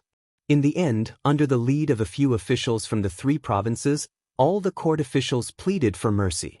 In addition to the push of the people's will, the Empress could only reluctantly comply with them and pardon Li Qing. In the Li mansion, Li Mu sat cross-legged on the bed. The telekinesis in his body was almost full. When he walked out of the palace with Li Qing, the entire street was covered by telekinesis. He had just taken out the spiritual jade from the flask space.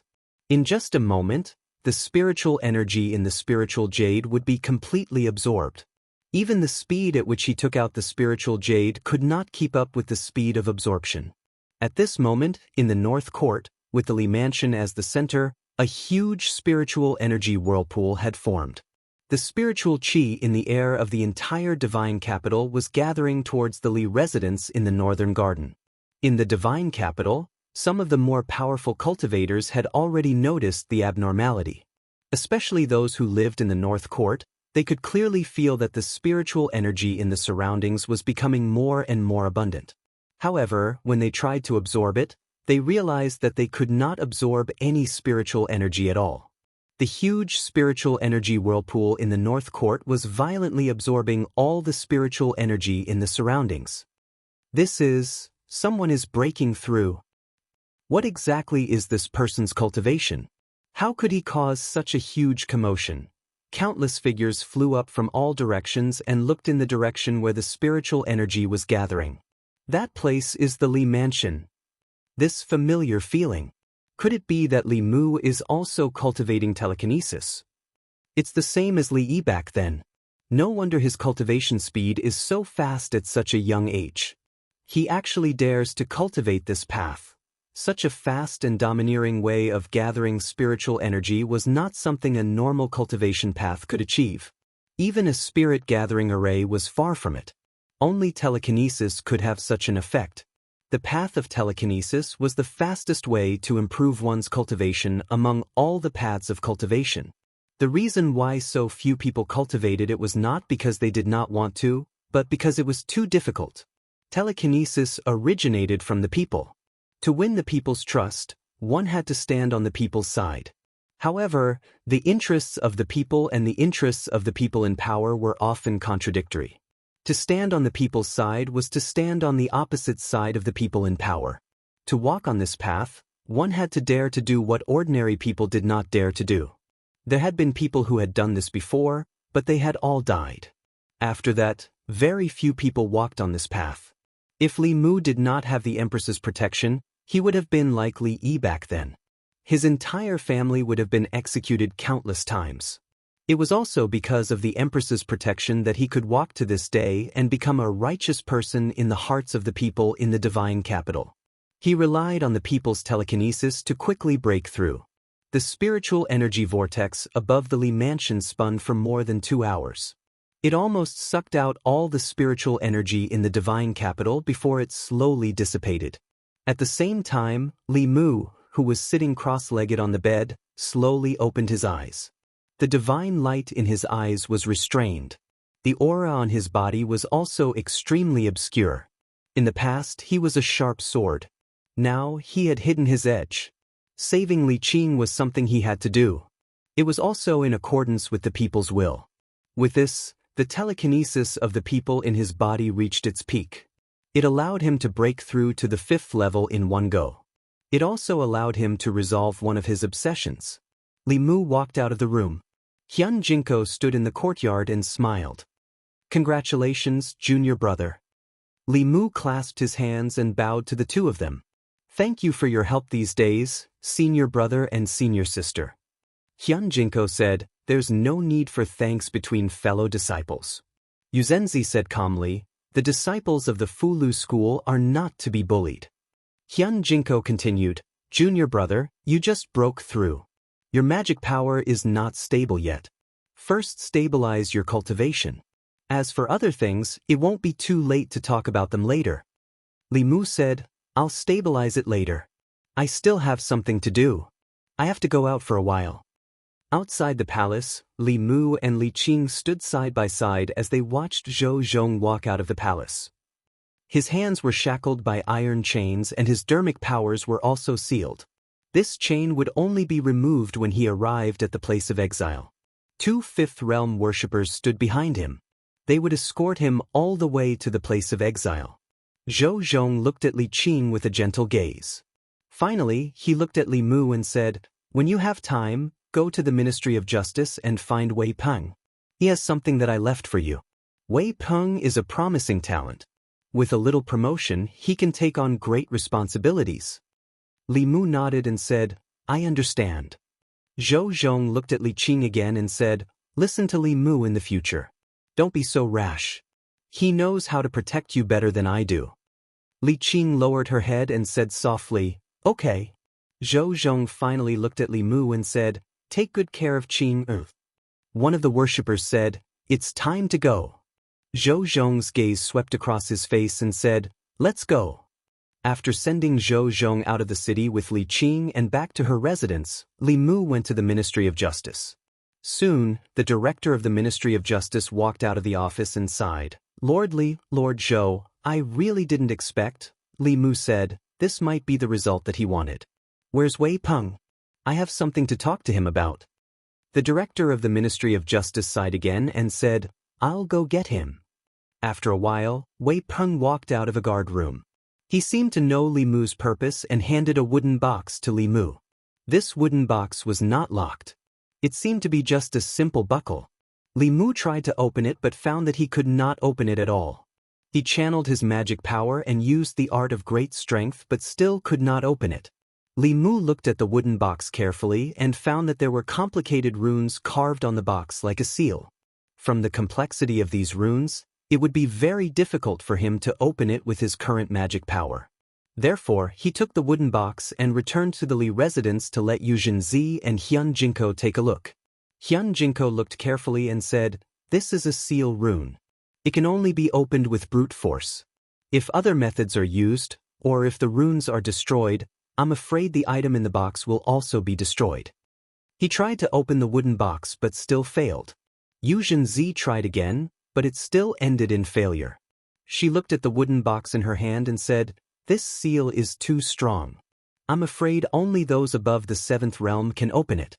If you have time, go back to Mount Bain and ask Senior Brother Sect Master for help." Li Mu waved his hand, "No need." After a while, Changel Palace. Li Mu took the wooden box and walked to Zhou Yi, saying, "Your Majesty, I can't open this." Crack. Zhou Yi took the wooden box and opened it easily. Li Mu leaned over and saw a book in the box. He took out the book, flipped through a few pages and slowly closed it. Chapter 371. In Changel Palace, Li Mu handed the booklet to Zhou Yi and asked, "Your Majesty, how should we deal with these people?" Zhou Yi flipped open the booklet and glanced at it a few times. Then he asked Li Mu, "What do you think?" Li Mu thought for a moment and said, "I think that the Great Zhou's imperial court has been suffering from a chronic problem for a long time. The court officials have formed cliques for personal gain, and in order to suppress dissidents, they will do anything. If we want to cure this chaos, we need to use strong medicine. Your Majesty can also take this opportunity to support some of your trusted aides." Zhou Qiong rubbed the space between his brows and said to Li Mu, "I'll leave this matter to you." Li Mu bowed and said, "I obey." The booklet Zhou Zhong gave him recorded the crimes of many officials of the two parties over the years. Some of them were corrupt, some of them took bribes, some of them bent the law for personal gain, and some of them abused their power. These records filled the entire booklet. A month ago, Li Mu felt that the imperial court should still be stable. Over the past month, Li Mu gradually realized that the Great Zhou's imperial court had a problem from the root. Rather than maintaining the stability on the surface and letting them slowly nibble away at the decaying Great Zhou, it was better to cut the Gordian knot and use strong medicine to weaken the old and new factions. At the same time, power would gradually return to the hands of the Empress. When the Empress completely controlled the imperial court, whoever passed the throne of the Great Zhou would have nothing to do with the old and new parties. Even if the Empress didn't pass the throne to the Zhou clan or the Shao clan, it would be her own business to pass the throne to her own son. Or, if the Empress's cultivation reached the 8th level, then no matter how strong the old and new parties were, they wouldn't even have the right to protest under absolute power. In that case, who would dare to bully him in the entire Zhou province, let alone the imperial court? Unfortunately, This could only exist in Li Mu's imagination. The Empress' 7th level came more from her inheritance than from her own cultivation. Unless she encountered a greater opportunity, the 7th level was the peak that she could reach in this lifetime. At present, all the 7th realm powerhouses that Li Mu knew, including Xianxia, were promoted to the upper realm through inheritance. Zhou Yi leaned against the dragon throne and propped up his head. He said, "I'm a bit tired. Here are a few memorials. Help me take a look." Li Mu moved a chair and sat in front of the table. He said, "Your Majesty should rest first. When you wake up, the soup in the imperial kitchen will be almost ready." Although it was unlikely that a 7th realm cultivator would tire herself out, Li Mu didn't forget that the Empress' inner demon had yet to be removed. Suppressing the inner demon was an extremely taxing task. The exhaustion of mental energy was no less than fighting a battle with an expert of the same level. With Li Mu here, she didn't have to worry about court matters. Zhou Yi leaned against the dragon throne and closed her eyes to recover her mind. Suddenly, a cloud of fog appeared in front of her. When the fog dissipated, she was no longer in Chang'e Palace, but in the Imperial Garden. Zhou Yi quickly realized that this was a dream. As a 7th realm cultivator, she could control her body and consciousness. However, dreams didn't seem to have much to do with a person's consciousness. Instead, it was dominated by another consciousness. She wanted to withdraw her consciousness from the dream, but she heard a sound coming from the depths of the Imperial Garden. This made her change her mind. She was also interested in the contents of the subconscious fantasy. Thus, she walked along the path of the Imperial Garden and slowly walked into the depths. As she walked, the conversation in the depths of the garden gradually became clear. "This orange is very sweet. It's a tribute orange from Jiangnan. Try it." "I want you to feed me." "Nonsense. You're not even willing to do this for me. You don't love me anymore. Okay, open your mouth." In the depths of the garden, there seemed to be a couple passionately in love. Zhou Yi had never experienced love, so she didn't feel envious. She just felt that even the fragrance of the flowers in the Imperial Garden couldn't cover up the sour smell in the air. Just as she was about to leave, the couple sitting in the pavilion suddenly turned around. In the pavilion, the other her was peeling the orange with a smile and sending the orange pieces into the mouth of the person in her arms. And the person nestled in her arms was actually Chang'e Palace. Zhou Yi, who was lying on the rocking chair, suddenly opened her beautiful eyes. Fine sweat even seeped out of her forehead. After Li Mu finished reading the last memorial, he inadvertently glanced over and found that the Empress had woken up. Then he asked with some surprise, "Your Majesty, are you very hot?" Zhou Yi looked at Li Mu. The scene in her mind appeared again. She realized that her inner demon seemed to be getting more and more serious. Li Mu noticed the Empress's absent-mindedness.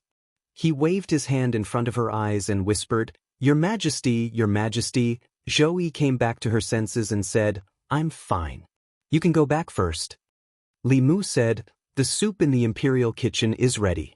I'll go get a bowl for you." Zhou Yi waved her hand and said, "No need. I'll let Ali leave in a while. You can go back first."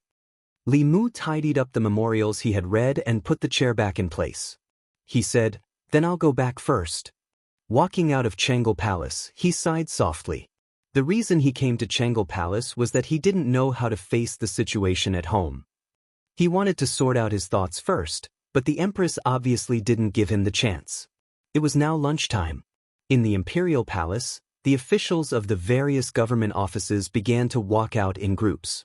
An official looked at Li Mu walking out of Chang'e Palace and said with emotion, "What is a favored official?" "This is a favored official. The number of times he goes to Her Majesty's bedchamber is more than the number of times he goes to the Secretariat." Another official said, "What is he holding in his hand?" "It looks like a book." When his eyes swept over the book in Li Mu's hand, he inexplicably shivered. He crossed his arms and said, "It's cold. Tomorrow I'll have to wear more clothes." Li Mu walked out of the Imperial Palace and all the way back to the Li residence. He stood in front of the gate, but he didn't step in. It was hard for him to imagine what it would be like if Li Qing and Lu Hanyan appeared at home at the same time. In Lu Hanyan's eyes, Li Qing was undoubtedly Li Mu's ex-girlfriend. Although they had never confirmed their relationship, Li Mu couldn't deny that Li Qing was indeed his first love. If it wasn't for fate, the person sleeping next to him every night might be someone else. When a wife meets an ex-girlfriend, and the current master of the Li residence meets an ex-master, it would be good if the two didn't fight. It couldn't be a happy and harmonious sisterly relationship, right? The gate of the residence suddenly opened. Xiao Bai ran out of the courtyard and asked in confusion, "Benefactor, what are you doing at the gate?" Li Mu rubbed her head, took a deep breath, and stepped into the house. There wasn't the awkward atmosphere he imagined. Li Qing and Lu Hanyan were sitting in the courtyard and talking. They were neither too enthusiastic nor too distant. Li Mu walked into the courtyard and said, "I'm back." No one paid attention to him. Lu Hanyan looked at Li Qing and asked, "Where was Miss Li's previous room? I'll ask Wan to help you tidy it up." Li Qing said, "No need, I'll tidy it up myself." Lu Hanyan shook her head and said, "This used to be your home, and it will still be your home in the future. You don't have to be so polite in your own home." What Li Mu was worried about didn't happen. Lu Hanyan, who had always been stingy in relationships, was so magnanimous that he couldn't believe it. At night, when Li Mu was about to go to his room to sleep, the bedroom door slammed shut just as he reached the door. In the room, Lu Hanyan said gently, "From today onwards, you'll sleep in the study." Her voice was very gentle, but the words she said were as cold as an iceberg. Late at night, on the small bed in the study, Li Mu hugged Xiao Bai and stroked her smooth fur. Only then did he feel some warmth in his heart. She was the only one who would stay by his side all this time, in a certain residence in Nanyuan. In a secret room, a soft conversation could be heard. "Zhou Zhong has left Shindu today and has been sent to the border counties. The two consecrators escorting him are our people. This person can't be left alive. He betrayed us and knows too many of our secrets. If he doesn't die, he'll always be a disaster. Don't worry, I've already made arrangements. He won't be able to reach the border counties. In a certain county in Great Zhou. Under the night sky, a stream of light streaked across the sky and landed on a mountain. A consecrator looked at Zhou Zhong, who was standing at the bow of the flying boat, and said, "Come down." Zhou Zhong looked at the vast wilderness and asked, "My lords, are we going to sleep here tonight?" The consecrator said, "What? You're a criminal official. Do you want to stay in a high-class inn?" He looked at Zhou Zhong and couldn't help but ask, "Lord Zhou, you're a smart person. Why did you do such a stupid thing? Why did you give up your position as the assistant minister of the Ministry of Justice? Why did you choose to go to the north to die?" The other consecrator said impatiently, "Why are you talking nonsense with him? Just do it. We'll enjoy ourselves outside for a while before returning to Shindu." Zhou Zhong looked at them and asked, "You want to kill me?" The consecrator said, "Lord Zhou, are you so naive as to think that you won't have to die if His Majesty shows mercy?" Zhou Zhong said calmly, "You're deceiving the emperor." The consecrator laughed coldly and said, "If we kill you, we'll burn you to ashes with the true Samadhi fire. Who would know? Anyway, you criminal officials will all die in the hands of ghosts and demons in the end." Zhou Zhong asked again, "You really want to kill me?" The consecrator extended his hand. A ball of blazing flame floated in his palm. He walked towards Zhou Zhong and said, "In your next life, be a smart person." Zhou Zhong looked at him and said softly, "Deceiving the emperor is a crime punishable by death." The flame in the consecrator's hand suddenly went out. It wasn't that he cancelled his spell. It was that his spell had no more mana to support it. The moment Zhou Zhong finished speaking, his head and body suddenly separated. The wound was as smooth as a cut. Blood splattered 3 feet high. With the death of his physical body, his nascent spirit left his body. His expression was full of fear. He subconsciously wanted to escape, but in his confusion and fear, he slowly dissipated. In the blink of an eye, a fifth realm cultivator's physical body was destroyed and his soul dispersed. Seeing his comrade die in such a strange way, the other consecrator's face turned pale. He turned around and fled without hesitation. His body streaked across the sky like a stream of light and quickly disappeared into the night sky. On the mountaintop, Zhou Zhong said, "Come back." The consecrator who fled rolled back and appeared at his previous position. Zhou Zhong looked at him and asked, "You haven't finished your work. Where are you going?" Chapter 372. Fairies' Capital, Department of Worship. A few worshippers looked at a broken jade tablet on the table with solemn expressions. The life talisman is broken. Is Ma Yi dead? Where is he? Ma Yi and Zheng Zong escorted Zhou Zhong to the place of exile. Could it be that Zhou Zhong broke free from the torture instruments and escaped?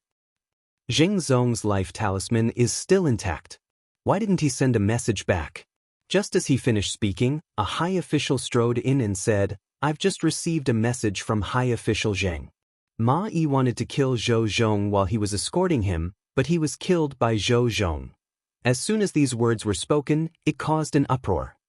Why did worshipper Ma want to kill Zhou Zhong? Zhou Zhong's mana was restricted. How did he kill worshipper Ma? The Department of Worship was controlled by the royal family in the previous dynasty. Even now, the Shao royal family still had absolute control over the Department of Worship. Many worshippers in the Department of Worship were loyal to the old party. They would listen to the old party's orders and kill Zhou Zhong to vent their anger in the middle of his exile. This was reasonable. However, Ma Yi wanted to kill Zhou Zhong but was killed instead. This was somewhat unbelievable. Zhou Zhong's strength was slightly inferior to Ma Yi's. Under the circumstances where his mana was not restricted, he was not Ma Yi's match. With his mana restricted, his strength was less than 10%. A transcendent realm cultivator could probably kill him. How could he kill another transcendent realm cultivator in the presence of a 5th-level worshipper? A worshipper looked troubled and asked, "How should we deal with this?" Another worshipper said, "Zhou Zhong is a sinner and has committed such a grave crime. If he is not killed, justice will not be served." Everyone looked at him and did not agree. Ma Yi tried to kill Zhou Zhong while escorting him to exile. To put it simply, this was an abuse of power. To put it bluntly, this was deceiving the emperor. Regardless of the reason, as long as he wanted to kill Zhou Zhong and acted, it was reasonable and legal for Zhou Zhong to kill him. The old party wanted to get rid of Zhou Zhong through the Department of Worship. This was causing trouble for the Department of Worship. The worshipper thought for a while and said, "The Department of Worship does not have the authority to decide on this matter. Let's report it to the imperial court first." Today, when Li Mu was helping the empress deal with the reports, he learned that the worshipper escorting Zhou Zhong wanted to kill Zhou Zhong during his exile and was killed by Zhou Zhong instead. Although he knew that Zhou Zhong was stronger than him, he was still able to kill a 5th-level expert with his mana restricted. This was something only a transcendent realm cultivator. However, no matter how powerful Zhou Zhong was, he would not be at the 6th realm. Li Mu was certain of this. In Li Mu's mind, Zhou Zhong's of cultivation was a mystery. Of Zhou's also of Lord. If he had not secretly helped Mrs. Chu that time, Li Mu might have thought that he was just an ordinary cultivator in the Fate realm. According to the news sent back by the surviving consecrator, Zhou Zhong only said one sentence: "Deceiving the monarch, according to the law, should be executed." That consecrator Ma's body and head were separated from his body, and then his soul dispersed. This made Li Mu think of an unpopular cultivation school. Before the rise of Buddhism, there were all sorts of cultivation schools. There was the school of medicine, the school of military, the school of music, the school of legalism, and so on. These schools all had their own specialties.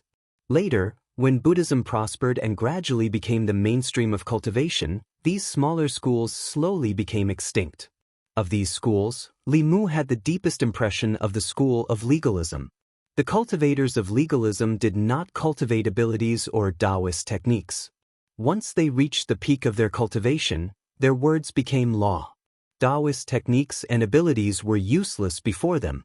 Even though this ability was not limitless, it still made Li Mu very envious.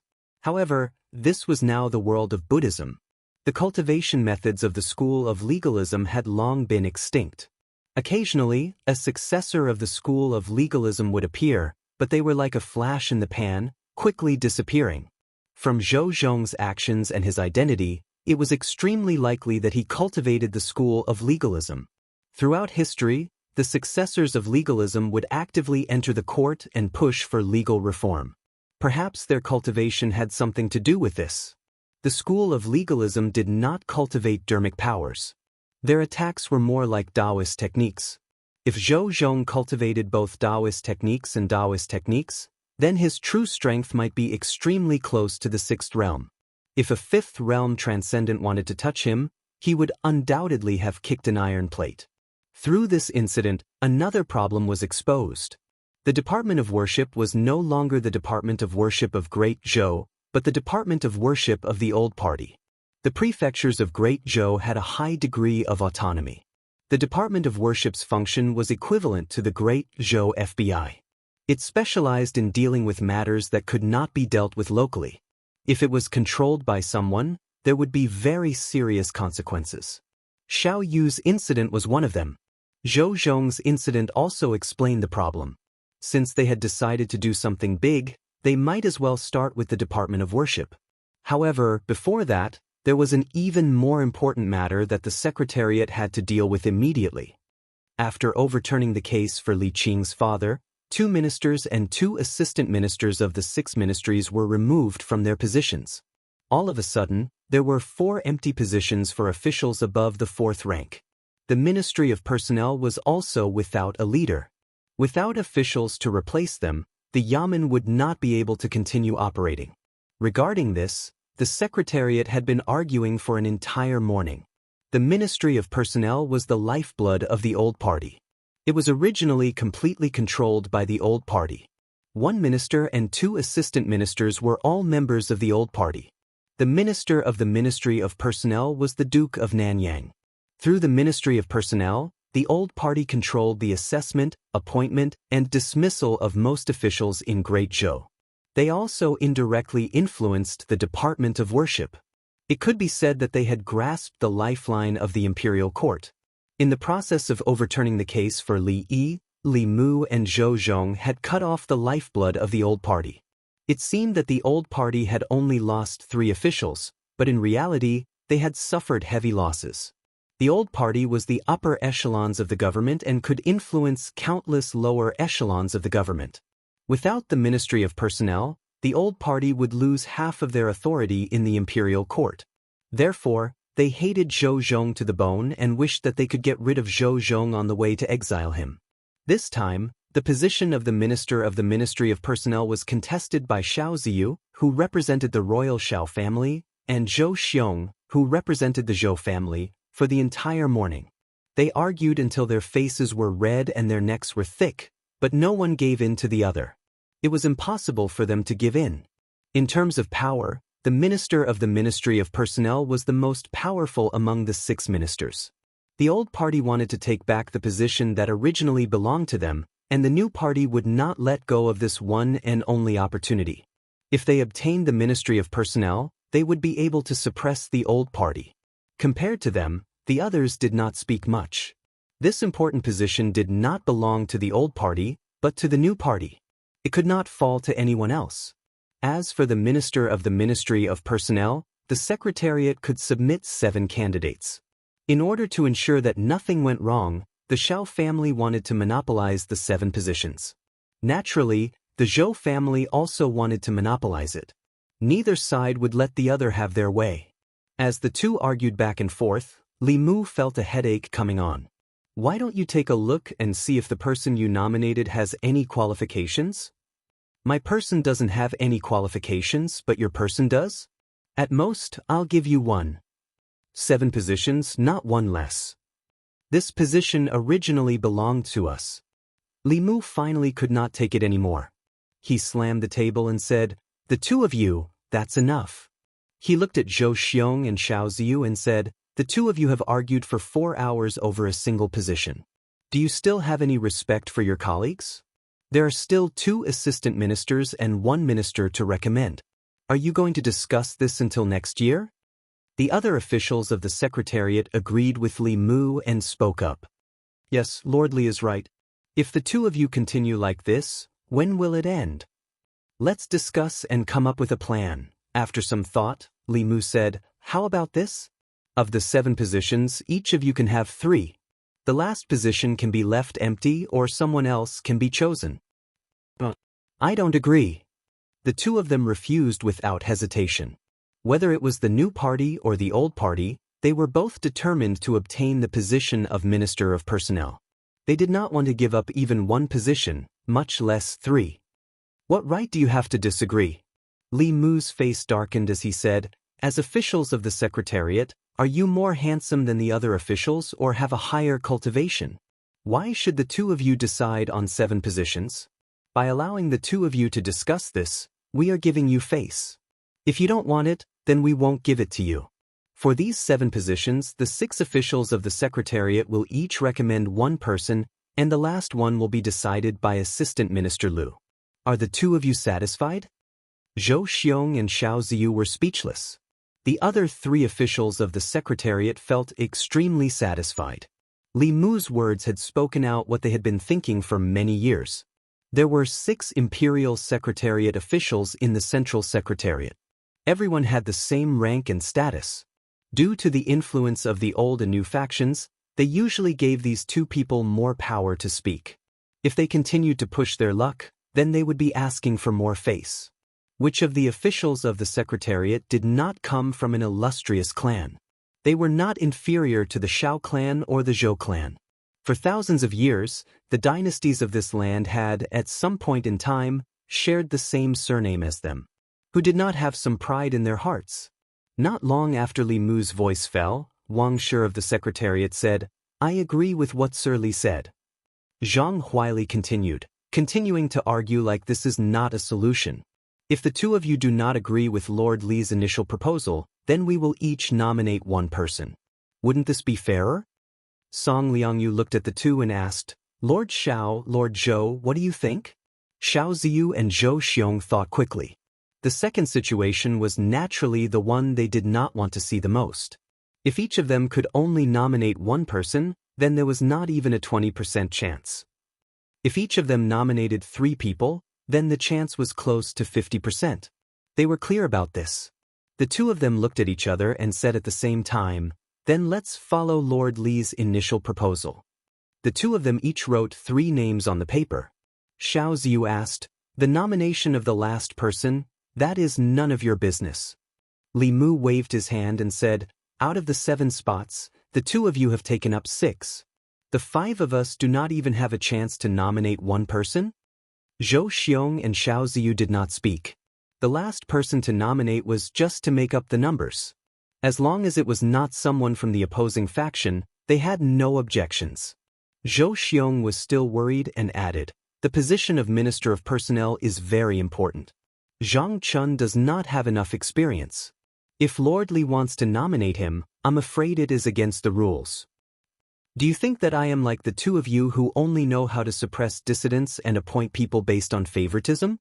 Li Mu looked at him with disdain and said, besides, even if it is a nomination, the final decision is made by His Majesty.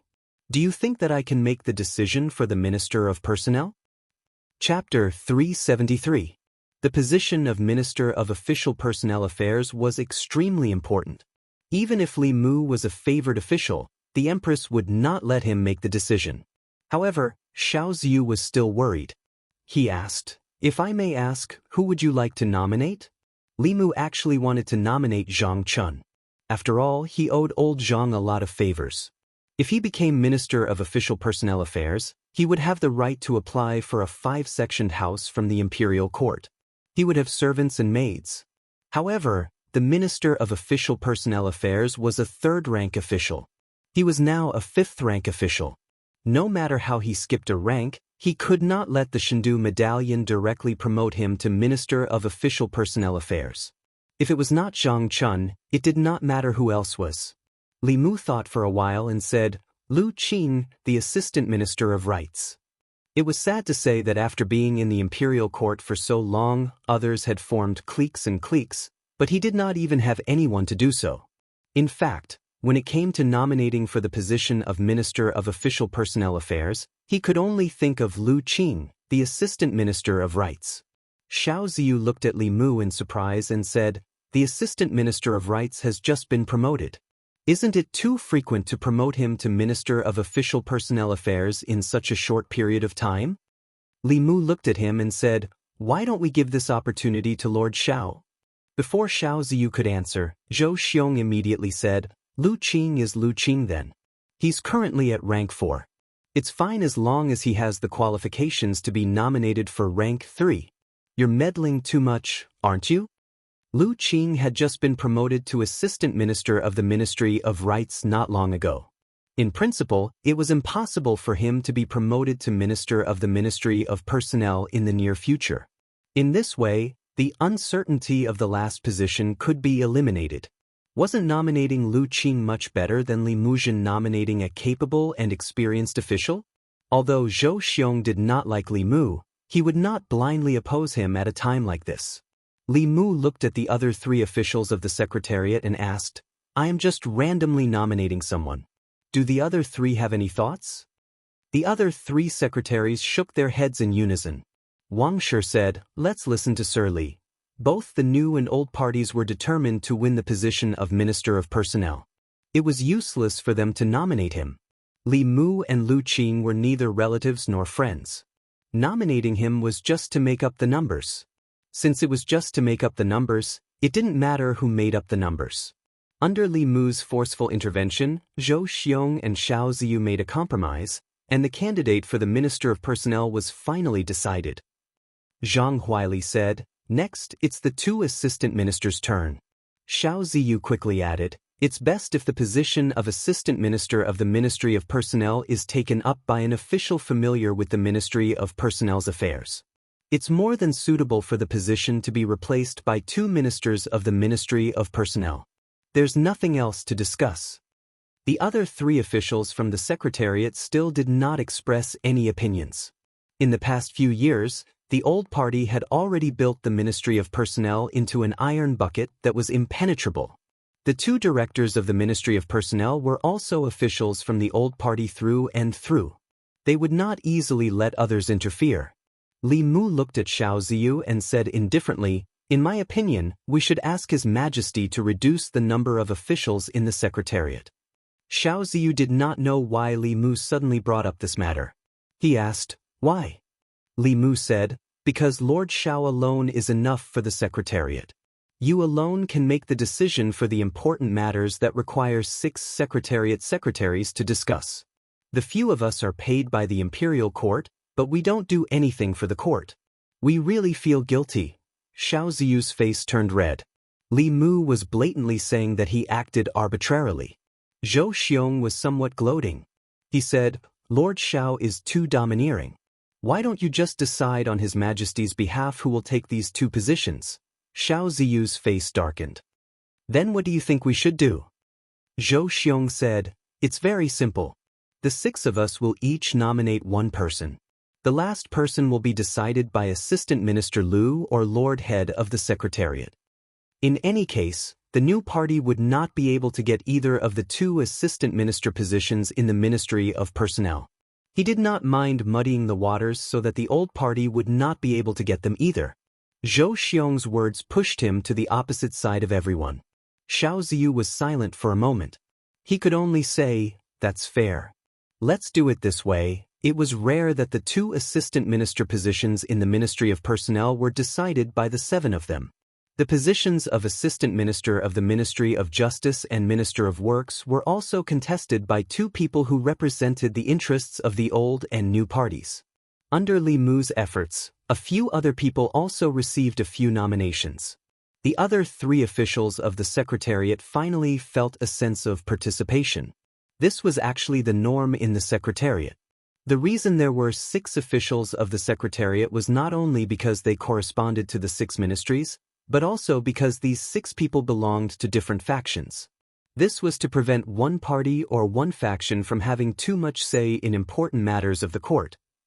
In the past few years, the court officials had taken sides, forming the old and new parties. They each occupied the court, and the structure of the Secretariat was also affected. It was practically Zhou Xiong and Xiao Ziyu's opinions. This situation finally changed after Li Mu came to the Secretariat.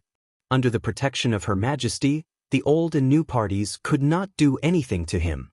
After the 6 officials of the Secretariat decided on the candidates for the positions, they handed them over to the Assistant Minister of the Secretariat and the head of the Secretariat.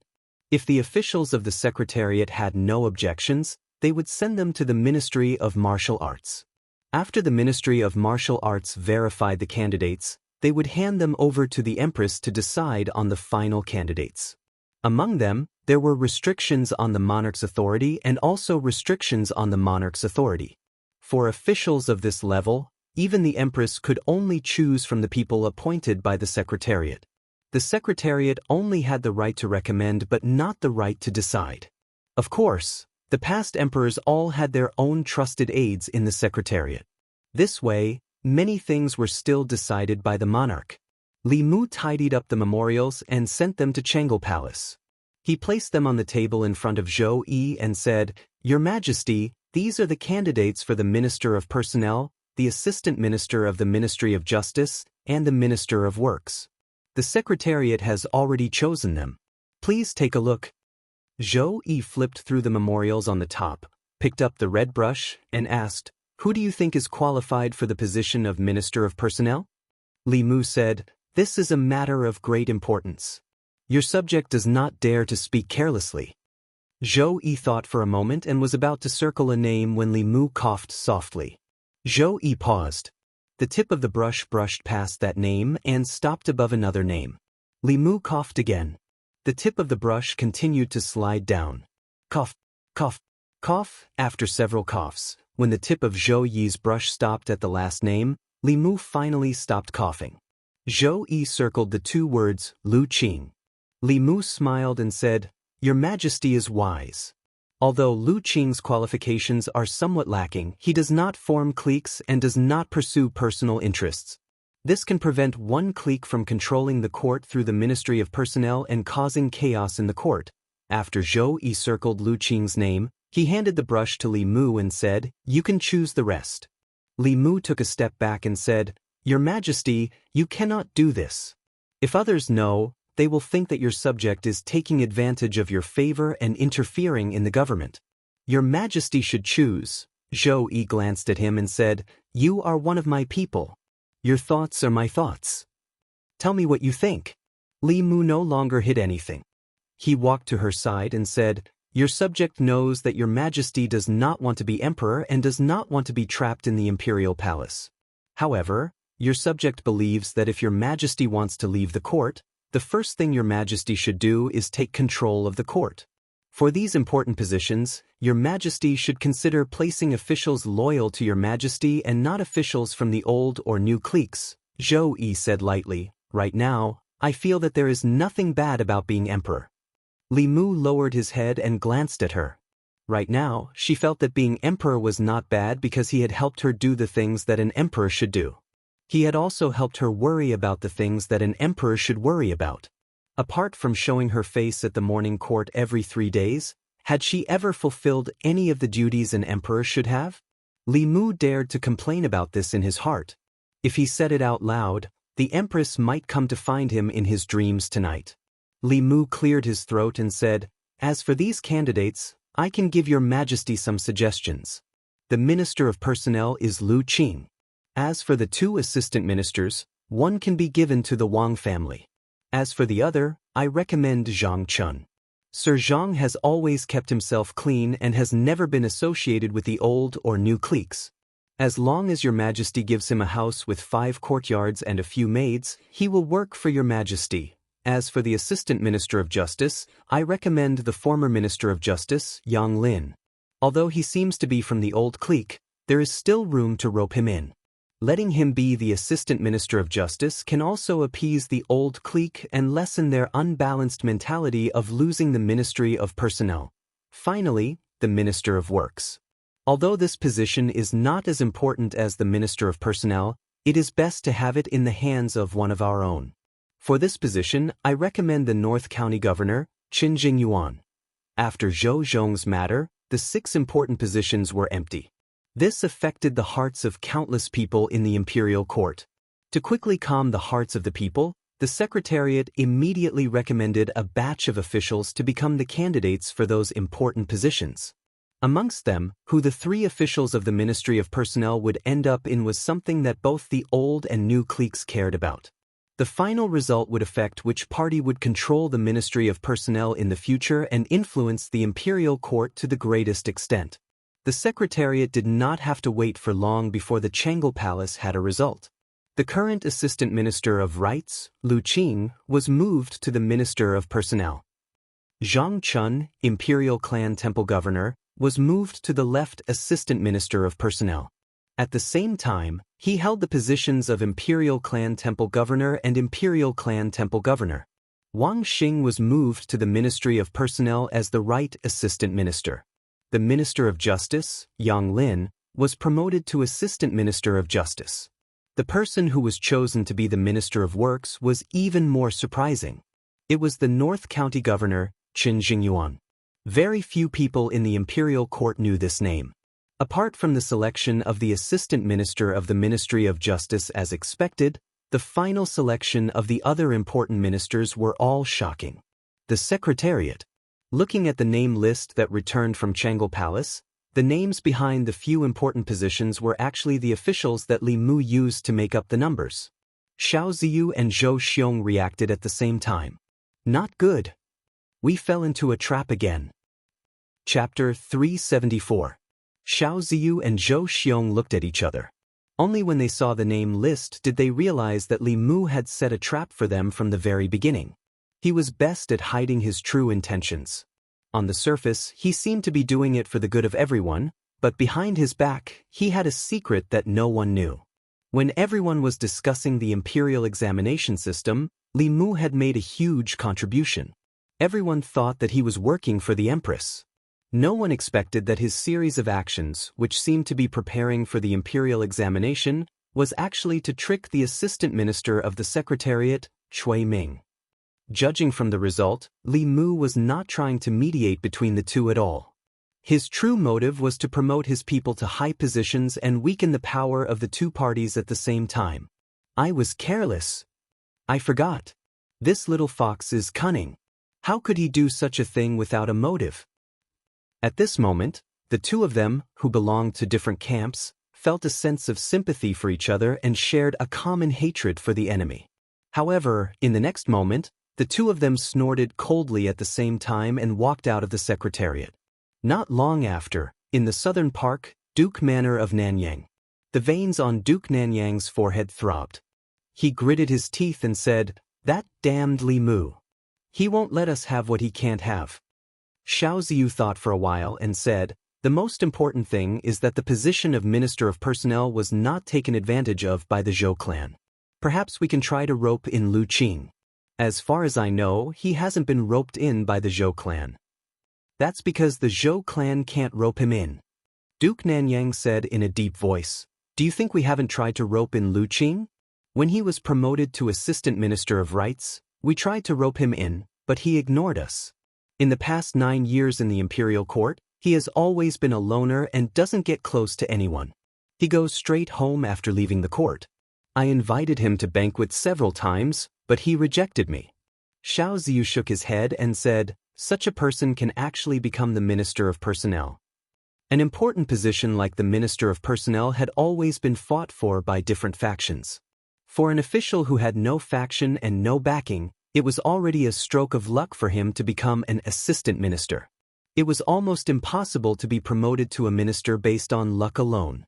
The position of Minister of Personnel could no longer be forced. He could only helplessly say, "Fortunately, nothing has happened to the Ministry of Justice. The Department of Worship is also under our control." At the same time, in the study of the Zhou family's minister Zhou Zhong, the 4 Zhou brothers fell into silence. The Zhou family didn't suffer too many losses this time. Among the 6 ministries, the Ministry of Works had the least power. Thus, whether it was Zhou Ting's resignation as assistant minister or Zhou Chuan's dismissal, it didn't affect the Zhou family too much. The Xiao clan, on the other hand, had lost the Ministry of Personnel. Their lifeline had been cut off. However, this was not entirely good news for the Zhou family. In the past, the Empress didn't care much about the fight between the old party and the new party, and she wouldn't intervene. But now, she was deliberately suppressing the new party and the old party. This time, she appointed several important official positions, avoiding the officials of the new party and the old party. She intended to cultivate her own forces, which was more significant than suppressing the other two parties. Could it be that she's really cultivating her own forces? Zhou Chuan's face was full of doubt. He asked, in the past, she only wanted to condense the next strand of Emperor's qi as soon as possible and pass down the throne. She didn't care much about the fight between the two parties. Could it be that her thinking has changed? Zhou Ting said indifferently, it's very possible. Ever since she began to favor Li Mu, she's changed more and more. Zhou Xiong said with incomparable certainty, I'm very sure that Li Mu must be behind Her Majesty's actions. This time, from the beginning to the end, was a trap set by him. I suspect that he wants to support his own party. No matter what, Li Mu must be taken seriously, the Ministry of Rights. In the assistant minister's office, Lu Qing was packing his things. From tomorrow onwards, he would take up his post at the Ministry of Personnel as Minister of Personnel. The Minister of Rights walked into the office and clasped his hands in greeting. Congratulations, Lord Lu. Lord Lu's promotion speed is really fast. Rather complicated emotions flowed in the depths of his eyes. In the short span of half a year, he had personally witnessed Lu Qing rise from a small minister counselor of the Ministry of Rights to a physician, assistant minister, and now, Lu Qing had become the Minister of Personnel. He held real power in his hands, and his status was firmly above his own. As Lu Qing's superior, he had mixed feelings. Lu Qing also sighed emotionally. Yes, I also didn't expect this place to rise so quickly, Northern Court. Li Mu stood at the entrance of his house, watching Zhang Chun move in. This time, not only had old Zhang been promoted, his residence had also been changed from 3 entrances to 4 entrances. In addition, the Empress had also rewarded his family with 2 servant girls and 2 servants. The distance between the Zhang residence and the Li residence had also become closer. At the housewarming banquet, he patted Li Mu on the shoulder and said, between us, there's no need to say anything unnecessary. Come, let's drink this cup. There weren't many people at the banquet. Other than Zhang Chun's family, there were also Zhang Shan, Li Si, Li Mu, and Li Qing. Since the last time he came to Luoyang, Zhang Shan hadn't gone back. He had never been to Luoyang before and was shocked by the prosperity of the streets. He had already asked Lu Hanyan for permission to open a branch here. Coincidentally, Lu Hanyan also had the same idea, so he stayed for the time being. After a few cups of wine, Zhang Shan looked at Li Qing and asked, Boss, what do you plan to do next? Will you continue to stay in Luoyang? Li Si kicked him under the table, but it was too late. Li Qing was silent for a moment, then said, in 2 days, I should return to Mount Baiyun. Li Si's lips moved slightly. He wanted to say something, but in the end, he didn't speak. He poured a cup of wine and said to Li Mu, here's to you. The wine cups clinked. He gave Li Mu a meaningful look and said, you guys have gone through a lot of trouble to get to where you are today. You must cherish the people in front of you. Zhang Shan raised his wine cup and said, that's right. You and the shopkeeper have gone through a lot of trouble to get together. You must cherish her in the future. Li Si poured another cup of wine and said to Li Qing, here's to you, boss. I hope you can think carefully before you make a decision in the future. Don't regret it in the future. Zhang Shan agreed and said, that's right. If you hadn't killed those corrupt officials, this matter would have been much simpler. You wouldn't have to stay in the imperial clan temple. They would still be beheaded in the end. Ever since Li Qing came to the house, Li Mu had been sleeping in the study with Xiao Bai in his arms every day. Not only that, on the second day after Li Qing came to Luoyang, Lu Hanyan removed all the festive decorations inside and outside the Li residence, including the big red lanterns at the door. According to the customs of Luoyang, the lanterns with the word happiness on them had to be hung for 3 months for the wedding celebration. He knew what Lu Hanyan meant. She was taking care of Li Qing's feelings. Li Qing's family had just passed away. For Li Qing, she chose to sacrifice herself. At night, Li Mu was about to enter the study when he saw a figure standing outside the room. Li Mu walked forward and asked in confusion, Boss, why aren't you sleeping yet? Li Qing said softly, I wanted to tell you that I'm going back to Mount Baiyun to cultivate tomorrow. I'm sorry to have disturbed you for so long. Li Mu looked at her and said, What's there to disturb? This is your home. I'm going to ask Her Majesty to let her bestow this residence to you again. Li Qing shook her head gently and said, I don't have a home anymore. I think that if Father knew in the underworld that the one living in the Li residence was someone like him, he would be relieved. Li Mu thought for a moment and said, Lord Li hasn't been avenged. I'll let you see with your own eyes that they receive the punishment they deserve. Li Qing finally looked nervous. She grabbed Li Mu's wrist and said, You've done enough. Let's stop here. Father doesn't want anyone to avenge him. He only wants someone to be like him and do something for the people. Li Mu was about to explain to her, but he felt something and looked back. In front of the moon gate, a figure stood there quietly. Li Qing was stunned for a moment, then she let go of Li Mu's hand with a pale face and said, Senior sister, eh? Lu Hanyan walked over and shook her head. Junior sister, you don't need to explain. I heard everything.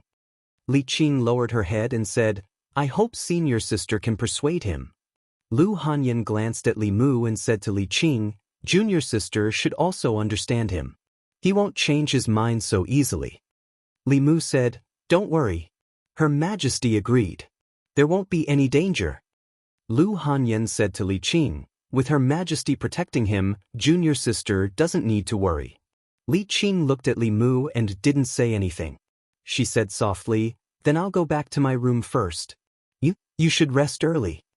Lu Hanyan suddenly said, Junior sister, wait a moment. Li Qing turned around and asked, Senior sister, is there anything else? Lu Hanyan said, There's a question I want to ask Junior sister. Li Qing said, Senior sister, ask away. Lu Hanyan looked at her and asked, Does Junior sister also like Li Mu? Chapter 375. Li Mu had already prepared to return to his room to sleep. When he heard Lu Hanyan's words, he suddenly quivered and hurriedly said, What are you talking about?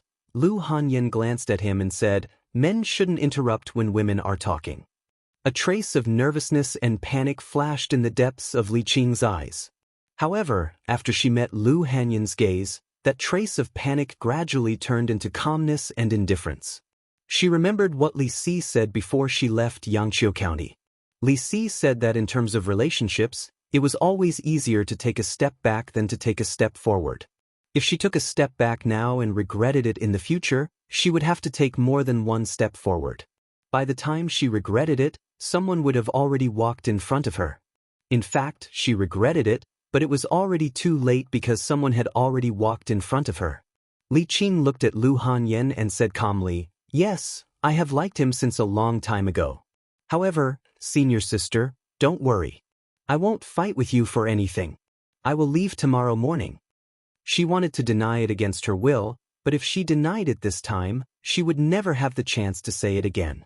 Li Mu looked at Li Qing with an indescribable feeling in his heart. Lu Hanyan sighed softly and said, Actually, the one who should leave is me. This is your home. The person he liked in the beginning was also you. I just took advantage of the situation. Li Qing shook her head and said, This is my own choice. I should also bear the consequences. The person who has always been by his side is you. This is no longer my home. Its owner is you. I hope that the two of you can be united and grow old together. Lu Hanyan asked, What about you? Li Qing thought for a moment and said, I will stay in Baiyun Mountain and repay the sect's kindness. Lu Hanyan was silent for a moment and said, The one you should repay the most is not the sect, but a certain someone. Li Mu looked at Lu Hanyan. For a moment, he couldn't figure out her routine. Li Qing nodded and said, If you need me to do anything, I won't refuse. Lu Hanyan looked at her and said, Then give yourself to me. Li Qing looked at her with a stunned expression. Li Mu looked at her, dumbfounded. Li Qing came back to her senses and said in disbelief, What are you talking about? Lu Hanyan's expression was melancholy, and her tone was somewhat helpless. She continued, Although I don't want to share my husband with others, it's not that I can't accept it if that person is you. After all, you're in front of me. A man can't forget the first woman he likes in his entire life. While he's with other women, he still has to think about an outsider. Why not let him think about his own sisters? You're not the first, and you're not the only one. Li Qing's lips moved. Her thoughts were in a mess. Lu Hanyan looked at Li Qing and said, "Of course, you can also refuse. That way, I won't feel guilty towards you at all. It's not that I stole your husband. It's you who didn't want him, and you didn't want him twice. In the future, don't go around telling people that I, Lu Hanyan, am not moral." After Li Qing came back to her senses, her pale face had turned red. She whispered, Give me some time." After saying that, she quickly turned around and hurried into her room. Li Mu looked at Lu Hanyan in front of him and opened his mouth. Lu Hanyan glanced at him and said, "I'll give you an hour at most. Then come to my room." Seeing her turn around and leave, Li Mu was stunned for a long time. In the end, he pinched his thigh to make sure that what had just happened was not a dream. If this was not a dream, then happiness came too suddenly. After coming back to his senses, he slowly walked to the door of Li Qing's room. Her door was not closed. Li Mu walked in and saw her sitting on the edge of the bed with her head bowed. Li Mu did not say anything. He just silently walked to her side and sat down. The two of them sat in silence. After a while, Li Qing slowly leaned her head on Li Mu's shoulder. This was the closest she had been to Li Mu since they met. Li Qing softly said, "Actually, when we were in the Imperial Clan Temple, I wanted to lean on you like this." Li Mu put his arm around her shoulder and said, "You can lean on me for a lifetime." Li Qing did not say anything else. She quietly leaned on him for a while and then said, "Go to senior sister's place. Right now, she needs you more than I do." Li Mu nodded slightly and said, "I'll watch you rest." Li Qing lay on the bed and covered herself with the quilt. She looked at Li Mu and said, "Go." Li Mu walked out of her room and helped her close the door. Li Qing, who was lying on the bed, slowly opened her beautiful eyes and softly said, "Father, mother, did you see that? Qing also has someone to rely on." Li Mu walked into Lu Hanyan's room. Lu Hanyan was sitting on the bed. She did not raise her head and asked, "She agreed?" Li Mu did not answer. He walked to her side and asked, "Why did you?" Lu Hanyan unhappily said, "If I don't ask her, should I wait for you to ask her? At that time, the one who will be angry will be me. So why don't I ask her myself?" Li Mu said, "What I mean is, why did you suddenly do this?" Lu Hanyan looked at him and said, "It's not sudden. From the day she appeared in Chengdu, I thought about it. Your feelings for her are not something I can compare to. If you run away with her one day, what should I do?" Li Mu said indignantly, "What are you talking about? You are my legal wife. How can I run away with someone else?" Lu Hanyan asked, "So, if you had to choose between her and me, who would you choose?" Li Mu thought for a while and asked tentatively, "Can I have them both?" "Hey, don't bite me." After a long time, Lu Hanyan leaned into Li Mu's arms and said, "Anyway, I already have Wan Wan and Xiaobai. It doesn't matter if she has one more. If it was someone else, she could forget about marrying into the Li family. But she is Li Qing." She buried her head in Li Mu's chest and said, "Let me tell you, I have already married Li Qing for you. You can't abandon me for any reason in the future, any." As she spoke, her voice became softer. The calmness and confidence she had when facing Li Qing just now had disappeared. Li Mu's clothes were wet from her tears. At this moment, Li Mu finally understood what she had been worried about these days. The experience of being abandoned by her parents when she was young had caused her trauma. Even now, it had not healed. Li Mu hugged her tightly and said seriously, "I will never abandon you, never." Changle Palace. Zhou Yi read several memorials. Suddenly, she raised her head and asked, "Where is Li Mu? Didn't he go to the minister's department today? I didn't see him in the morning court." Mr. May said, "I really didn't see him today." Zhou Yi thought for a while and put down her brush. She said, "He didn't go to court for no reason. I want to see what he is doing." She flicked her finger and a picture appeared in front of her. In the picture, it seemed to be a street in Chengdu. The street was full of people. There was a beautiful woman on each side of Li Mu. He was holding the woman on the left and the woman on the right. Mr. May looked at the picture in front of him and said in surprise, Isn't that woman Li Yi's daughter? He and Li Mu, Zhou Yi snorted and said, I knew it. Their relationship is not that simple. He goes to Zongjing Temple every day more frequently than he comes to Chengel Palace. He didn't want the palace maids I gave him before. I thought he didn't like women. Now it seems that all men in the world are the same, Mr. May said awkwardly. He is so outstanding. Naturally, there are more people who like him. It's understandable that both parties are willing. Zhou Yi waved her hand to disperse the picture. She was a little annoyed. Li Mu had another wife. This meant that he would come to Chengel Palace less often. It was only the first day and he didn't even go to court. On the streets of Chengdu the people looked at the three figures in front of them and whispered. Isn't that Li Yi? Who is he with? The one on Li Yi's left is Madame Li. The one on the right seems to be Li Yi's daughter. Why is Li Yi holding her hand? Is there a need to ask? Li Yi overturned the case for Li Yi and saved Miss Li from prison. She was touched and wanted to marry him. It's normal. This is also a good story. It can be written into a play. They are a perfect match. No wonder Li Yi said he wouldn't let Li Yi have no descendants. So this is what he meant. Now, Li Yi really has a descendant. Chapter 376. In the past 3 days, Li Mu had developed a feeling that life was more beautiful than this. He even thought of resigning from his position and living in seclusion. Returning to Baiyun Mountain, he could focus on cultivation and enjoy the happiness of having 2 wives. Wouldn't that be perfect? The reason why he gave up on this idea was because he thought of the Empress. Even if he were to leave, it would be after helping the Empress clear all obstacles and repaying her for recognizing his worth. Of course, he also wanted to take revenge on his father-in-law. Although the case had caused a stir and the whole country knew about it, the outcome was not satisfactory. The main culprits were all pardoned by the death exemption medallion. Only one of them received the punishment he deserved. As for the other accomplices, the 3 provinces only fined them a few months of their salary to maintain the stability of the court. It seemed that the price of framing a 4th-rank official was only a few months of salary. As far as they were concerned, this matter was already over. But for Li Mu, it was just the beginning. He stretched out his hand. The ring on his finger flashed and a booklet appeared in his hand. It was the evidence of the crimes of some of the officials of the old party that Zhou Zhong had collected over the years. Most of these people were the ones who joined forces to frame Li Yi. As the assistant minister of the Ministry of Justice and deeply trusted by the old party, it was easy for him to use his position to collect the evidence. The crimes of these people varied.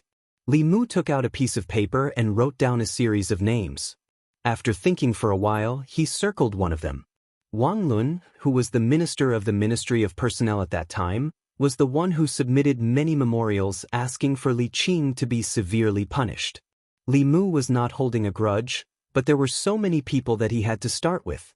He left the secretariat, walked out of the palace gate, and walked toward the Ministry of Justice. In the assistant minister's office of the Ministry of Justice, Wang Lin leaned comfortably on a chair and sighed in his heart. He had thought that he would have to endure for many more years to reach the position of assistant minister before he retired. But who would have thought that the Ministry of Justice would undergo such a great change? Countless people were eyeing the position, but in the end he took advantage of it. Wang Lin's gaze inadvertently looked out of the window. A figure flashed by outside the window. Wang Lin immediately stood up from his chair and walked to the door. Lord Li, do you have any instructions for the Ministry of Justice? Although his rank was already higher than Li Mu's, in the imperial court, rank did not represent everything. In front of Li Mu, he still maintained his respect and humility. Li Mu handed him a document and said, "There is a case here. The Ministry of Justice should deal with it as soon as possible." The Central Secretariat had to do with national policies or important decisions. They needed to be reviewed by the Minister of Ceremonies and the Minister of Ceremonies to guide the 6 ministries in their implementation. For such small matters, the Central Secretariat officials had the power to directly order the Ministry of Justice. Wang Lin took the document. After reading it, he said in shock, "This is the Ministry of Personnel's physician, Lord Wang Lin?" Li Mu looked at him and asked, "Why?" Does the Ministry of Justice's handling of cases vary from person to person? Wang Lin quickly replied, "Of course not." Li Mu said, "I believe that Lord Yang will be a good official. Otherwise, I wouldn't have urged His Majesty to let you be the Assistant Minister of the Ministry of Justice." Wang Lin was stunned. He had thought that his appointment as the Assistant Minister of the Ministry of Justice was due to the efforts of the old faction. He was still puzzled as to why the old faction did not get a single official position in the Ministry of Personnel, but he succeeded in the Ministry of Justice. Only now did he know that his promotion was not because of the old faction, but because of Li Mu. He immediately clasped his hands and said, "Thank you, Lord Li." Li Mu waved his hand and said, "No need to thank me. His Majesty felt that Lord Yang was not too far off the path and wanted to give you a chance." Wang Lin stood where he was. His gaze gradually became hesitant. He knew that at this moment, he was faced with an important choice in his life. Should he continue to work for the old faction, or should he completely side with Li Mu? The old faction was controlled by the Shao clan, and the Shao clan was the legitimate royal family of Great Zhou. Even though the Zhou clan was extremely powerful, they were not the legitimate royal family. Many officials in the court and the people of Great Zhou were inclined towards the empress returning the throne to the Zhou clan. Therefore, even though the old faction had been suppressed by the new faction in recent years, they were still powerful and did not lack supporters. He worked for the old faction because he believed that the Shao clan would regain power sooner or later. However, what reason did he have to work for Li Mu? His Majesty could not pass the throne to Li Mu or Li Mu's children. Wang Lin did not dare to make a rash decision when it concerned his future and even his life. He looked at Li Mu and probed, "Lord Li, may I ask if His Majesty intends to pass the throne to the Zhou clan in the future?" Li Mu glanced at him and asked, "Is this something that you and I, as subjects, can discuss?" Wang Lin looked troubled. Li Mu knew what he was worried about. He said, "Are you afraid that the Shao clan will come after you if His Majesty passes the throne to the Shao clan?" Wang Lin said, "Lord Li, I have elders and children to take care of. I cannot afford to gamble. If I gamble wrongly, the lives of my family." Li Mu asked, "When do you think His Majesty will pass the throne to the Shao clan?" Wang Lin shook his head and said, "I don't know." Li Mu said slowly, "His Majesty is a powerhouse of the seventh realm. He can live for at least 3 decades. She is in her prime now. Even if the throne is to be passed, it will be decades or even centuries later. Do you think you can live until then?" Wang Lin thought for a moment and felt that Li Mu's words seemed to make sense. By that time, he would have retired and returned to his hometown to enjoy the rest of his life. It would have nothing to do with him who would inherit the throne. However, he still did not dare to gamble. He asked Li Mu nervously, "His Majesty won't pass the throne early, right?" Li Mu glanced at him and said, "Do you think His Majesty will suddenly pass the throne?" Wang Lin looked at Li Mu in a daze, seeming to understand something. If it was said that His Majesty had such thoughts in the past, he would not find it strange. In the past, His Majesty did not care about the court at all. He did not care about the struggles between the old and new parties. He let nature take its course. However, the appointments of the officials from the Ministry of Personnel and the Ministry of Justice showed that His Majesty was already deliberately suppressing the old and new parties and taking back power. Could it be that His Majesty had other thoughts? Li Mu looked at him and said, "I know that it is very difficult for Lord Yang to make a decision. I will give you 3 days to think about it. After 3 days, whether we are friends or enemies will depend on your choice." Wang Lin's expression was bitter. Did he have any other choice? Although Li Mu did not have many friends in the court, he was really good to his friends. In just half a year, Zhang Chun had been promoted from the Divine Capital Commandant to the left Assistant Minister of the Ministry of Personnel. He was a real minister with real power. The residence he lived in also went from 2, 3, and now 4. He was about to live in a large residence with 5 entrances. For Wang Lin, who lived in a small house with 2 entrances for 3 generations, a residence with 5 entrances was an unattainable dream. On the other hand, Li Mu's enemies were either dead or demoted. Those who were lucky enough to survive lost their positions and reputation. Wang Lin did not doubt that if he became Li Mu's enemy, He would not even be able to live in a small house with 2 entrances in less than a month. The prison of the Ministry of Justice was perhaps the best outcome. If it was a little worse, he might only have a few coffin planks to block the dirt. After careful consideration, Wang Lin let out a long sigh. Then, his expression gradually turned solemn. He looked at Li Mu and said seriously, "From now on, this humble official will follow Lord Li's lead." Li Mu did not misjudge him. The person he supported did not disappoint him. Not long after, a few constables from the Ministry of Justice hurried out of the Ministry of Justice's main gate. They came to a certain entertainment market and grabbed a certain noble from a brothel. "Which yamen are you from? How dare you arrest me? Do you know who I am? Do you know who my father is?" The Ministry of Justice. The current Assistant Minister of Justice is my father's friend. Let me go. Once you get to the Ministry of Justice, you will suffer. The noble made a lot of noise along the way. The constables from the Ministry of Justice could not take it anymore and used a rag to gag his mouth. The people along the way found out that the noble had been summoned by the Ministry of Justice because of an old case. This is the son of Lord Wang of the Ministry of Personnel. Why is the Ministry of Justice arresting them? Aren't the Ministry of Personnel and the Ministry of Justice on the same side? That was in the past. Now, the Minister and Assistant Minister of the Ministry of Personnel have changed.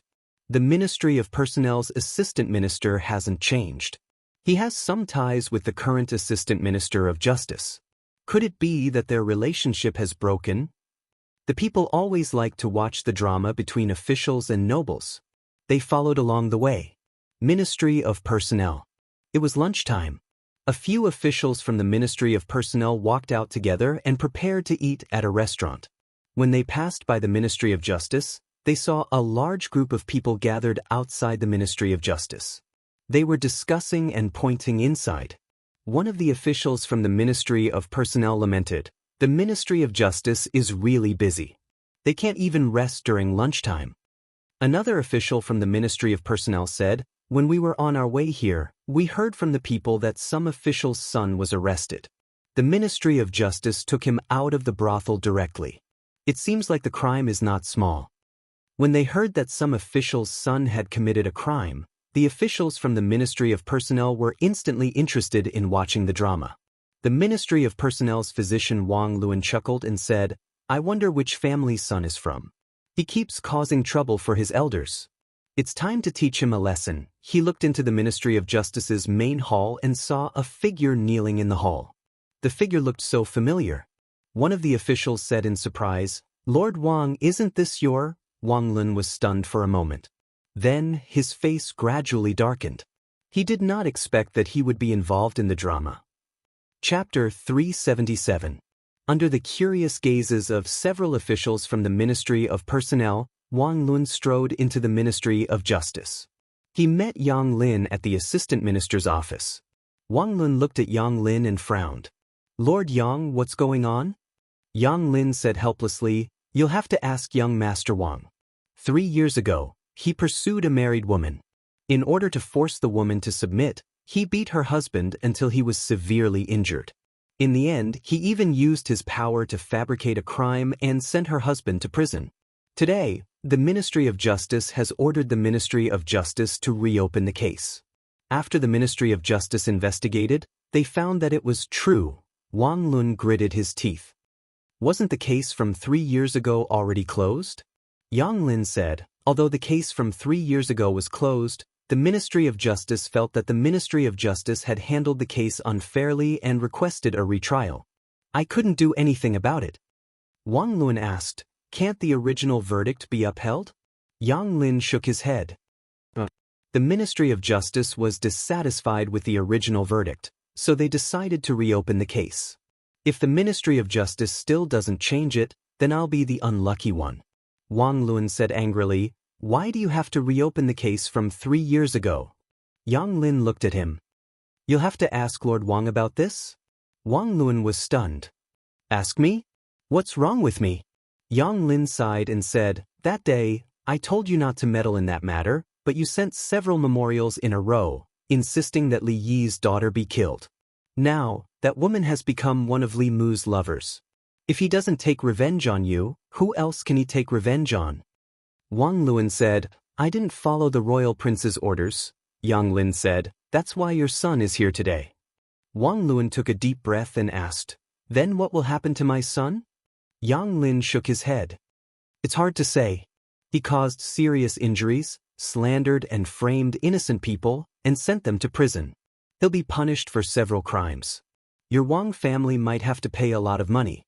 You won't be able to avoid prison, Wang Lin said. I know that the law can be bent.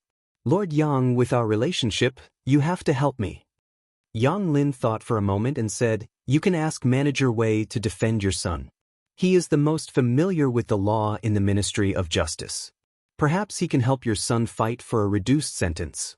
A moment later, in a certain office of the Ministry of Justice, Wang Lin held Wei Peng's hand and said, Manager Wei, I'll leave my son to you.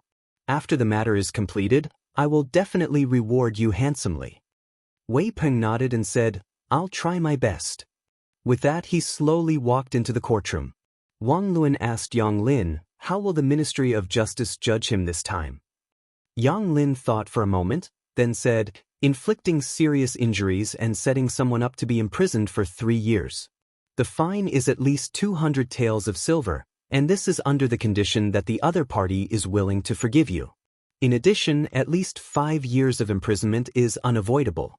As for how much you can reduce, it will depend on Manager Wei's performance. About 15 minutes later, Wei Peng slowly walked out of the court. Wang Lin asked, what were the results? Wei Peng said, forget it. Wang Lin was pleasantly surprised. His sentence has been waived? Wei Peng said, the fine is waived. He was only sentenced to 20 years of imprisonment. Wang Lin was stunned for a moment. When he came to his senses, he grabbed Wei Peng's collar and said through clenched teeth, what did you say? Just how did you argue? Yang Lin hurriedly said, Lord Wang, watch your actions. Your actions. He had just finished speaking when several figures walked into the Ministry of Justice. They looked at Wang Lin and asked, are you the director of the Ministry of Personnel, Wang Lin? Wang Lin was furious. He said unhappily, I am. Who are you people? 2 of them pressed down on Wang Lin's arms. Another person put shackles on his wrists and said, the Imperial Clan Temple has investigated. In the past few years, you have abused your power for personal gain many times. When evaluating officials, you were severely unfair.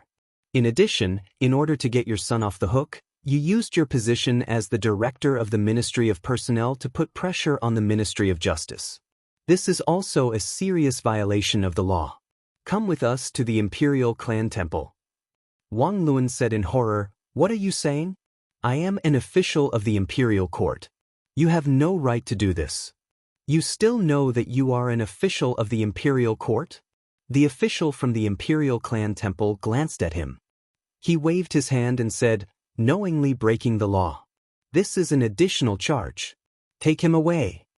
Seeing Wang Lin being taken away, Yang Lin sighed and said, I told you long ago not to stand up for others when you shouldn't. You just wouldn't listen.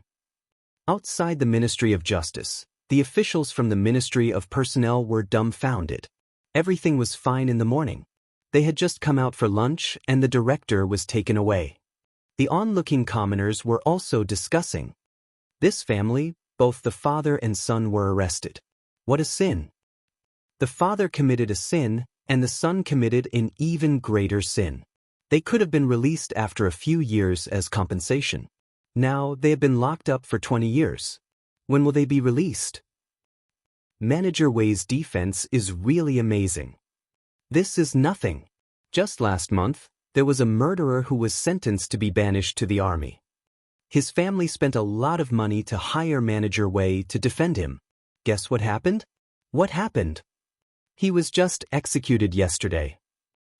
In a room on duty in the Ministry of Justice, Wei Peng was writing a file. Yang Lin stood in front of the table and asked, you have a grudge with Wang Lin's son, right? Wei Peng nodded and said, we had a conflict before. Yang Lin said, be careful in the future. It's best not to bring personal grudges into official matters. Wei Peng said, this official understands. Yang Lin shook his head and left. Because of the delay just now, the brush in Wei Peng's hand had been suspended in the air for too long. A drop of ink fell onto the half-finished file and quickly dyed it red, leaving behind a blob of ink. Wei Peng looked at the blob of ink and said in a low voice, "Come back." The blob of ink on the file quickly shrank and formed a blob of ink. It floated in the air and landed back on the brush. The paper was as clean as new. Compared to the demotion of the Minister of Personnel and the left and right assistant ministers, the imprisonment of a mere director of the Ministry of Personnel did not attract much attention.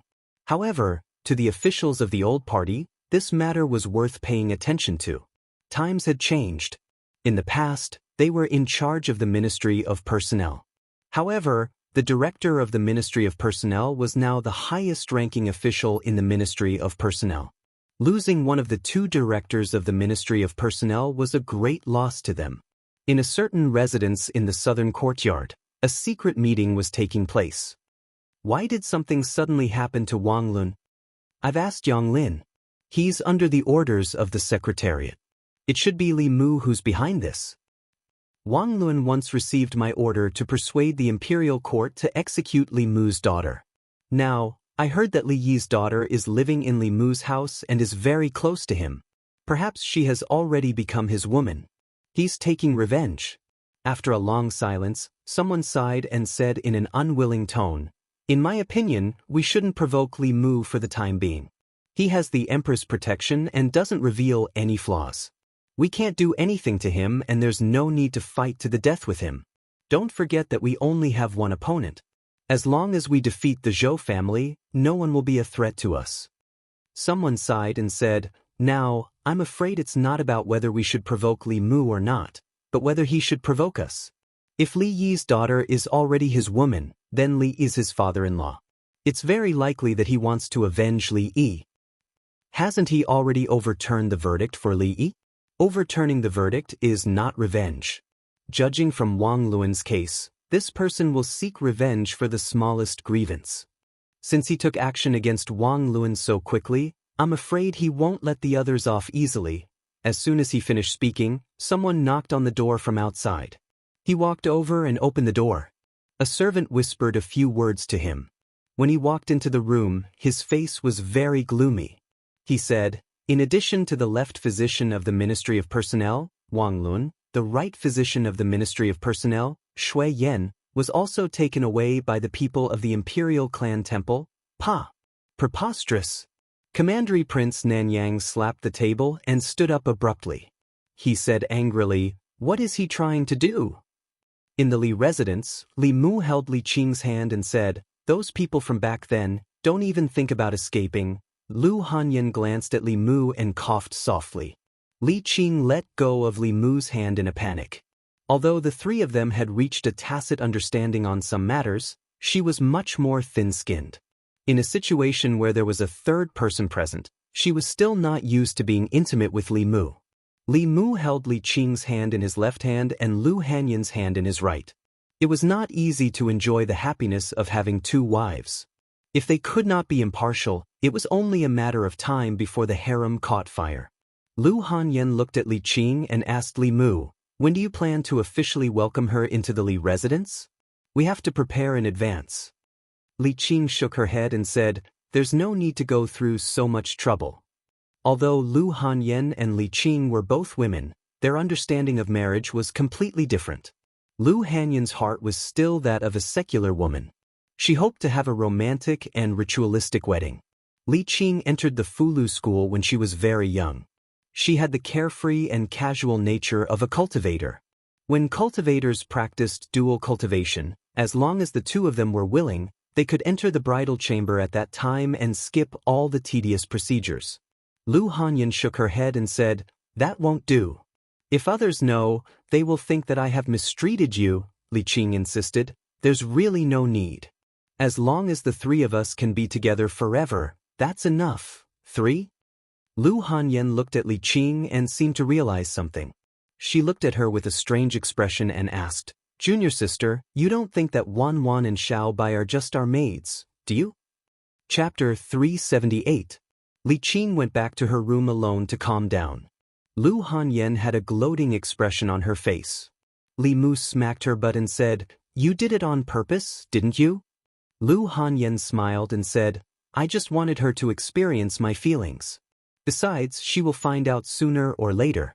If I don't tell her, will you tell her yourself?" The eldest madam of the Li family did it for revenge. Because of Li Qing, she had cried a lot in the past. Li Qing had wronged her, so she wanted to use Wan and Xiaobai to take revenge. She was still the petty Lu Hanyan. But she was also the Lu Hanyan that Li Mu liked. For many things, it was more appropriate for her to speak to Li Qing than Li Mu. After thinking this through, Li Mu put his arm around her and rubbed the place where he had just hit her. He said, "Does it hurt?" Lu Hanyan blushed and slapped his hand away. She said, "Behave yourself. Wan and Xiaobai are still over there." Li Mu looked over. The two girls who were sitting together on the swing immediately covered their faces with their hands. Their eyes peeked through the gaps between their fingers. Li Mu moved his hand away and said angrily, "Children shouldn't poke their noses into adult affairs. I'm not a child anymore. I'm not a child anymore." Wan and Xiaobai tried to defend themselves. Li Mu waved his hand and said, Go back to your room to play." Although they were not young in some areas, they were still under 18 years old. As long as they were not over 18 years old in Li Mu's eyes, they were different from Lu Hanyan and Li Qing. Li Mu could hold Xiaobai's original body, but as long as she transformed, he would feel guilty. Wan was the same. She had not changed much in the past 2 years. She was still greedy and playful. The only change was that her eyes were more seductive. As long as one looked into her eyes, one's soul would be sucked in. Little White and Wan were soul seducers and soul catchers respectively. When the two beauties worked together, even Li Mu could not withstand them sometimes. Li Qing was alone in the room. Lu Hanyan was full of satisfaction after getting her revenge. She went to the great music bar to find her friends. She planned to buy the whole place and was discussing the price with the owner. Li Mu had nothing to do, so he watched Wan and Xiaobai play aeroplane chess in the courtyard. Before the game, they had agreed that the loser would have to warm the bed next time Li Mu slept in the study. Li Mu watched for almost an hour. They were still playing aeroplane chess. While he was bored to death, something in the space of the flask heavens suddenly moved. Li Mu stretched out his hand, and the spiritual snail appeared in his hand. "Come to the Chengel Palace." Only this sentence came from the spiritual snail, and then there was no more sound. In the past few days, he couldn't even take care of his family. He was immersed in his women and completely forgot about the Empress. 15 minutes later, Li Mu appeared in the Chengel Palace. He bowed and asked, "Your Majesty, what are your orders?" The Empress threw him a token and said, "From now on, you are the deputy commander of the Bamboo Guards. You will be in charge of the Bamboo Guards together with Ali." The Empress had 4 internal guards. Their names were Mei, Lan, Du, and Ju. The 4 guards had different names, and their functions were also different. The Mei guards were in Shindu. They were in charge of monitoring the officials. The commander was Mr. Mei. The Lan guards were scattered in various counties. Their job was to monitor the local officials. Li Mu had never seen their commander before. The Bamboo Guards were a special operation organization. They were in charge of carrying out special tasks, such as investigating rebels under the Empress orders. The commander was Shangguanli. The Jew Guards were the most mysterious of the 4 guards. It was said that they were in charge of intelligence. They had spies in the Demon Nation, the Ghost Realm, and even the Demon Sect. Li Mu took the token and didn't waste any time. He said, "Yes, Your Majesty." He was very clear about his position. He was a brick. He would be wherever the Empress wanted him to be. However, the Empress had inexplicably summoned him here and only gave him a token. After that, there was nothing else. She could have asked Lord Mei to pass this token to him. There was no need for her to make a special trip. After taking the token, Li Mu didn't stay for long. He walked out of Chengel Palace and said to Shangguan Li, "Commander Shangguan, I have other things to do during this time. I'll need you to take care of the Bamboo Guards." Shangguan Li said lightly, "When you're not here, I'm the only one in charge of the Bamboo Guards." Since Shangguan Li didn't have any objections, Li Mu could focus on his own matters. After leaving Chengal Palace, he went straight back to Chengal Palace. Zhou Yi looked at the pile of memorials on the table and said, "Look, there's only one more woman by their side, and they don't even care about national affairs. They don't go to the imperial kitchen, and they don't come to Chengal Palace. I should forbid them from taking concubines." Seeing that the Empress's attitude towards Li Mu was becoming more and more strange, Mr. May's face was bitter, but he couldn't say anything. In the Imperial Secretariat, Li Mu sneezed for no reason and crossed out 2 names on the list on the table. Lu Yi walked in from outside and put a few oranges on the table in front of Li Mu. He smiled and said, "Sir Li, these are oranges from my hometown. Although they're not as sweet and delicious as the tribute oranges, they still taste pretty good. You can take them back and try them." Zhongjuan didn't produce oranges. In the past, there were people who transplanted them and used their mana to carefully cultivate them. However, the fruit was small and bitter, so no one tried it again. This kind of fruit was usually transported from the southern counties. The price was ridiculously high, and it wasn't something that ordinary people could afford. Li Mu smiled and said, "Thank you, Sir Lu." Lu Yi had eaten Li Mu's tribute oranges before, so he only came to return the favor. He said, "You're welcome." He was about to leave when he saw a piece of paper on Li Mu's table. He asked, "What's this?" Li Mu said casually, "Oh, this. I have nothing to do, so I practice writing. Sir Li is really elegant." Lu Yi smiled and complimented him. He left Li Mu's office, but he couldn't help but be curious. Who would practice writing using a person's name? Wang Lin, Qianlong, seemed to be the left and right doctors of the Ministry of Rites. The names after that, Ai Tong, Wuxia, Xianxia, sounded familiar. They seemed to be the officials of the Imperial Court, Morning Court. A few days ago, the Imperial Court was in turmoil, and there was a big change that hadn't been seen for many years. Today, the change that affected countless officials finally calmed down. The Morning Court regained its tranquility. But soon, some officials found that the court today seemed to be too quiet, as if there were suddenly a lot of people missing. Some of the officials looked around and saw that there were indeed some empty seats in front, behind, left, and right. In the Ziwei Palace, the positions of the officials were fixed. The 3 provinces, 6 ministries, and 9 temples. The ministers, assistant ministers, doctors, ministers, and junior ministers all had their own positions. These positions were fixed. Every morning, it was clear who was absent. Today, there were many gaps in the neat line of officials. There were no empty seats for officials above the 4th rank in front of the palace. But starting from the middle of the palace, there were more empty seats for officials. There was almost 1 empty seat for every 2 people. In total, there were more than 20 officials who didn't come to the morning court today. Even if they asked for leave, it was impossible for 20 officials to ask for leave at the same time. Moreover, the officials in those officials' offices didn't have the approval of their superiors.